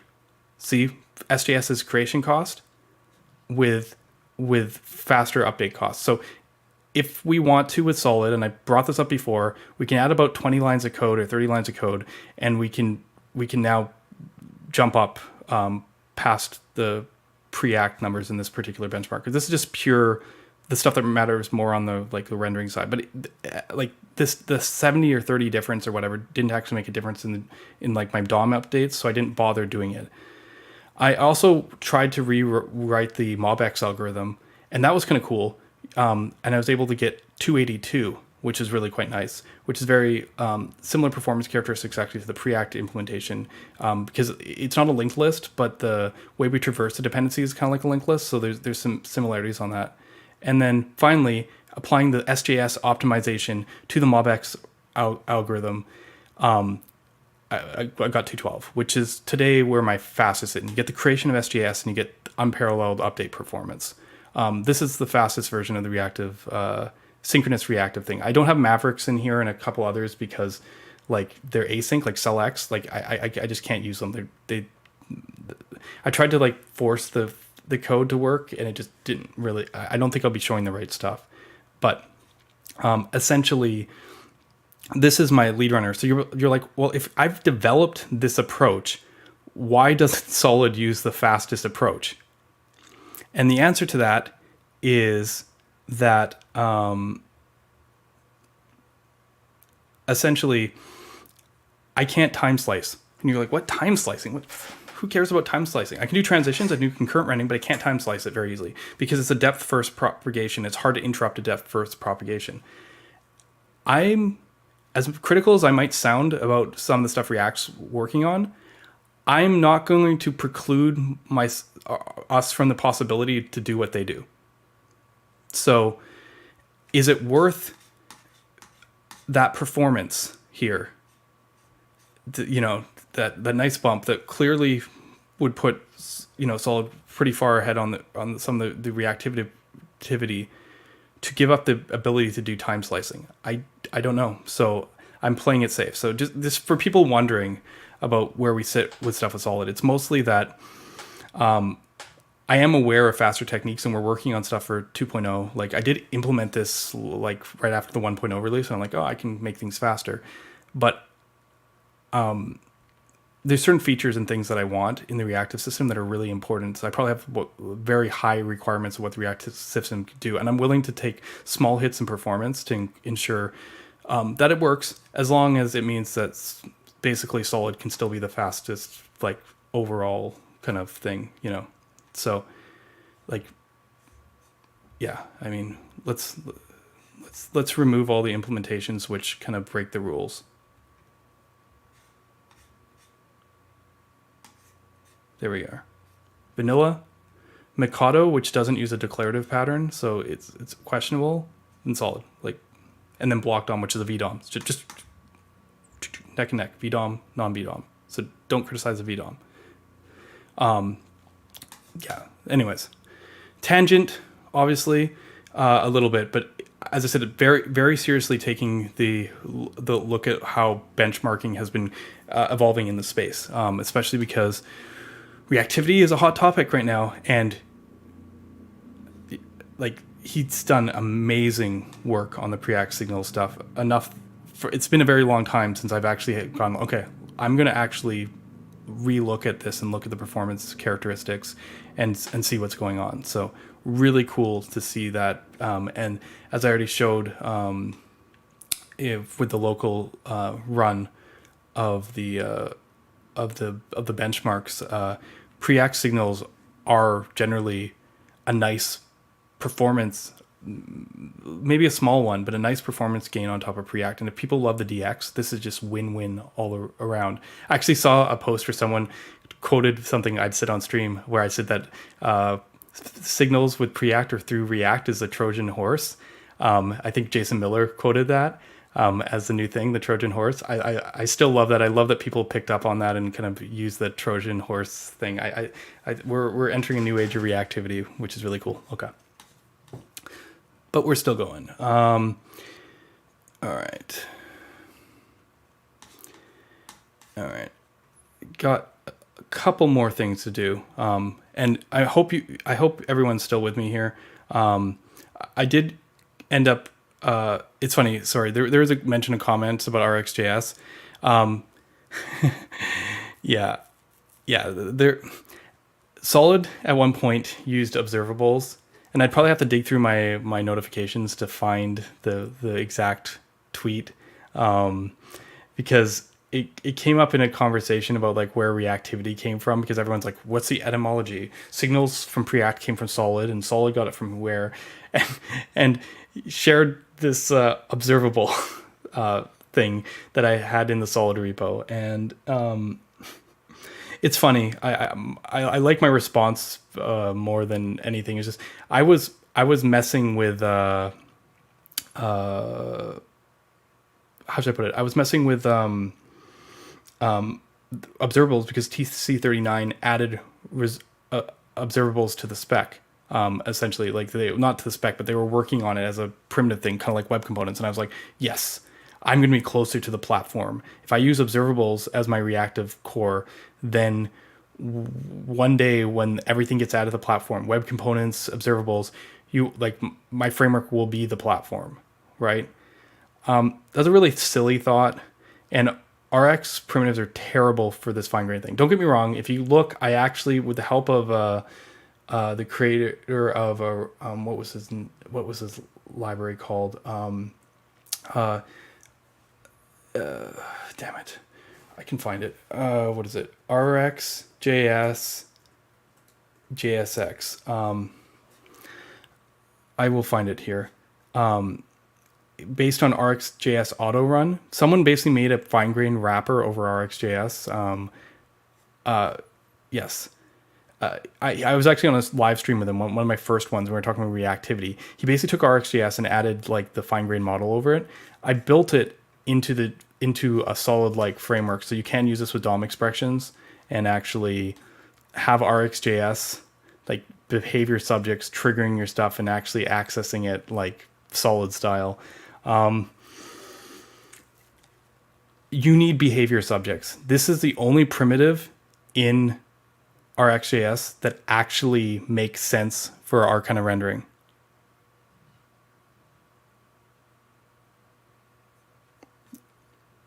I suggest getting a little bit, going a little bit further back on the stream, just because I did actually talk about Quick on the performance. The general answer is at what Quick works on, which is like the hydration side, the page load stuff. You can't compare someone doing work to someone not doing work. Quick is just way faster. It's like comparing a divide by zero. Like there's no comparison. All I was pointing out is that as a framework itself, once you get away from this architectural piece, Quick is in the zone of what I've categorized before as performance-aware frameworks. It's not like the fastest, but it is definitely improves upon the popular ones. So generally speaking, initial page load, nothing. Well, maybe Marko 6, but pretty much nothing compares to Quick.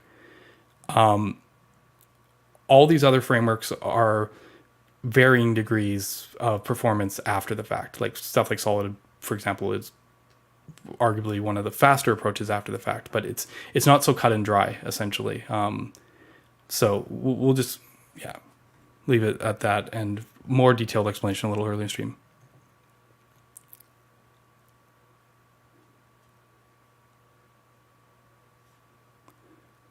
Yeah, people mention me a lot on Twitter about performance and reactivity stuff. So like, this stuff always is going across my radar. Yeah, yeah, exactly. So like, what I was showing before here is like in a benchmark like this where you're testing browser stuff. Solid's here. Quick is probably, what did I say? It was about the same as Angular. Yeah, about here.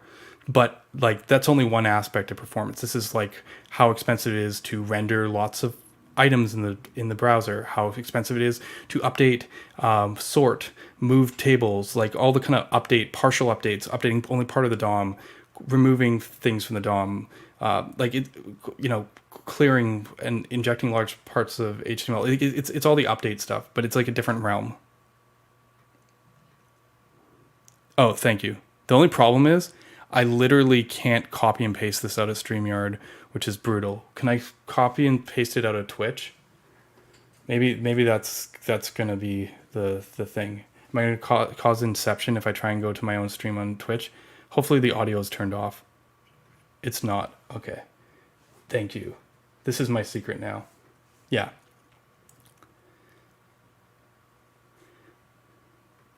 Yeah. Thank you for this. This is solid README style docs from back in the day where I explain actually that observables are kind of garbage for what we're doing. We want them to be hot and multicast, and observables are what are they called? They're unicast and they're cold. And for people who don't know the difference, hot means that when you create them, they're working. Cold means that you actually have to subscribe for them to turn on. But the unicast and multicast means they're like an event emitter. Like you change it and everyone gets notified. So all the subscriptions end up in a list and you do it. Unicast means that each subscription makes its own producer. Like it's actually responsible for it. So pretend if you had a DOM event. Multicast would be like, listen to this DOM event, run a for loop, and call every single subscriber. Unicast would be make a DOM event per subscriber. So we want hot and multicast, and we don't want cold and unicast for this scenario. So observables are just like not the right fit. And it's kind of funny because I was trying so hard to be like follow the platform here.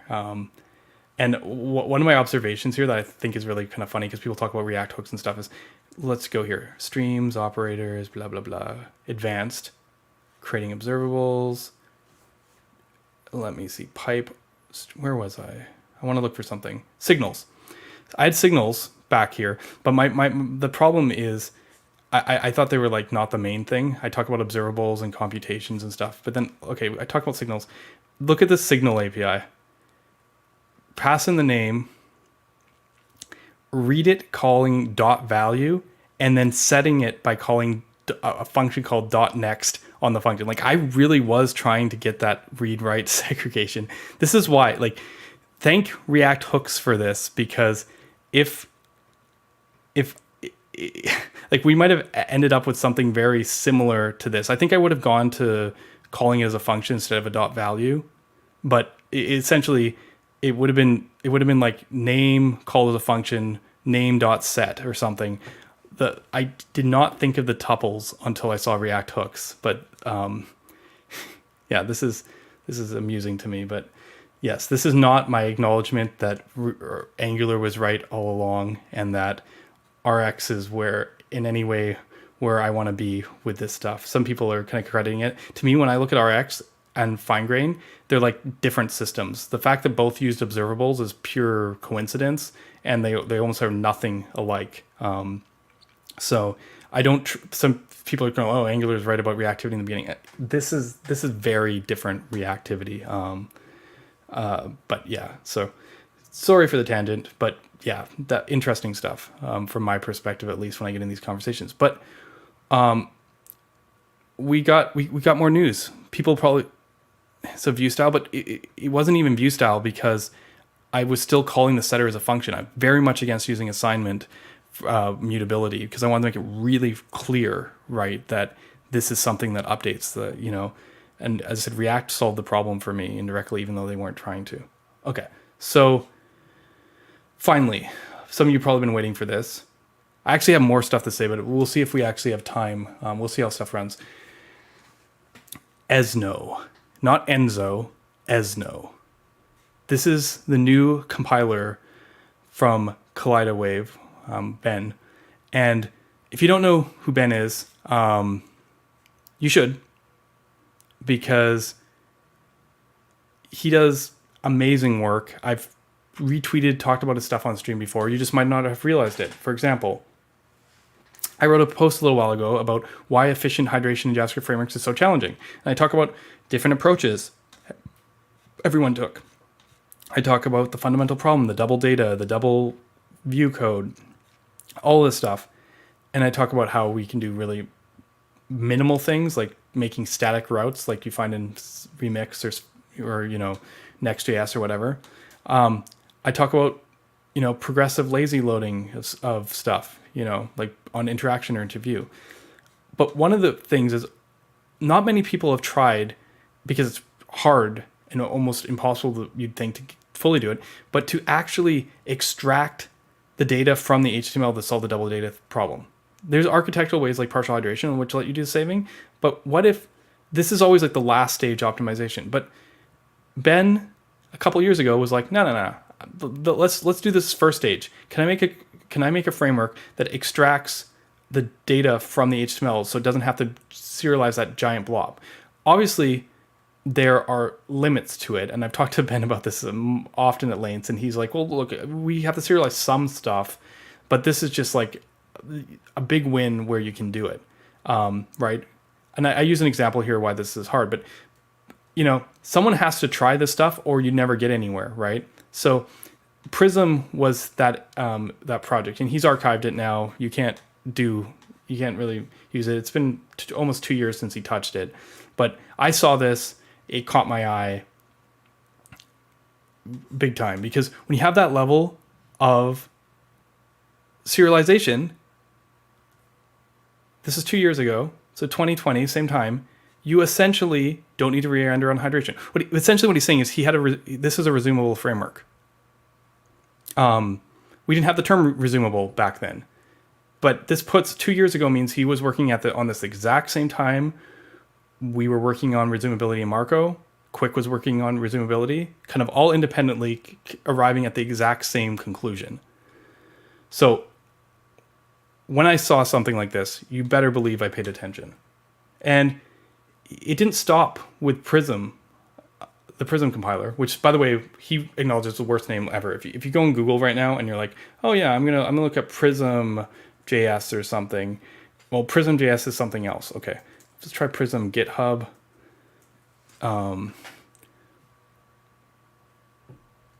Basically, there's so many projects, including before you even get to Prisma, that no one even could find this thing.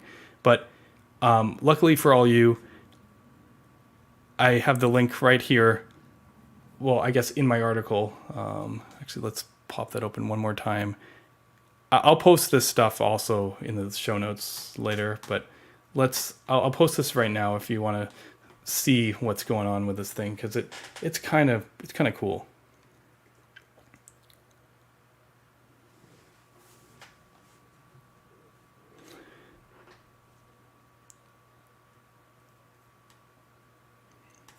So, okay, but Prism is cooler than just a hydration story. I mean, at the time, I think he was 19. He's 21 now. He was just kind of hacking away on this stuff. And another example was, he's like, okay, well, I think like myself, he's like, well, if I can use the platform, then I need less JavaScript code and framework specific code. So he kind of got into web components for a bit too. I mean, we all do for a while until we kind of realize where that goes wrong. So if you ever looked at this great comparison of all the ways to make web components, I always like this one because like they've spent a lot of time to actually try and get all of them in there, really. Like there's stuff. Right? So like like what I want to show here about this one is they show you how you can write the code. They put the code examples in here. They tell you about bundle size of 1 and bundle size of 30. And I actually love this because no one ever does the bundle size of 30 comparison, right? And then they also have performance benchmarks. First of all, I want to talk performance. This is a fine-grained scale. It's very hard to figure out. It looks like Solid has a bit of variance, but for the most part, Solid and Svelte for this web component startup performance are basically identical, okay? We keep on trading spots, and we're like literally like here. This new thing just came out, ready-made. I hadn't seen before. This is vanilla, and this is like a vanilla helpers library. And then you got Prism. And you're just like, what? How is something faster than vanilla HTML? I don't know, but Prism is, which is his compiler. And if you go up here on talking about size, Prism is bigger than vanilla HTML in this like kind of helpers thing, and ready-made is kind of new, and it looks like it's kind of getting there. But Prism is like here, and like what's a reasonable, what's another reasonable kind of, let me see if I can blow this up. What's another reasonable framework that might be Svelte? Svelte is pretty small, double Prisma. And if you're getting, because this, like, again, this is like a counter. So this is where Svelte does really good. When you get larger things, Svelte scales differently. Let's see here. Solid's about 366, which isn't bad. Let's see, Preact 4 kilobytes. Where are we? Haunted 486. Okay, here we go. Lit framework 528.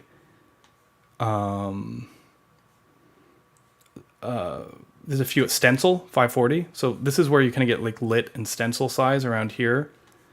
And some like stuff made with Vue or some React stuff kind of at the end of the list. But essentially, if you go through this whole list on size, like Prism's half the size of Svelte here.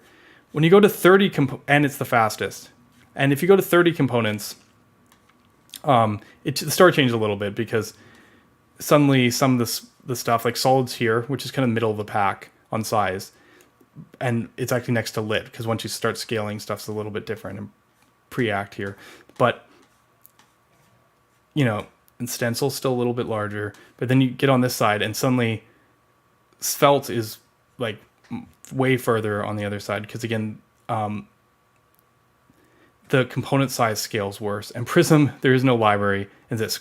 So you're wondering what Prism is in this context? Prism is basically compiled to web components. He actually looked at the code you wrote and essentially made optimal web components out of it. It's kind of like picturing like Svelte and then like having the output being web components, like specifically optimized for web components. So he compiled away the framework, and he actually compiled it away completely, which is why this is so bad for scaling. At 23 kilobytes, you see there is there's no actual framework code. This is all end user code. It's larger, kind of like if you look at Svelte in this table, you can see that too. Component code, library code, little sliver. So he created a truly disappearing framework, right? Svelte, still library. This guy, not so much. This obviously isn't to your benefit in this scenario when the components scale worse, but it is interesting on the single case that, this kind of approach definitely makes like having one component smaller. But anyways, crazy work he's done. How does that all tie into what's going on with Esno, right? Well, Esno is another one of his experimental compilers. And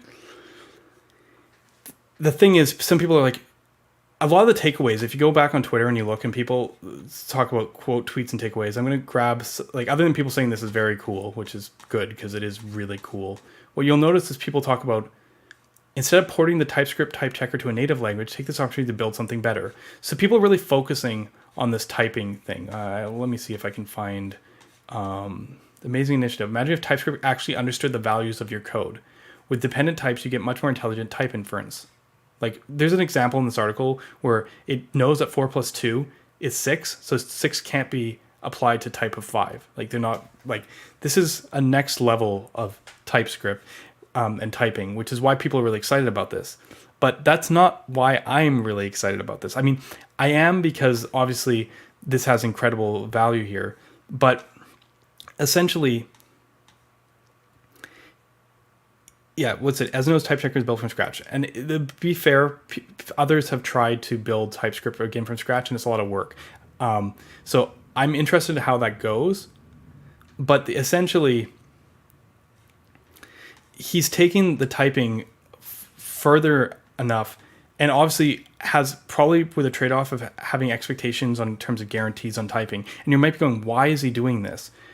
He is still a framework author. I'm very excited about this, but you start seeing he's talking about all this TypeScript stuff, and then he's like sneaking in stuff. He's like effects. Effects are part of the language. Interesting.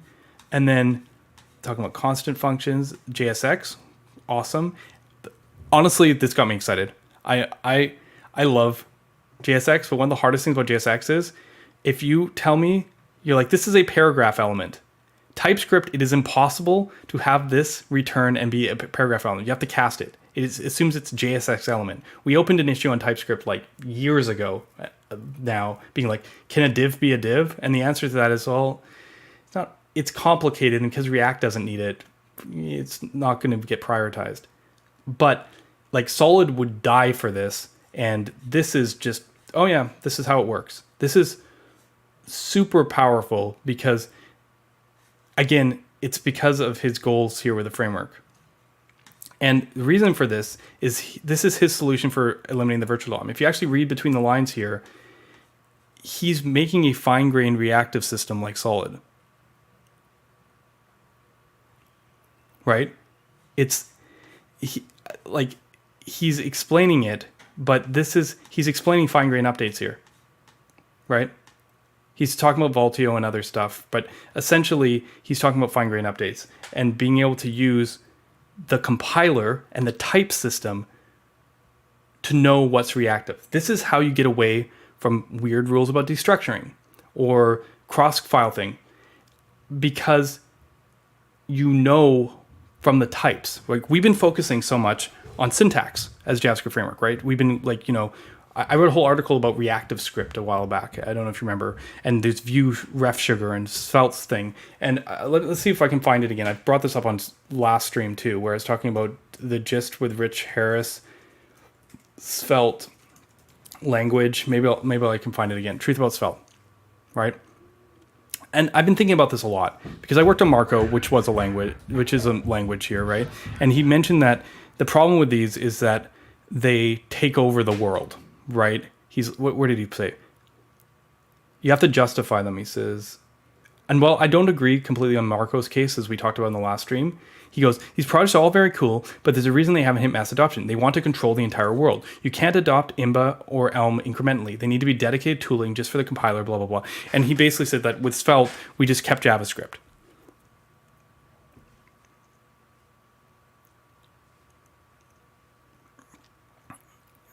And I think that this is a fair take because it's kind of like what Dan Abramoff was suggesting. We're just not thinking big enough. The problem is if we try to extend the abilities of our templating language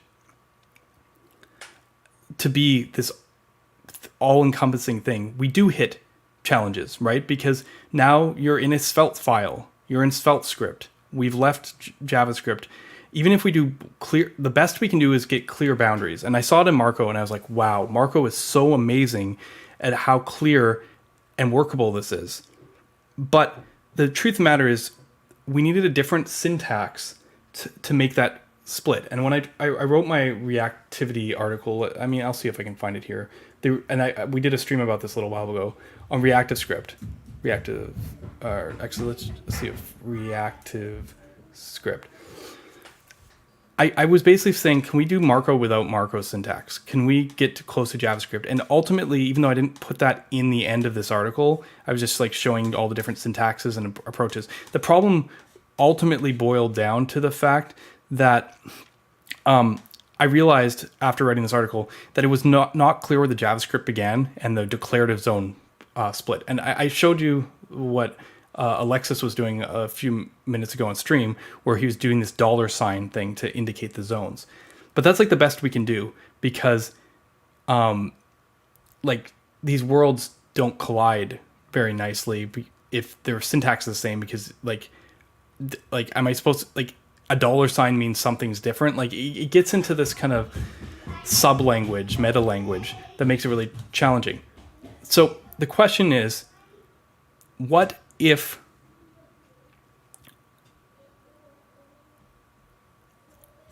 right. That's what I'm saying. What if the type system, instead of syntax, what if the type system knows something's reactive? And that is incredibly powerful. And let me explain why that's incredibly powerful. Because in a sense, typing is syntax. But the consideration here is that no is good. Yeah. The consideration here is, working at Marko, we created a cross-file compiler that basically understood what every Marko file in your whole project did, and then used that to construct the language to create the optimized output. What other tools are cross-compiler like that? Your bundler is another place where we do this cross thing, but that happens a little too late in the chain. The other place where we do this cross file analysis is the type system. Like, if you know something returns a reactive value from the types and the type system, a localized compiler can still probably make the optimizations we need to make. That's my theory, at least. I mean, I'm sure Dylan or someone in the audience will probably argue with me a little bit about this or get stuff. But I mean, it's a big ask that, in the past, to ask someone to use a type system. But what if you could come up with a language that was general purpose? We keep on talking about DSLs and specific purpose language because templating has specific needs. But what I saw here is TypeScript, or something like TypeScript, is general purpose enough that you might not feel like you're leaving JavaScript, but you would have that crossed file ability in a way that Svelte only dreamed of. This does control the whole world. Like, the fact that Svelte doesn't control the whole world is why, when we were looking at this thing earlier, and I was talking about, isn't it funny that Swix is suggesting that that we should, where was it? It was at the beginning here. That, like, we should build the stuff that's not in Svelte language. Like, those are the composable parts. Like, isn't that funny? Well, with this, I don't think you need to choose. Like, it's not Svelte script. It's like TypeScript, or like Esno, or whatever type language it is. You basically treat this like a generic type language.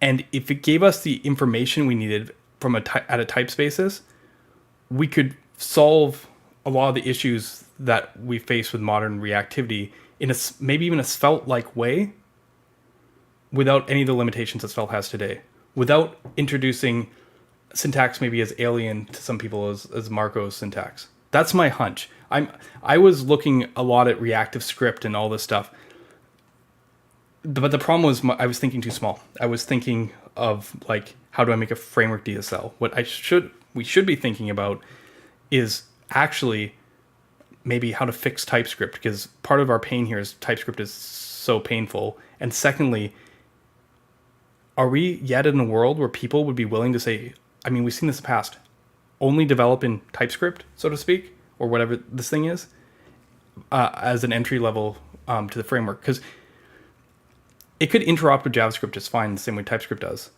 But the potential here, from an analysis standpoint, this fills the missing gap. Everything that we've been doing has been pointing towards compilers.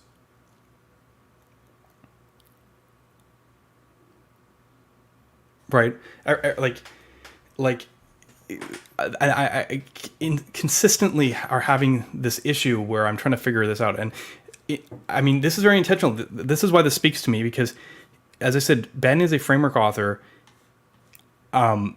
He runs on fine-grained reactivity directly on the DOM. Like, he's describing basically solid.js here.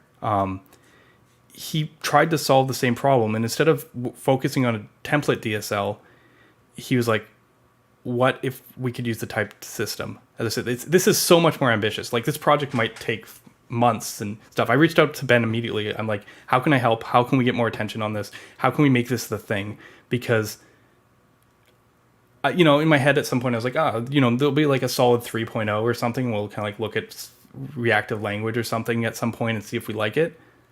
This seems like the better path. I'm not like, I know people like SFCs and they like class components and all these other stuff. This actually to me seems way more powerful, and it goes beyond that. Have you seen the assembly script project? Right, like it's trying to take TypeScript and convert it to WASM, right? And the thing is, that's really hard to do with TypeScript because JavaScript is such a wonky library. But if you had like a slightly, wonky language a bit, which is fine. I mean, we all love it. But if you were willing to like go a little bit further with the types, don't you think that something like this would be an easier WASM target? So, like, I'm just seeing so many pieces collide here that if someone could effectively do this properly, then this is also the almost more pro JavaScript approach, depending on how familiar it felt and how they use it, of actually finding that escape hatch into backend, into WASM only runtimes. Like, at a certain point, people will go like, why don't you use Rust or whatever? But I feel like this aligns more with what we're doing already. And I said, we need to look further, but like he's already thinking about, he's talking about the framework stuff and the double data problem. He's back to extracting stuff in Prism, and his framework might be really awesome that he's building here. But this whole thing sounds like an incredible amount of work, which is probably why he published this, because he needs help. The amount of goal alignment here is incredible. I think this reversibility thing might be slightly overplayed. I know I've talked about this before. We have some reversibility stuff, talked about in Marko, and Quick. Obviously, we get a lot from the HTML, but to me, that's like a last stage optimization. We can get so many architectural optimizations before we even get to that point.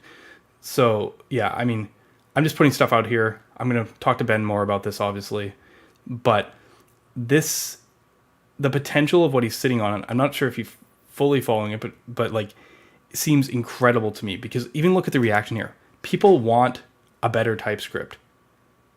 And through that, potentially, we have a way to solve the issues we have with reactivity today in a way that's way more powerful than any kind of single file component system, reactive script, svelte script, whatever approach. This has the potential to keep that feeling of like just JS in a way that, as I said, goes beyond even what we've been seeing so far with Svelte. I am floored. This is like another one of those things, kind of like Bun, where you're like looking at the potential of the runtime. This is about the potential of the language. I would love to see all this stuff kind of come together in a really powerful way. Yeah, I mean, I've talked about it before. People are like, why don't you just use TypeScript to make the compiler smarter? And I'm like, do I want to force people on TypeScript? And I wonder how much of that reservation comes from such simple, stupid things like the fact that I can't make a div a div. 4 or 5 years later, still can't make a div a div. Like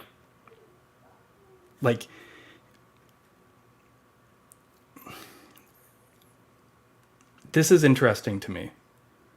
Whether everyone's ready to make this thing, whether this is like too far, but I think that even from an interop story, you could take something that was fine-grained manually and just feed it through whatever the ESNO file system is and actually have this interop. Like, this seems like it has what we need from an interop standpoint.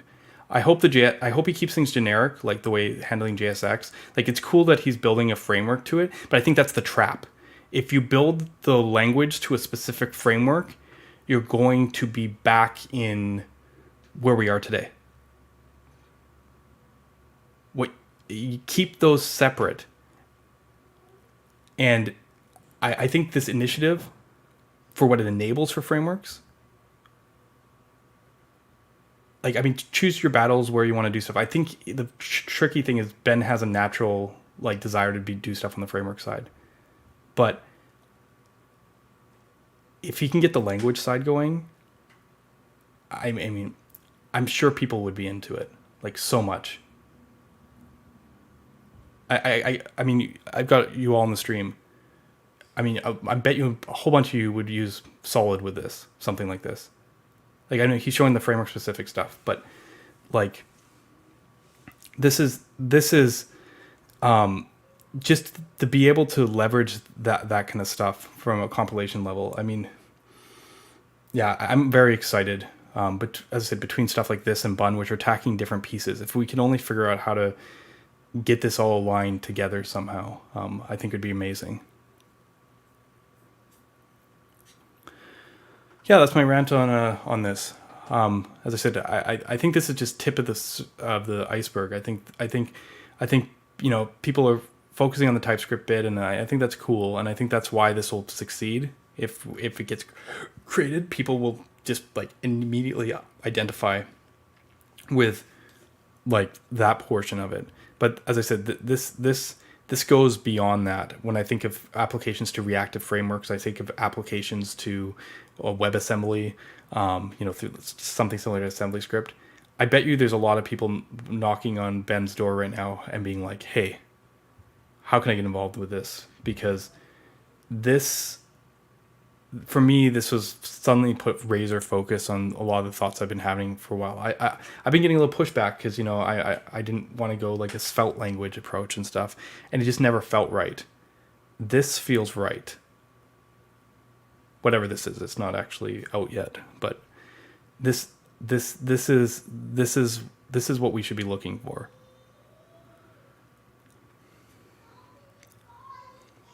How are we doing on time? I got about 25 minutes left, and I have one last topic, and I hope you all stick around for it, because I think this topic is still actually quite important, and it's something that's been on my mind more than even the technology, and I think we all have a kind of responsibility to talk about it a bit. I actually want to pull up a tweet right now because some people are talking about the content of the streams here, and you are all in the stream. And if you really want to learn about framework design, follow Ryan Carniato. This guy is a living university on the topic. And then what is it? University professor teaching me about the history and nitty gritty. So I've been getting a lot of comparisons. I mean, this is just two here, but it's the last few weeks I've been seeing it here, where I've been getting called like the professor, so to speak. And maybe that's a earned enough title. It could be my use of Excalidraw. Sorry, Theo, I did it first. But essentially, or the way we look into deep subjects here and talk about how they work. But it's kind of brought something to my attention, and we focus so much on this channel and stream about performance, about improving the web, looking at every technology out there. I just went on a spiel about how we need more of it, more innovation, more frameworks, more pushing of boundaries. And that's just the reality that I live in. I'm so close to this stuff. I love talking about it. I love teaching it. I love answering your questions. I love understanding, what really goes into how we can build for the future, the best, websites and web applications. But the web is a really wide and diverse place, and people coming with all different experience levels and different understanding of what it means, different backgrounds.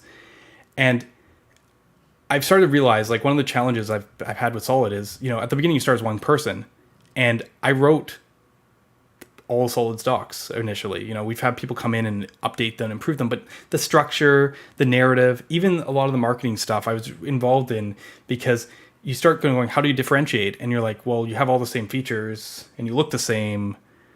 how do you find ways to, almost like if you do marketing, you go on thing, there's like buzzwords and keywords. The problem in in JavaScript frameworks is those buzzwords and those keywords are basically a lot of like technical jargon, because if you choose something more generic, it sounds like it's memeable. Like no one can say blazingly fast with a serious face anymore, right? Like on marketing side, you'd be like blazingly fast, blah blah blah blah, and you try and sell on some kind of value stuff. But Solid has every right to call itself blazingly fast. Next year, at some point, I'll probably try and take it back because it's been 5 years of being the fastest framework. I feel like at this point I can take blazingly fast back, but what I want to get at is that there's more, like, so you have memeable stuff on one side, and then you have like technical stuff on the other side, and nothing means anything. So you're trying to find it out. And ultimately what it's come down to, realization and stuff, I knew this all along, is you don't want the professor to write your docs, right? Professor can teach stuff, but you don't want the professor to be your entry page or write the docs. And it didn't become more clear to me till some incidents that happened this past week. Because I'm gonna throw something up here. We're gonna get audio switch to do this, but I just want to kind of I wasn't gonna bring this up at first because honestly, there was almost no overlap with our community. No one in Solid Discord, Twitter, or anything was talking about this topic, and then I realized that was kind of a terrible thing. It's sad. Like, on one hand, I could be like, oh, that's good. And you'll see when we talk about the comments and the sort of response to this video, I like, on one hand, I was like, oh, I'm glad that's not our community. But on the other hand, it's a complete miss if there's a whole group of JavaScript developers out there that don't see what we're doing because maybe the professor's docs turned them away before they even could do anything. Like, it just completely missed the point of what brought them to web dev. So I'm going to just switch this around again so hopefully everyone can hear it. And I'm going to switch back to screen sharing now. She did delete the tweet, but she didn't delete the TikTok. So it's fine. I feel bad because she got such bad feedback from it, and it was hard, and that's why they deleted the tweet. But the problem is the message is right. Like, she is 100% on in terms of the problem. I wouldn't consider myself a tech bro, which is maybe slightly offensive on that side, but maybe I am. Maybe we all are tech bros, and we should stop and think about it. So that's what I want to talk about here, because on one side, I can be like, can be like, okay, at least that wasn't us. But on the other side, like, how different does this get? I'm just going to play this for a second. You can see what I say. You can't speak to developers like that when they're trying to make an informed decision. Solid follows the same philosophy as React, immediately assuming that you know what philosophy React follows. Like, I don't know what philosophy React follows. So immediately you're alienating your audience who don't know React at this point, but they might be interested in Solid.js, right? And then with unidirectional data flow, like, number one, right now, why would I, like, maybe this is just me, why would I specifically pick a tool for specific unidirectional data flow? If you're going to get unidirectional data flow in there, tell me why, give me some context. Again, read-write segregation, immutable interfaces, like, tell me why this stuff is relevant. It, however, has a completely different implementation that forgoes using a virtual DOM. You've just thrown virtual DOM in there when you might not, again, alienating people who don't know what a virtual DOM is. This whole few sentences is just like, that's speaking tech bro. Sometimes when I say stuff like this, people might assume, oh, Panther hates solid.js. I don't. I'm just telling you that paragraph is one of the worst, inaccessible, alienating tech-bro things that I've ever read. I have to admit, when I saw this, I was like, I was like a little bit like, oh man, because it's a challenging thing, which we already talked about before, because of like the differentiation story. And I was like, my first impression was like, am I like, is this a common theme? Am I like, are we being signaled out? And so should I write a new JavaScript framework? Each week, around 300 blazing fast, game-changing, full-stack JavaScript frameworks are released into the developer ecosystem. They promise the discerning developer radical new approaches, life-affirming developer experiences, zero config, maximum config, all bells, no whistles, and the dopamine high of falling in love over and over again. Should you write a new JavaScript framework? The answer to this question is far beyond the scope of this post. Instead, I built a website. This website takes you on an inspiring journey through the essential concepts to consider when building your new JavaScript framework and gives you the confidence to finally make best framework.js and get in it. Start your journey here. Should I write a new JavaScript framework.lol? So, should I write a new JavaScript? And yeah, I mean, I have to admit, sorry, I just gotta fix my audio again.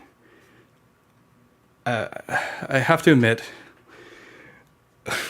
this was the second thing I saw. I was just like, okay, yeah, we're coming from very different places.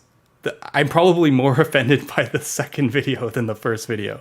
I get people think it's funny, but I am so past being funny after being like years of like. I could pull out the Hacker News stories and the Reddits and this like the criticism. We need this change. We need this innovation, and I understand it's a joke, but I was just like, okay, I need to stop and reflect and step back from this because like there's clearly a good message somewhere here, but it's like almost the antithesis of what I stand for. And I understand that's such a serious way to take it. Right? Like the problem is you're stuck between tech bro, I guess is what we're going to call the language, and like blazingly fast. Right? This shows the full spectrum. Say what you mean in 2 sentences. And I mean, this is probably why people hire marketing people. Like, it is very challenging, and this sort of kind of got me like thinking, okay, there's got to be a bigger picture point to consider here, because like while this tweet got like it's funny, this TikTok got 3,000 views. This one got 24,000 views. So clearly this is a more acceptable message to people, but it's the one that actually I have a harder time with. This one, I completely, the tech bro thing, I completely agree about the problem with our docs. And the sad thing is when I looked through the replies here, some of them are whatever, and most of them are kind of like neither here nor there. There's a lot of good stuff that I got where people are like, Solid is experimental software for React developers looking for better performance. Yeah, okay.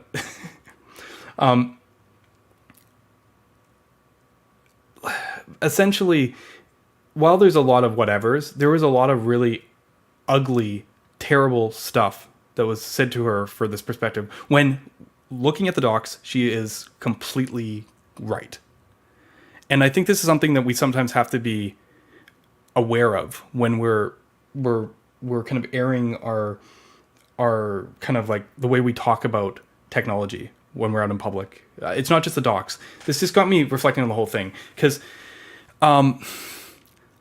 it'd be well, as I mentioned, this TikTok group here, and just from the stuff, like I can tell this isn't largely our community. I started picturing, like, what if this was dropped in our Discord? Like, what if this was dropped in our community? Would we be that different? Because one of the things is, I always say it, Solid and our community generally, we kind of gathered a bunch of know-it-alls. There, I've said it. This is just kind of goes with it. People who care about benchmark performance. We talk about these topics every week.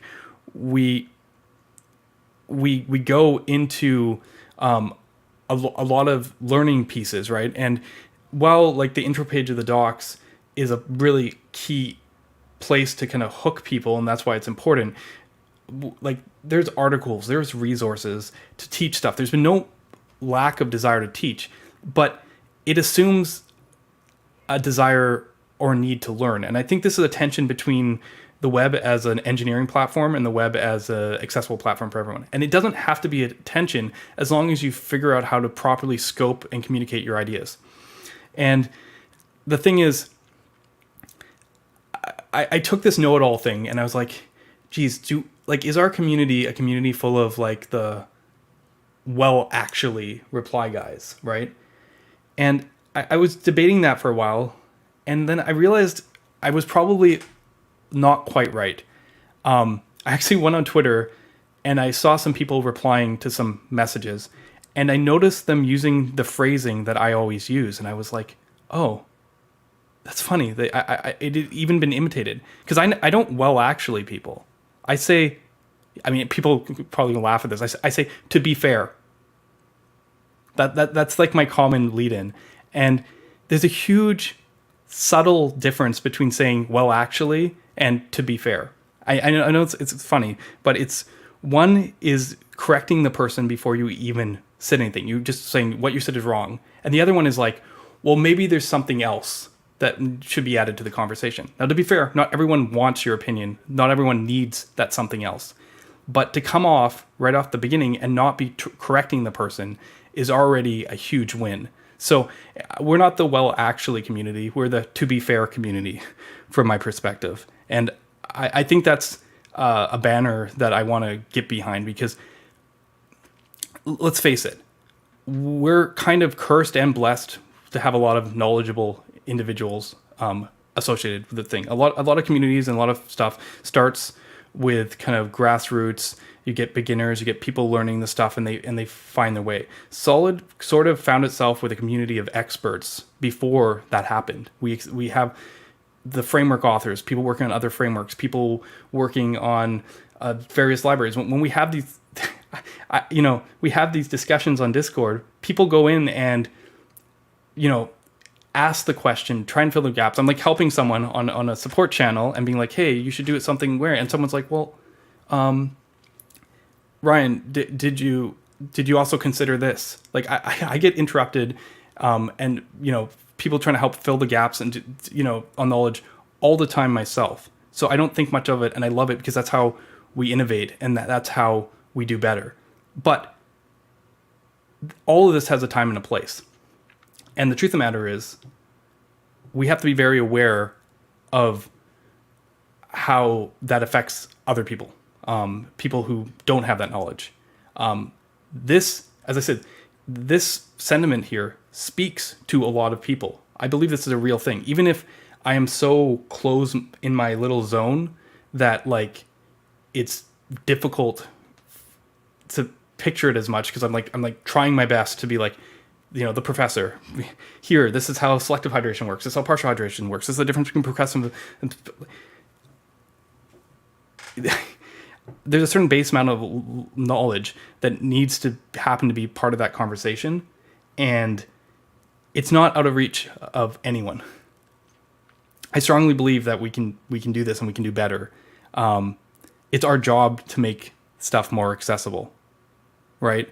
And this is part of that Docs initiative and the fellowship that we were talking about. And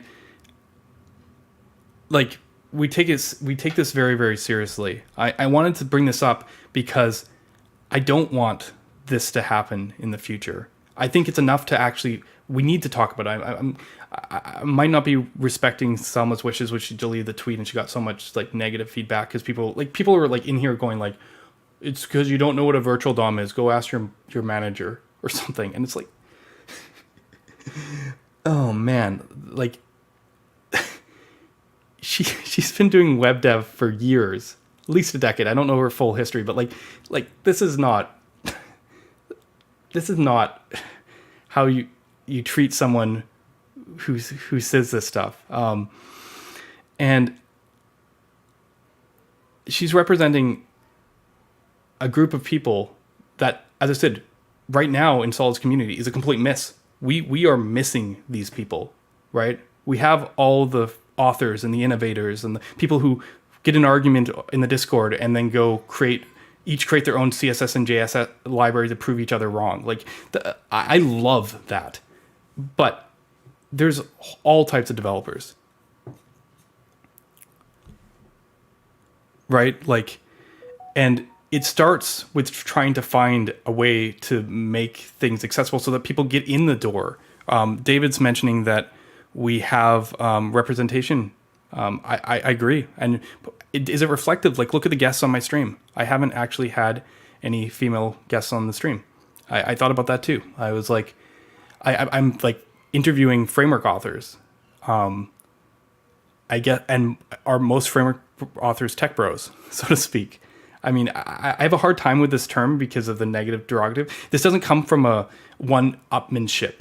It's not because the need to create JavaScript frameworks for like. I joined Twitter 2 years ago because I needed to talk about stuff, and it had gone to that point. It was not about a show-off thing. I legitimately built Solid by myself, not expecting anyone to ever use it. It comes from a place. So I'm going to tend to try and assume the best from people who are working on these projects, spending the time, giving, selflessly to open source. But someone pointed out to me that open source perhaps is a privilege. It's a definition of privilege because you already can do your work during your like day job, so to speak, and you found extra time to do that. It's like philanthropy, essentially. Like you're giving back to the community because you already have so much. So, yes, in a sense, there's a certain type of entitlement there, as much as it comes from a place, a place of pure desire for innovation and making things better. There's no separating that.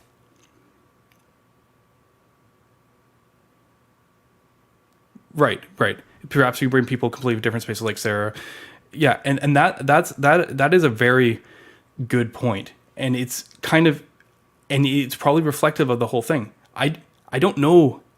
I know actually, accessibility is probably a fine topic I could do. I worked a lot with screen readers and I worked in education, but like there's certain areas where I actually don't know about the topics, and it wasn't because of as I say, gender bias or whatever. I just focus on topics that are very close to where I spend my time, right? And there's this long stigma, especially with also like a different Sarah Drasner, who did a lot of early stuff through CSS and stuff, like where I don't think it's interesting how the industry and how career growth and how positions and all this stuff kind of filters into where, different, I guess, successful women dev from a public perspective. Like, don't get me wrong, I've worked with incredible women developers doing the most technical stuff. Like just recently, even at eBay, like driving whole divisions in terms of like the engineering, in terms of getting micro front ends at eBay. And I've worked in companies with almost 50-50 equal diversity. And actually, what's one of the coolest things about working at Netlify is just how diverse and how how balanced from a diversity standpoint the whole company is. but yeah, this is something that I'm definitely reflecting on, and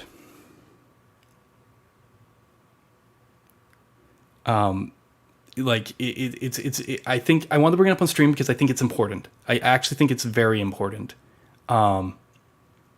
Even if like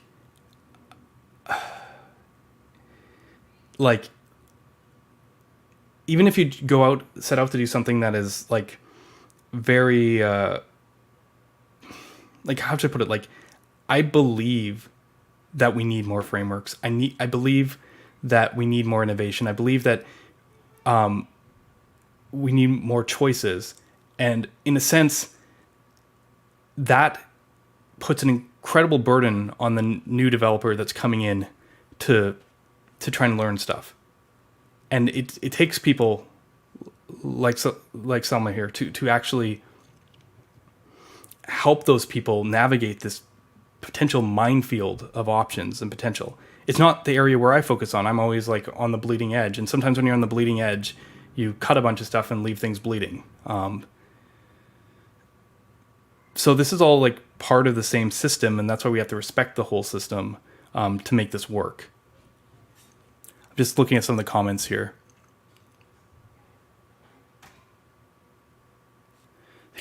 The kind of people who join Solid are absolute nerds because the right career and business move at the moment is to go with React. Yeah. I mean, it's funny. Like, it's kind of crazy how many people might actually get value from that paragraph that she read. Like, it's funny. Like for me, like obviously, when I talk, like if I went to a framework and they just gave me that summary right off the front, and I was like, oh, okay, I get it, and I like that answered the whole thing for me. I understand that's not everyone, but like I talk about it a lot. I think the philosophy of frameworks is actually more important than the implementation because that gives you a bigger indicator where things are going. Features are not it. I was actually working, talking to someone a bit about, this approach of how to choose a framework for someone. And I was like, I wonder if we should just Myers-Briggs it. If you're not familiar, that's like the personality test because like essentially there is so many aspects of it that are not on the technical, but more on like the, like, how you feel about things, like in like aesthetics and like values on like explicit versus implicit, your tolerance for tedious repetitive work and boilerplate. Like there's so many pieces that I feel like you could probably come up with a crazy question matrix and then like go, this is the framework for you, and not even be talking about the technology. So yes, we got all the nerds here, so to speak, because and it's natural. But where this community of nerds goes from here is up to us. Yeah,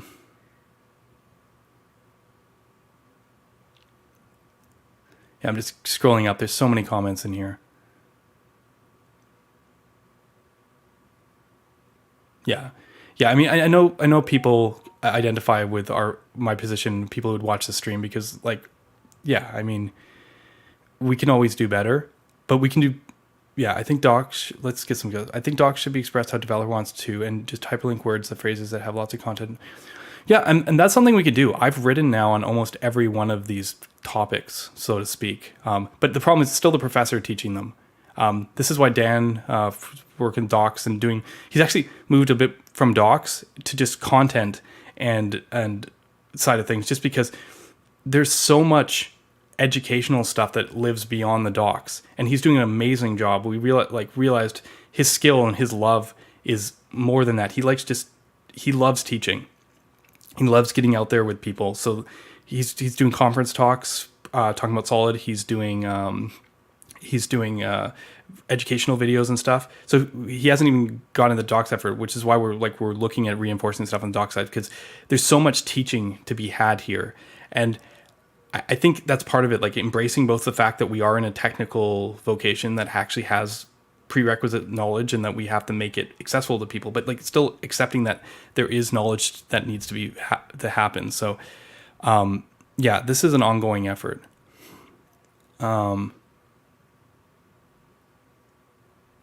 Let's see here.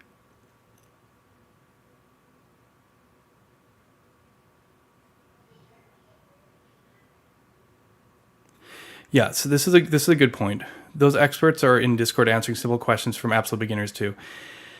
Yeah, I know. I sometimes try and get in there and try and help lead by example. At times, it's challenging. It's better to have an answer in the most part than having no answer. But I sometimes worry that we confuse people. It comes so honestly.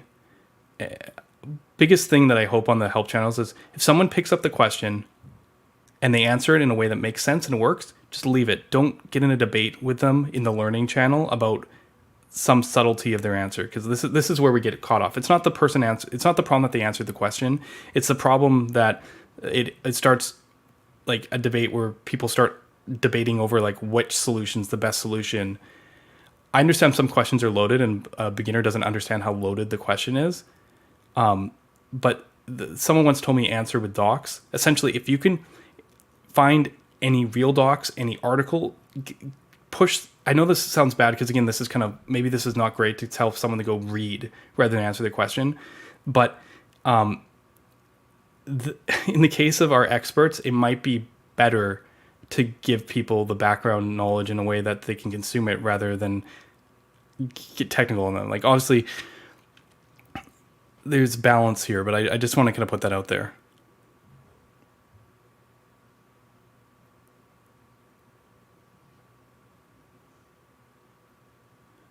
Let's see here.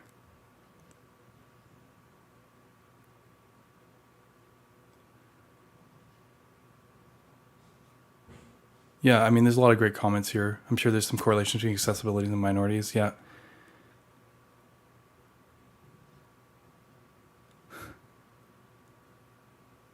Yeah, I mean, we put the new docs effort in place like almost a year ago, but you have to like, it's just in such incredible effort. And as I mentioned, Dan starts writing stuff, and the next thing you know, like stuff comes up, and he's making a video for it. Like, and then he's talking at a conference about it. Like, we need to keep focus. And Solid Start actually needs docs desperately right now, and like it's hard to keep up with the innovation, so to speak.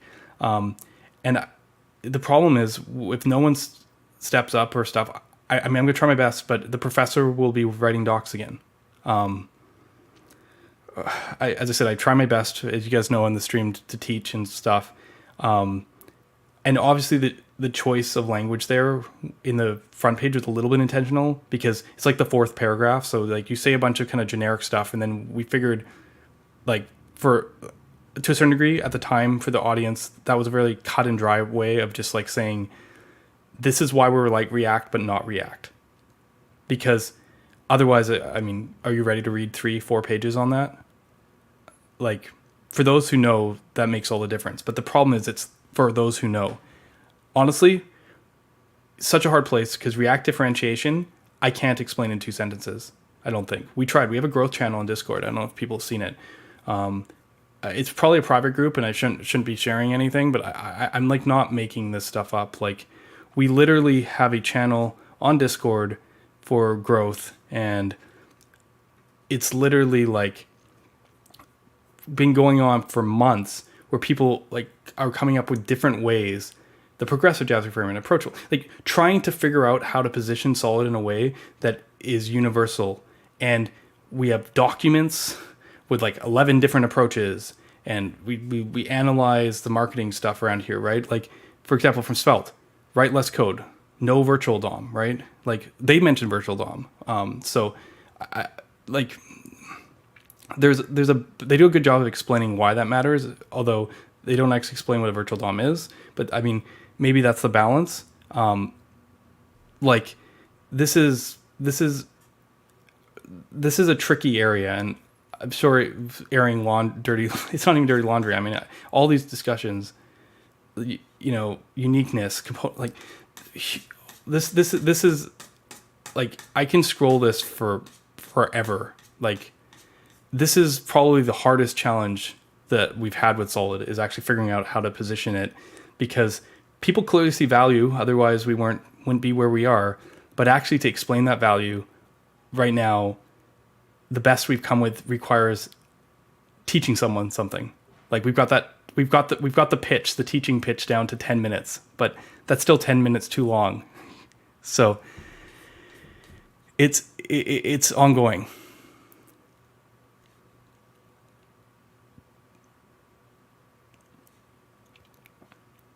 Right. I'm talking about big effort. I'm not even talking about the translation and internationalization effort. I think Solid's current docs that I wrote are now translated into 17 languages. Like, this is just, and they're not even that complicated.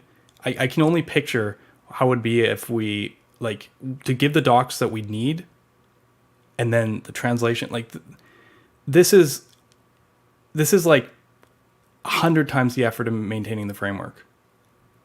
I kid you not. I know people have kind of been talking about this, like, it took me 6 weeks or 6 to 8 weeks to write the original docs. Like, the amount of work people put in since then, this is exponential. People go to the flame graph and Solid and they're like, mostly a single contributor. And I'm like, go to the docs site.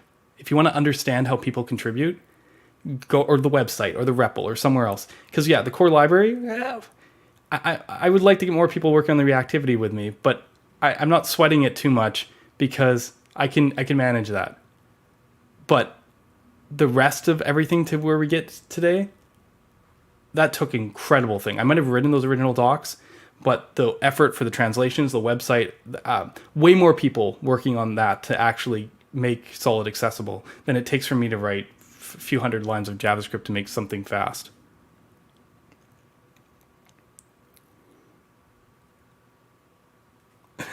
Now you're a bro. Yeah, this is what happens. You watch my stream and you become a tech bro. We'll make everyone tech bros. No, I don't know. It has a negative connotation. And my understanding of what, like, the tech bro connotation is, I don't think that's our community. And I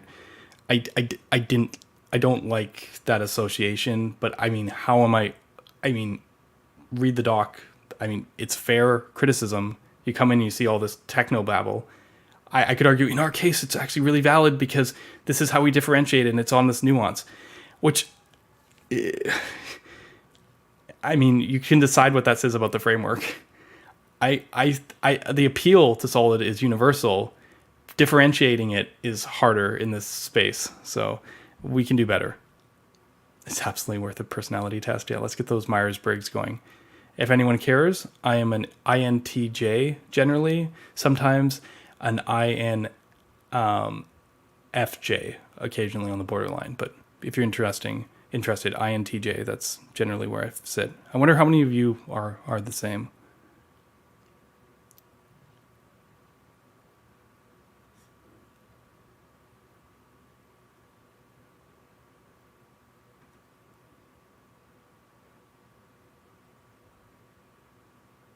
Yeah, I think the stuff we were talking with Taylor, the bar has rises. The bar has risen. The web is so miraculously powerful that its requirements shift with us. Like, it's the ever evolving software. It's the thing that never ends. Innovation here ends, and I'm sorry about the JavaScript fatigue, but I think people are starting to get it now.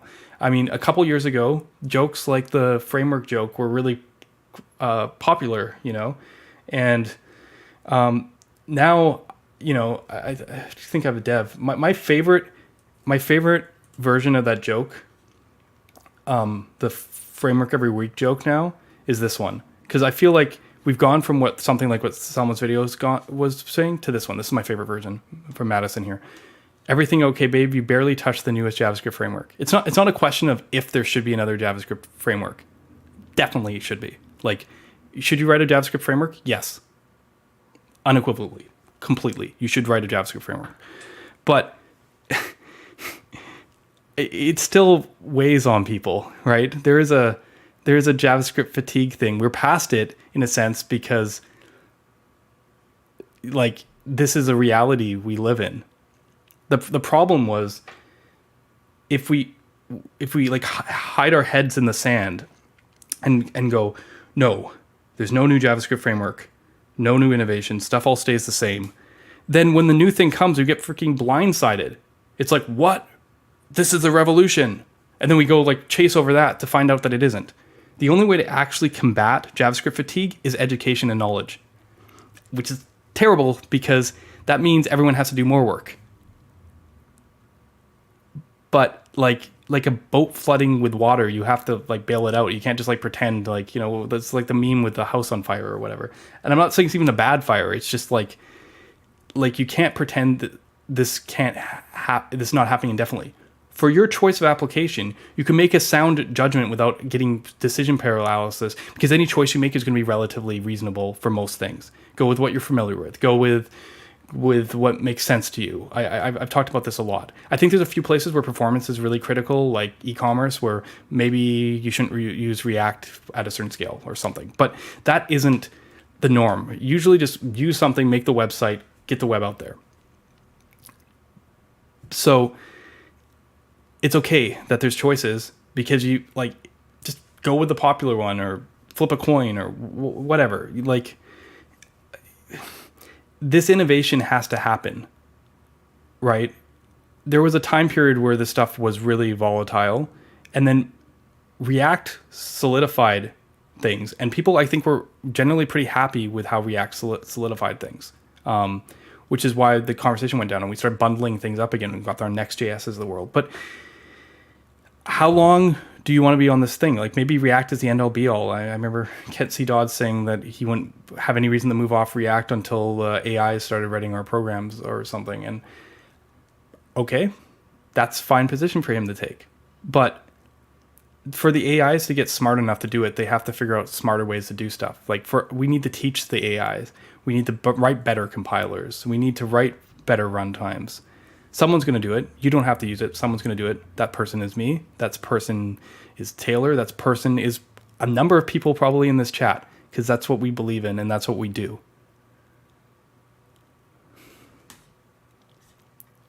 Let's see.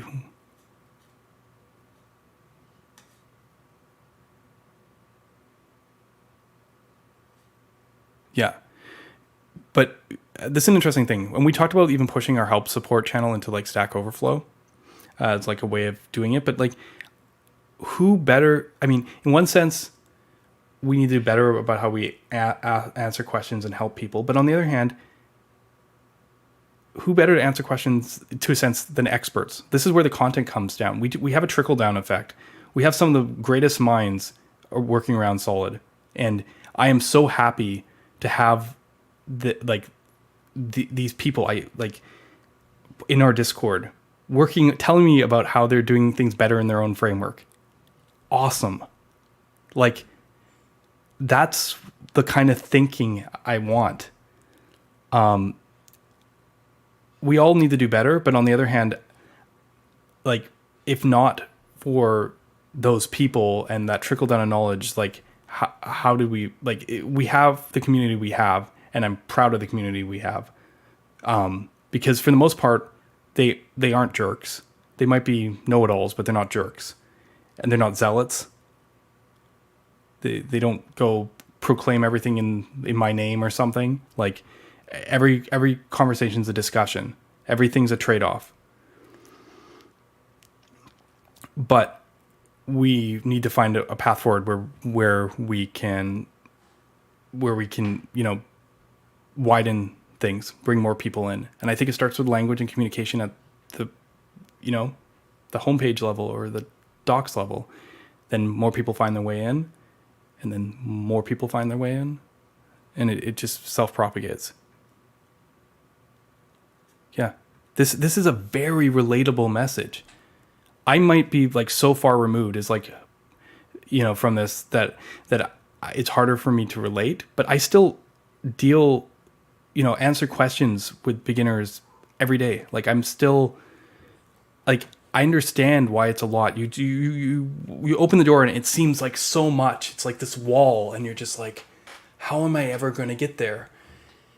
And then the answer is just build something. But that's still intimidating. You don't know what questions to even ask.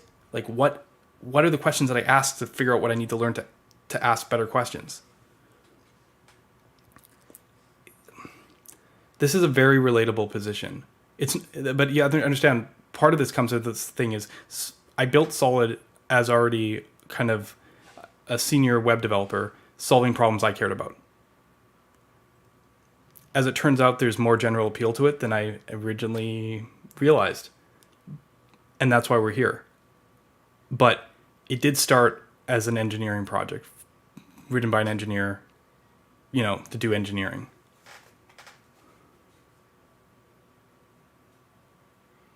Yeah, I mean, Tech Bro feels, because there's negative connotation. Another one that comes up a lot is gatekeeping. I've been called a gatekeeper once before. It hasn't happened in a very long time. Because I made a comment. I was like, most Svelte devs don't realize that what they're using isn't actual JavaScript. And I think that discrepancy is actually really potentially long-term harmful, because like it's, like there should be some kind of base knowledge there. And they're like, well, that's gatekeeping. And I'm like, well, no, it's tools of the trade. But like, there's an argument to be made there. Like, there's such a thing as unintentional gatekeeping. I find this very hard, though, as I said, is in a technical field, because like there is knowledge. These terms aren't just jargon for the sake of jargon. Like, I wrote an article. Let's see if I can find it here. Probably. I wrote an article earlier this year called "Patterns for Building JavaScript Websites in 2022." And this article is freaking full of jargon. It is covered with jargon. I try and explain everything, link articles, do a whole bunch of stuff like resources, put them in a comparative table. But every part of this is jargon. And it's because that is the best way to condense the knowledge and the learning put here. Look, again, references, reading materials. Like, there is so much knowledge in this space. I even have, at the end of this, I have a table of explaining what every acronym means, because there are way too many 3-letter acronyms in here. So like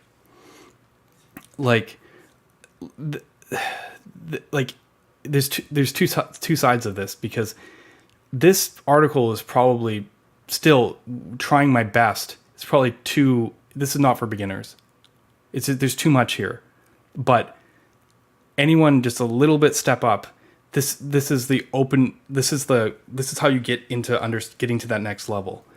And yeah, I mean, if I didn't have the acronyms and I like had to explain every topic, this would be like 20, 30, 40, 50 articles. Like, there's such a wealth of web dev, and this is all about being able to make that decisions. Ultimately, this came down to, how can I find, what did I use? I used holotypes.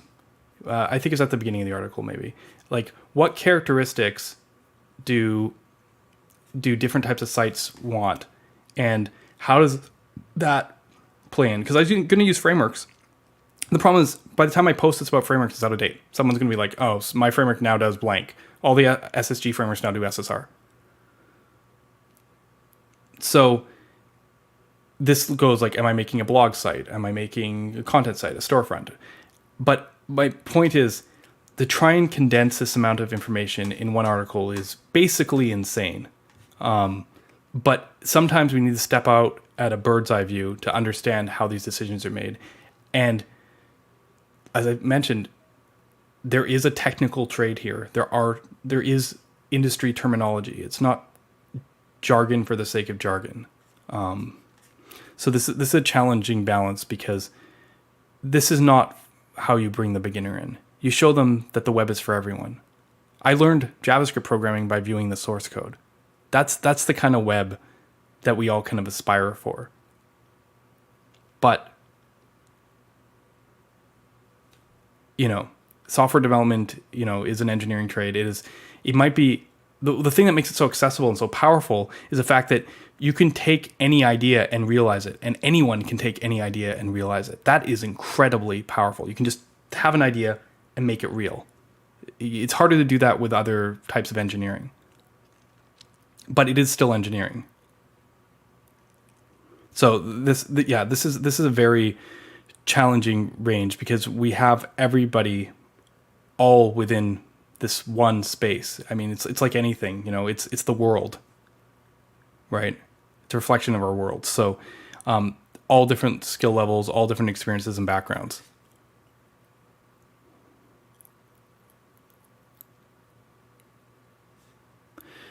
I would love to see this explain it like on 5 Solid stream. Dan has done some stuff, but like, yeah, I mean, this is what I want to see. This is the hardest thing. I saw this study once with people having different levels. Like they categorized levels of mastering a subject from 1 to 5, and they like showed that putting the level 1 with the level 5 was not really helpful, because by the time like level 1 is like, here are rules you must follow. Level 5, everything is like intuitive, and somewhere in the middle, you go from rules to guidelines to best practices, eventually until it's a feeling. It's like level 5, because nothing is so cut and dry, but it should be so cut and dry for someone learning. So I am the worst person to do the explain it like a 5. I've been doing reactive programming for 12 years in JavaScript frameworks. This is, it was a funny thing in that dependency array discussion there, when I was talking about explicit dependencies and stuff. And I was like, yeah, I was doing that for a few years before I started Solid. And it occurred to me, most people have only been doing dependency arrays in React for a few years, because hooks have only been around for 4 years. That was me like, I don't know, 7-8 years ago. So, sometimes you just find yourself in a lucky spot where you just have some weird experience that other people don't have. But it also means that I am no longer the best person to do this. Which is why it's such a fresh air when you have like Dan doing intro Solid stuff to complement, the professor over here. Yeah. Our experts are helping, not correcting. That's my hope, and that's what I've witnessed. It's still intimidating for people. We've had people definitely come into our community and be like, I don't know if this is for me, and it makes me sad every time I see that, because like, I don't see malintent. I just see like people who are really passionate about this stuff and really trying to do their best to help, and they help me immensely. So yeah. Who's leading the Solid Start effort? Myself and Nikhil. We're bringing more people on, but this is the thing, as I mentioned before, if we don't do it, no, this is the thing with open source. Like, it's all volunteers and community. We will rally people, we'll get work and stuff, but someone has to lead the effort. And like, if people aren't available or whatever, and stuff still has to go down, you end up doing a lot of stuff yourself, and that's just the reality of it. So, but people come on in the second pass. But the challenge really is, we need to have the right offset from the beginning. This is why we desperately need help with docs, because as I said, we'll try to do our best.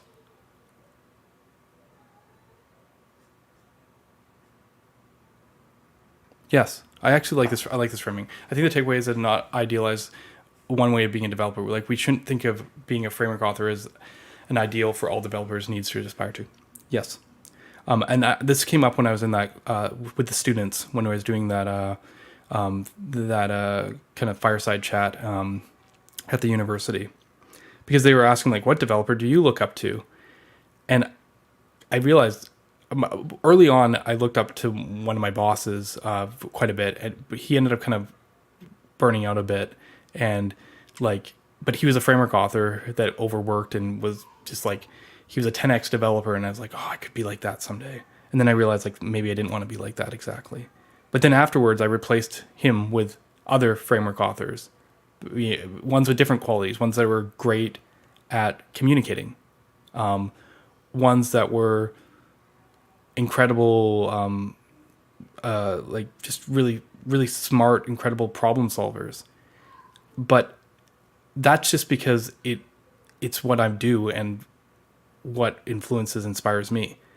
There's so many amazing people doing amazing things in the web that aren't like that, and like easily deserve same kind of inspiration, and they are inspirations to people. So yes, I love that. This is a very good takeaway. Dan has a stream. I could probably find that. He also, if you ever go on the Solid YouTube channel, he those videos are pretty much all him, all the Solid stuff. He does like shorts for Twitter too sometimes, but like he's got a stream called Breaking Down the Web on Twitch.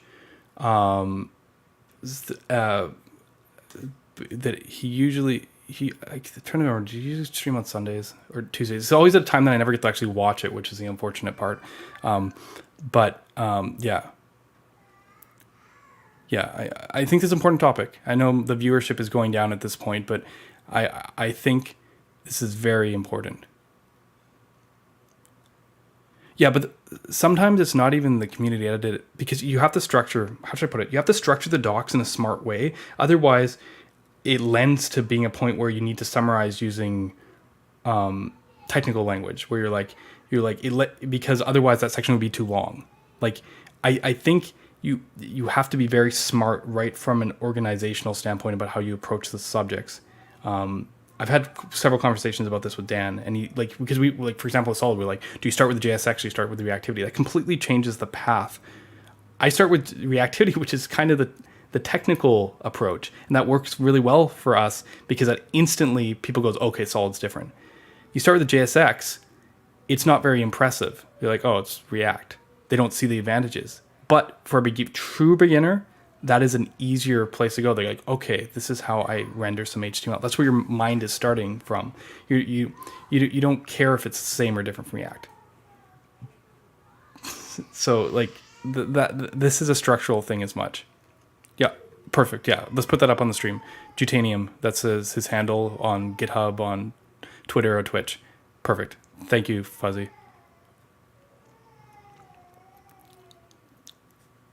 Yeah. For that, we could definitely do that. To be fair, that I think that copy is from our homepage. Where is it? Is it just the top level?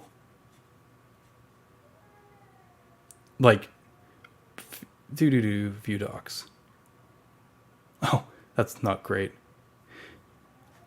That didn't go to the right place. Why am I in the API reference? That should have taken us to the Get Started section, maybe Learn Solid. That should take us to Learn Solid, I'm pretty sure. Because we actually, there is a link right there, and we talk about our philosophies and stuff. Again, this stuff is probably esoteric for most people, but it's like what I believe and what we believe. Simple's better than easy. I talk about read-write segregation. But, I mean, this can be definitely elaborated on. Probably not right away because it's technical, right? But they didn't bring it up. We brought up the VDOM because we need to bring out a differentiator. Yeah, I mean, as I said, let's take Blazingly Fast back. yeah. This is you can't go that way. Like, there is a balance here. And even when you try and generalize, like if you look at our growth channel, we said stuff like this. The thing is, like, what does that mean? It's tricky, right? You have to accept that there's a certain amount of marketees that you need. I mean, here's a problem. Dave kind of comes in with some really good ideas, and then he's like, and then I'm like, yeah, I don't know if I'm comfortable with that. I'm part of the reason, if you've ever looked at our like simple performant reactive thing. We used to have like something really, really simple to like something like this whole something for building user interfaces and stuff. I didn't want to push things too far. I just wanted to like keep the message simple because it's too much. Yeah, it's very challenging.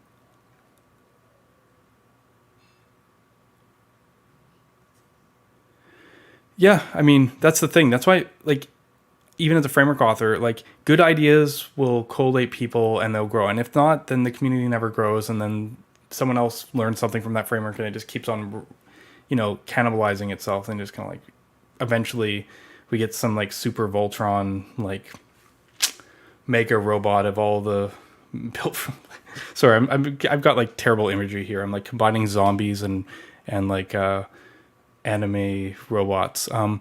Forget that. But you know what I mean? This all kind of builds together to be the foundation of the next thing. And if something doesn't catch as well, then maybe the next thing will. Bruh. It's not in my lingo. I was the kind of kid who, I think it's true. A lot of nerdy kids, like I didn't really watch sports, or I wasn't really into cars as a kid. I felt like the strong masculine identity was really awkward. It made me uncomfortable. It's funny because my dad isn't like that at all. Like he's not like the man's man either. It just, I never felt comfortable with it. And bro culture in general, college, like that, just not me. It's years out now, but it's, yeah. Yeah. Yeah. Yeah. I feel like that stuff has changed over time. Right. Like I've found myself more of an extrovert perhaps, but maybe that's not how it is. And maybe it's just, yeah, I don't know.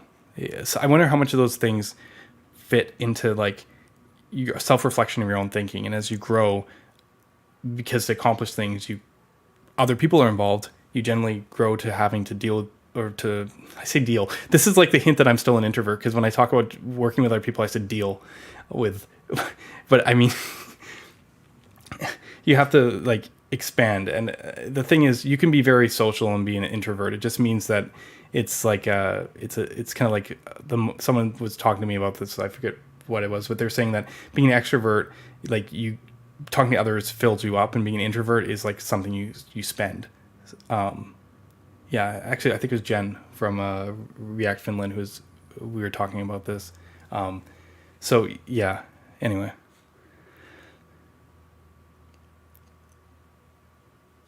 Yep. Yeah. It's easy to do because it's like this in any professional or technical field, or even community field. I played Magic the Gathering, as some of you know, and we had our own language completely, right? Funny things like, some of them are obvious from game mechanics, like mana screw, probably fairly easy to say. But there's terms for different types of plays, and like just things like some things we borrowed from other games, like cantrip and whatnot. But there's a whole language behind any kind of community, even if you ignore the fact that there is like a technical reason for it. It's because specific language makes it easier to communicate certain ideas. You can carry nuance without like going this, but this. Like, so instead of every time having to say something, but like add a 10 word sentence to clarify, you can just go blank and people like who know are just like, oh yeah. So yeah, it's interesting. Yeah. So the question is it my position to tell people that problems are harder than they think it is? I kind of hope they find it on themselves. I don't need people to come and use Solid until like when people are ready, they'll come and use Solid. But that doesn't change the fact that we like being ready could be my first framework. And I heard Solid has a really good mentality towards how to build web apps.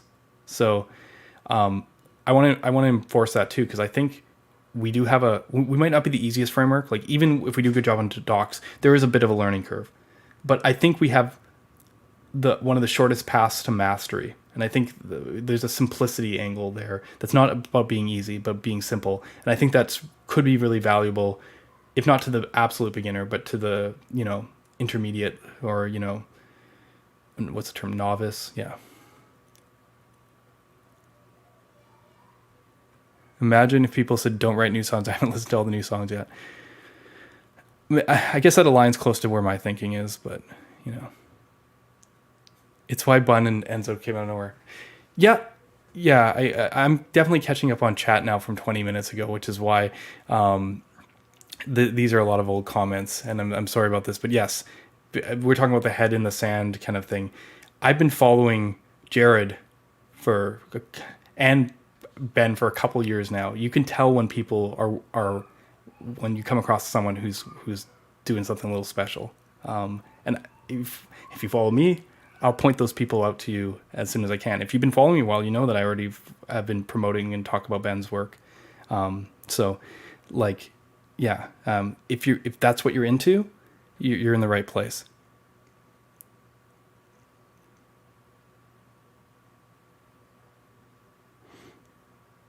Yeah, I'm just reading through. There's just so many great comments here. Yeah, it is often harder to find the intermediate or advanced concept stuff. You can find the beginner stuff. People talk about regurgitating the docs and stuff. There is a ton out there for popular solutions. You just go out there and go like React. There's like endless supply. We also need more of that in Solid, but that's not going to happen right away. Not until people can make their living off of it and stuff. But it's starting to happen. We're finding people coming up with new and simpler ways to describe what we're doing.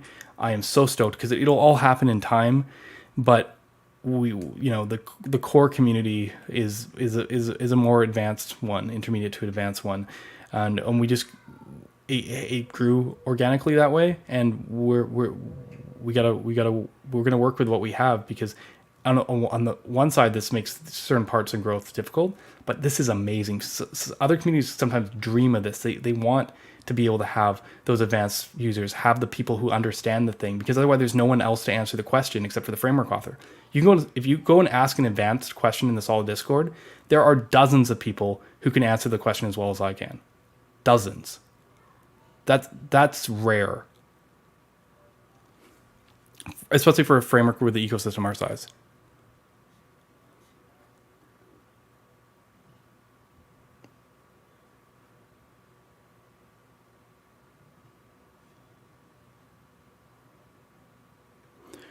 Right now, you have extras saying, I made this a bit faster. You should make Solid do that. You need people saying, I have this problem to solve it and have so. The problem is, like, every solution solves most problems. So it's like, the difference is a nuanced thing. But on the flip side, I do think that is important.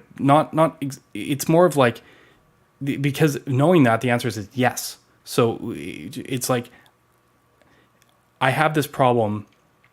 How do I solve it with Solid? I think that's, like, I agree with the alignment. I just want to point out that, like, this, there is a bit of everything does everything, but maybe some do it better than others, and maybe that better doesn't matter to every single user. They're here because they already think that the potential of doing it is better, right? That they wouldn't be in the forum or the Discord if somewhere they hadn't heard that Solid does this thing better. So that we're past that step. Now we just got to help them build what they're going to build.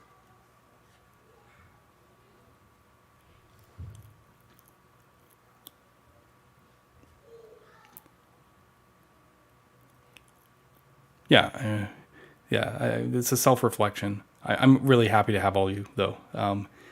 Like, as I was telling someone recently who was having some challenges with our community because they felt like they were worried about this inclusivity, and I was like, on one hand, I completely agree. This is why this topic's been on my mind so much recently. But then on the other hand, I'm like they're exactly like who I like. They're like, they help me so much, being able to kind of push these ideas forward, and like, it's, yeah, I don't know. It's like every person in the community makes a big difference from my perspective.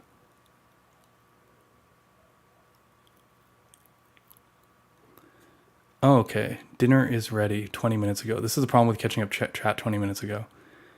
Okay, so let's see if we can get through this. This is the thing. I knew that this was a big topic, and I probably left it too late in the stream, but there was so much good stuff today. Taylor's story is incredible. There were so many important releases, and this community thing is so important, and they all came up at the same time, and I couldn't push any of them back a week.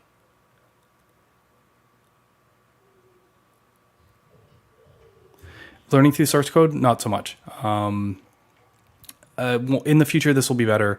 Right now, that part, especially on the core, is about optimization. And people have been trying to go in and document and make it better. And I said, just don't bother. We're going to be working on stuff for 2.0. That's when we get the chance. Because what's happening in 2.0 is we got a working group. So I bring more people in, and we're talking about reactivity. And I've made kind of breakout groups where we kind of go and do experiments. And this is already running.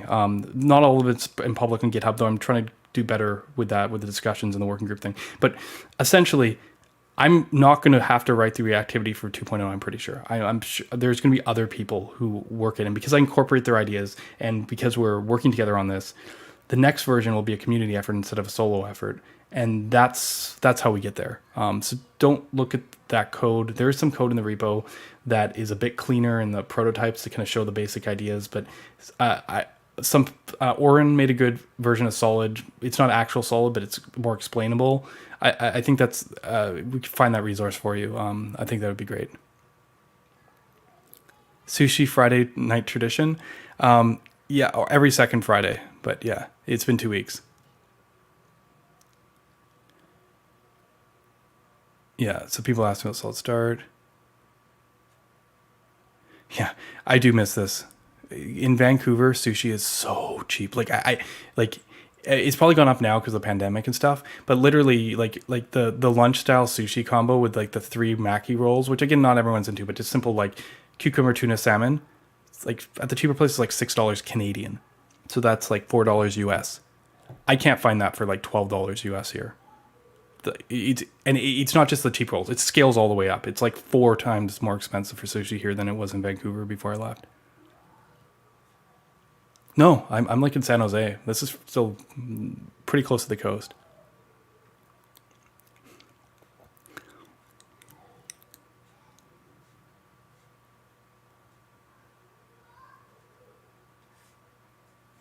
For beginners, I think the past. I mean, this is probably good advice, but there is a question. People do want to come in and be like, "Hey, can I learn Solid Straight?" And libraries, I don't think are a limiting factor so much. We're gonna have actually AG Grid releases coming up in a couple weeks, and we're gonna have the guy from AG Grid, Neil, on stream, and we're gonna talk about AG Grid. I think the library stuff, and like we have like material component libraries. I think that stuff's heating up. The job market, though, is a very good incentive of not starting with Solid.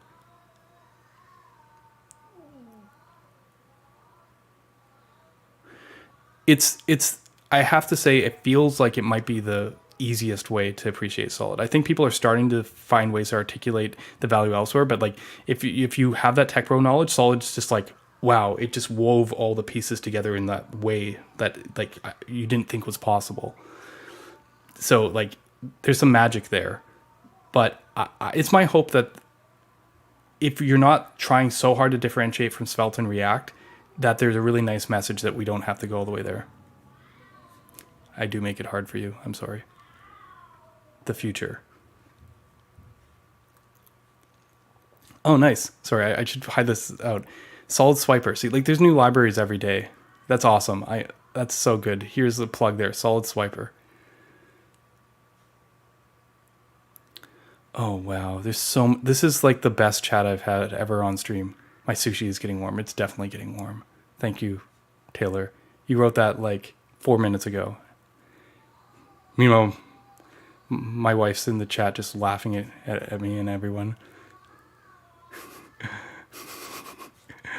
All right, we're going to wrap up pretty quick here because it's been like 20 minutes. Maybe he'll learn. No, he won't. All right, eat all the sushi anyway, so I'm principal. I'm halfway through almost. You all are great. We're going to end the stream here because, yes, I do want to eat my sushi. Thank you all for joining me and those who stayed all the way till the end because I know it was a long stream today and heavy topics. But yeah, I mean, every stream's a little different. Every experience is a little different. I am so stoked about, having the opportunity to talk about all of the things today. And next week, I don't know, even more exciting.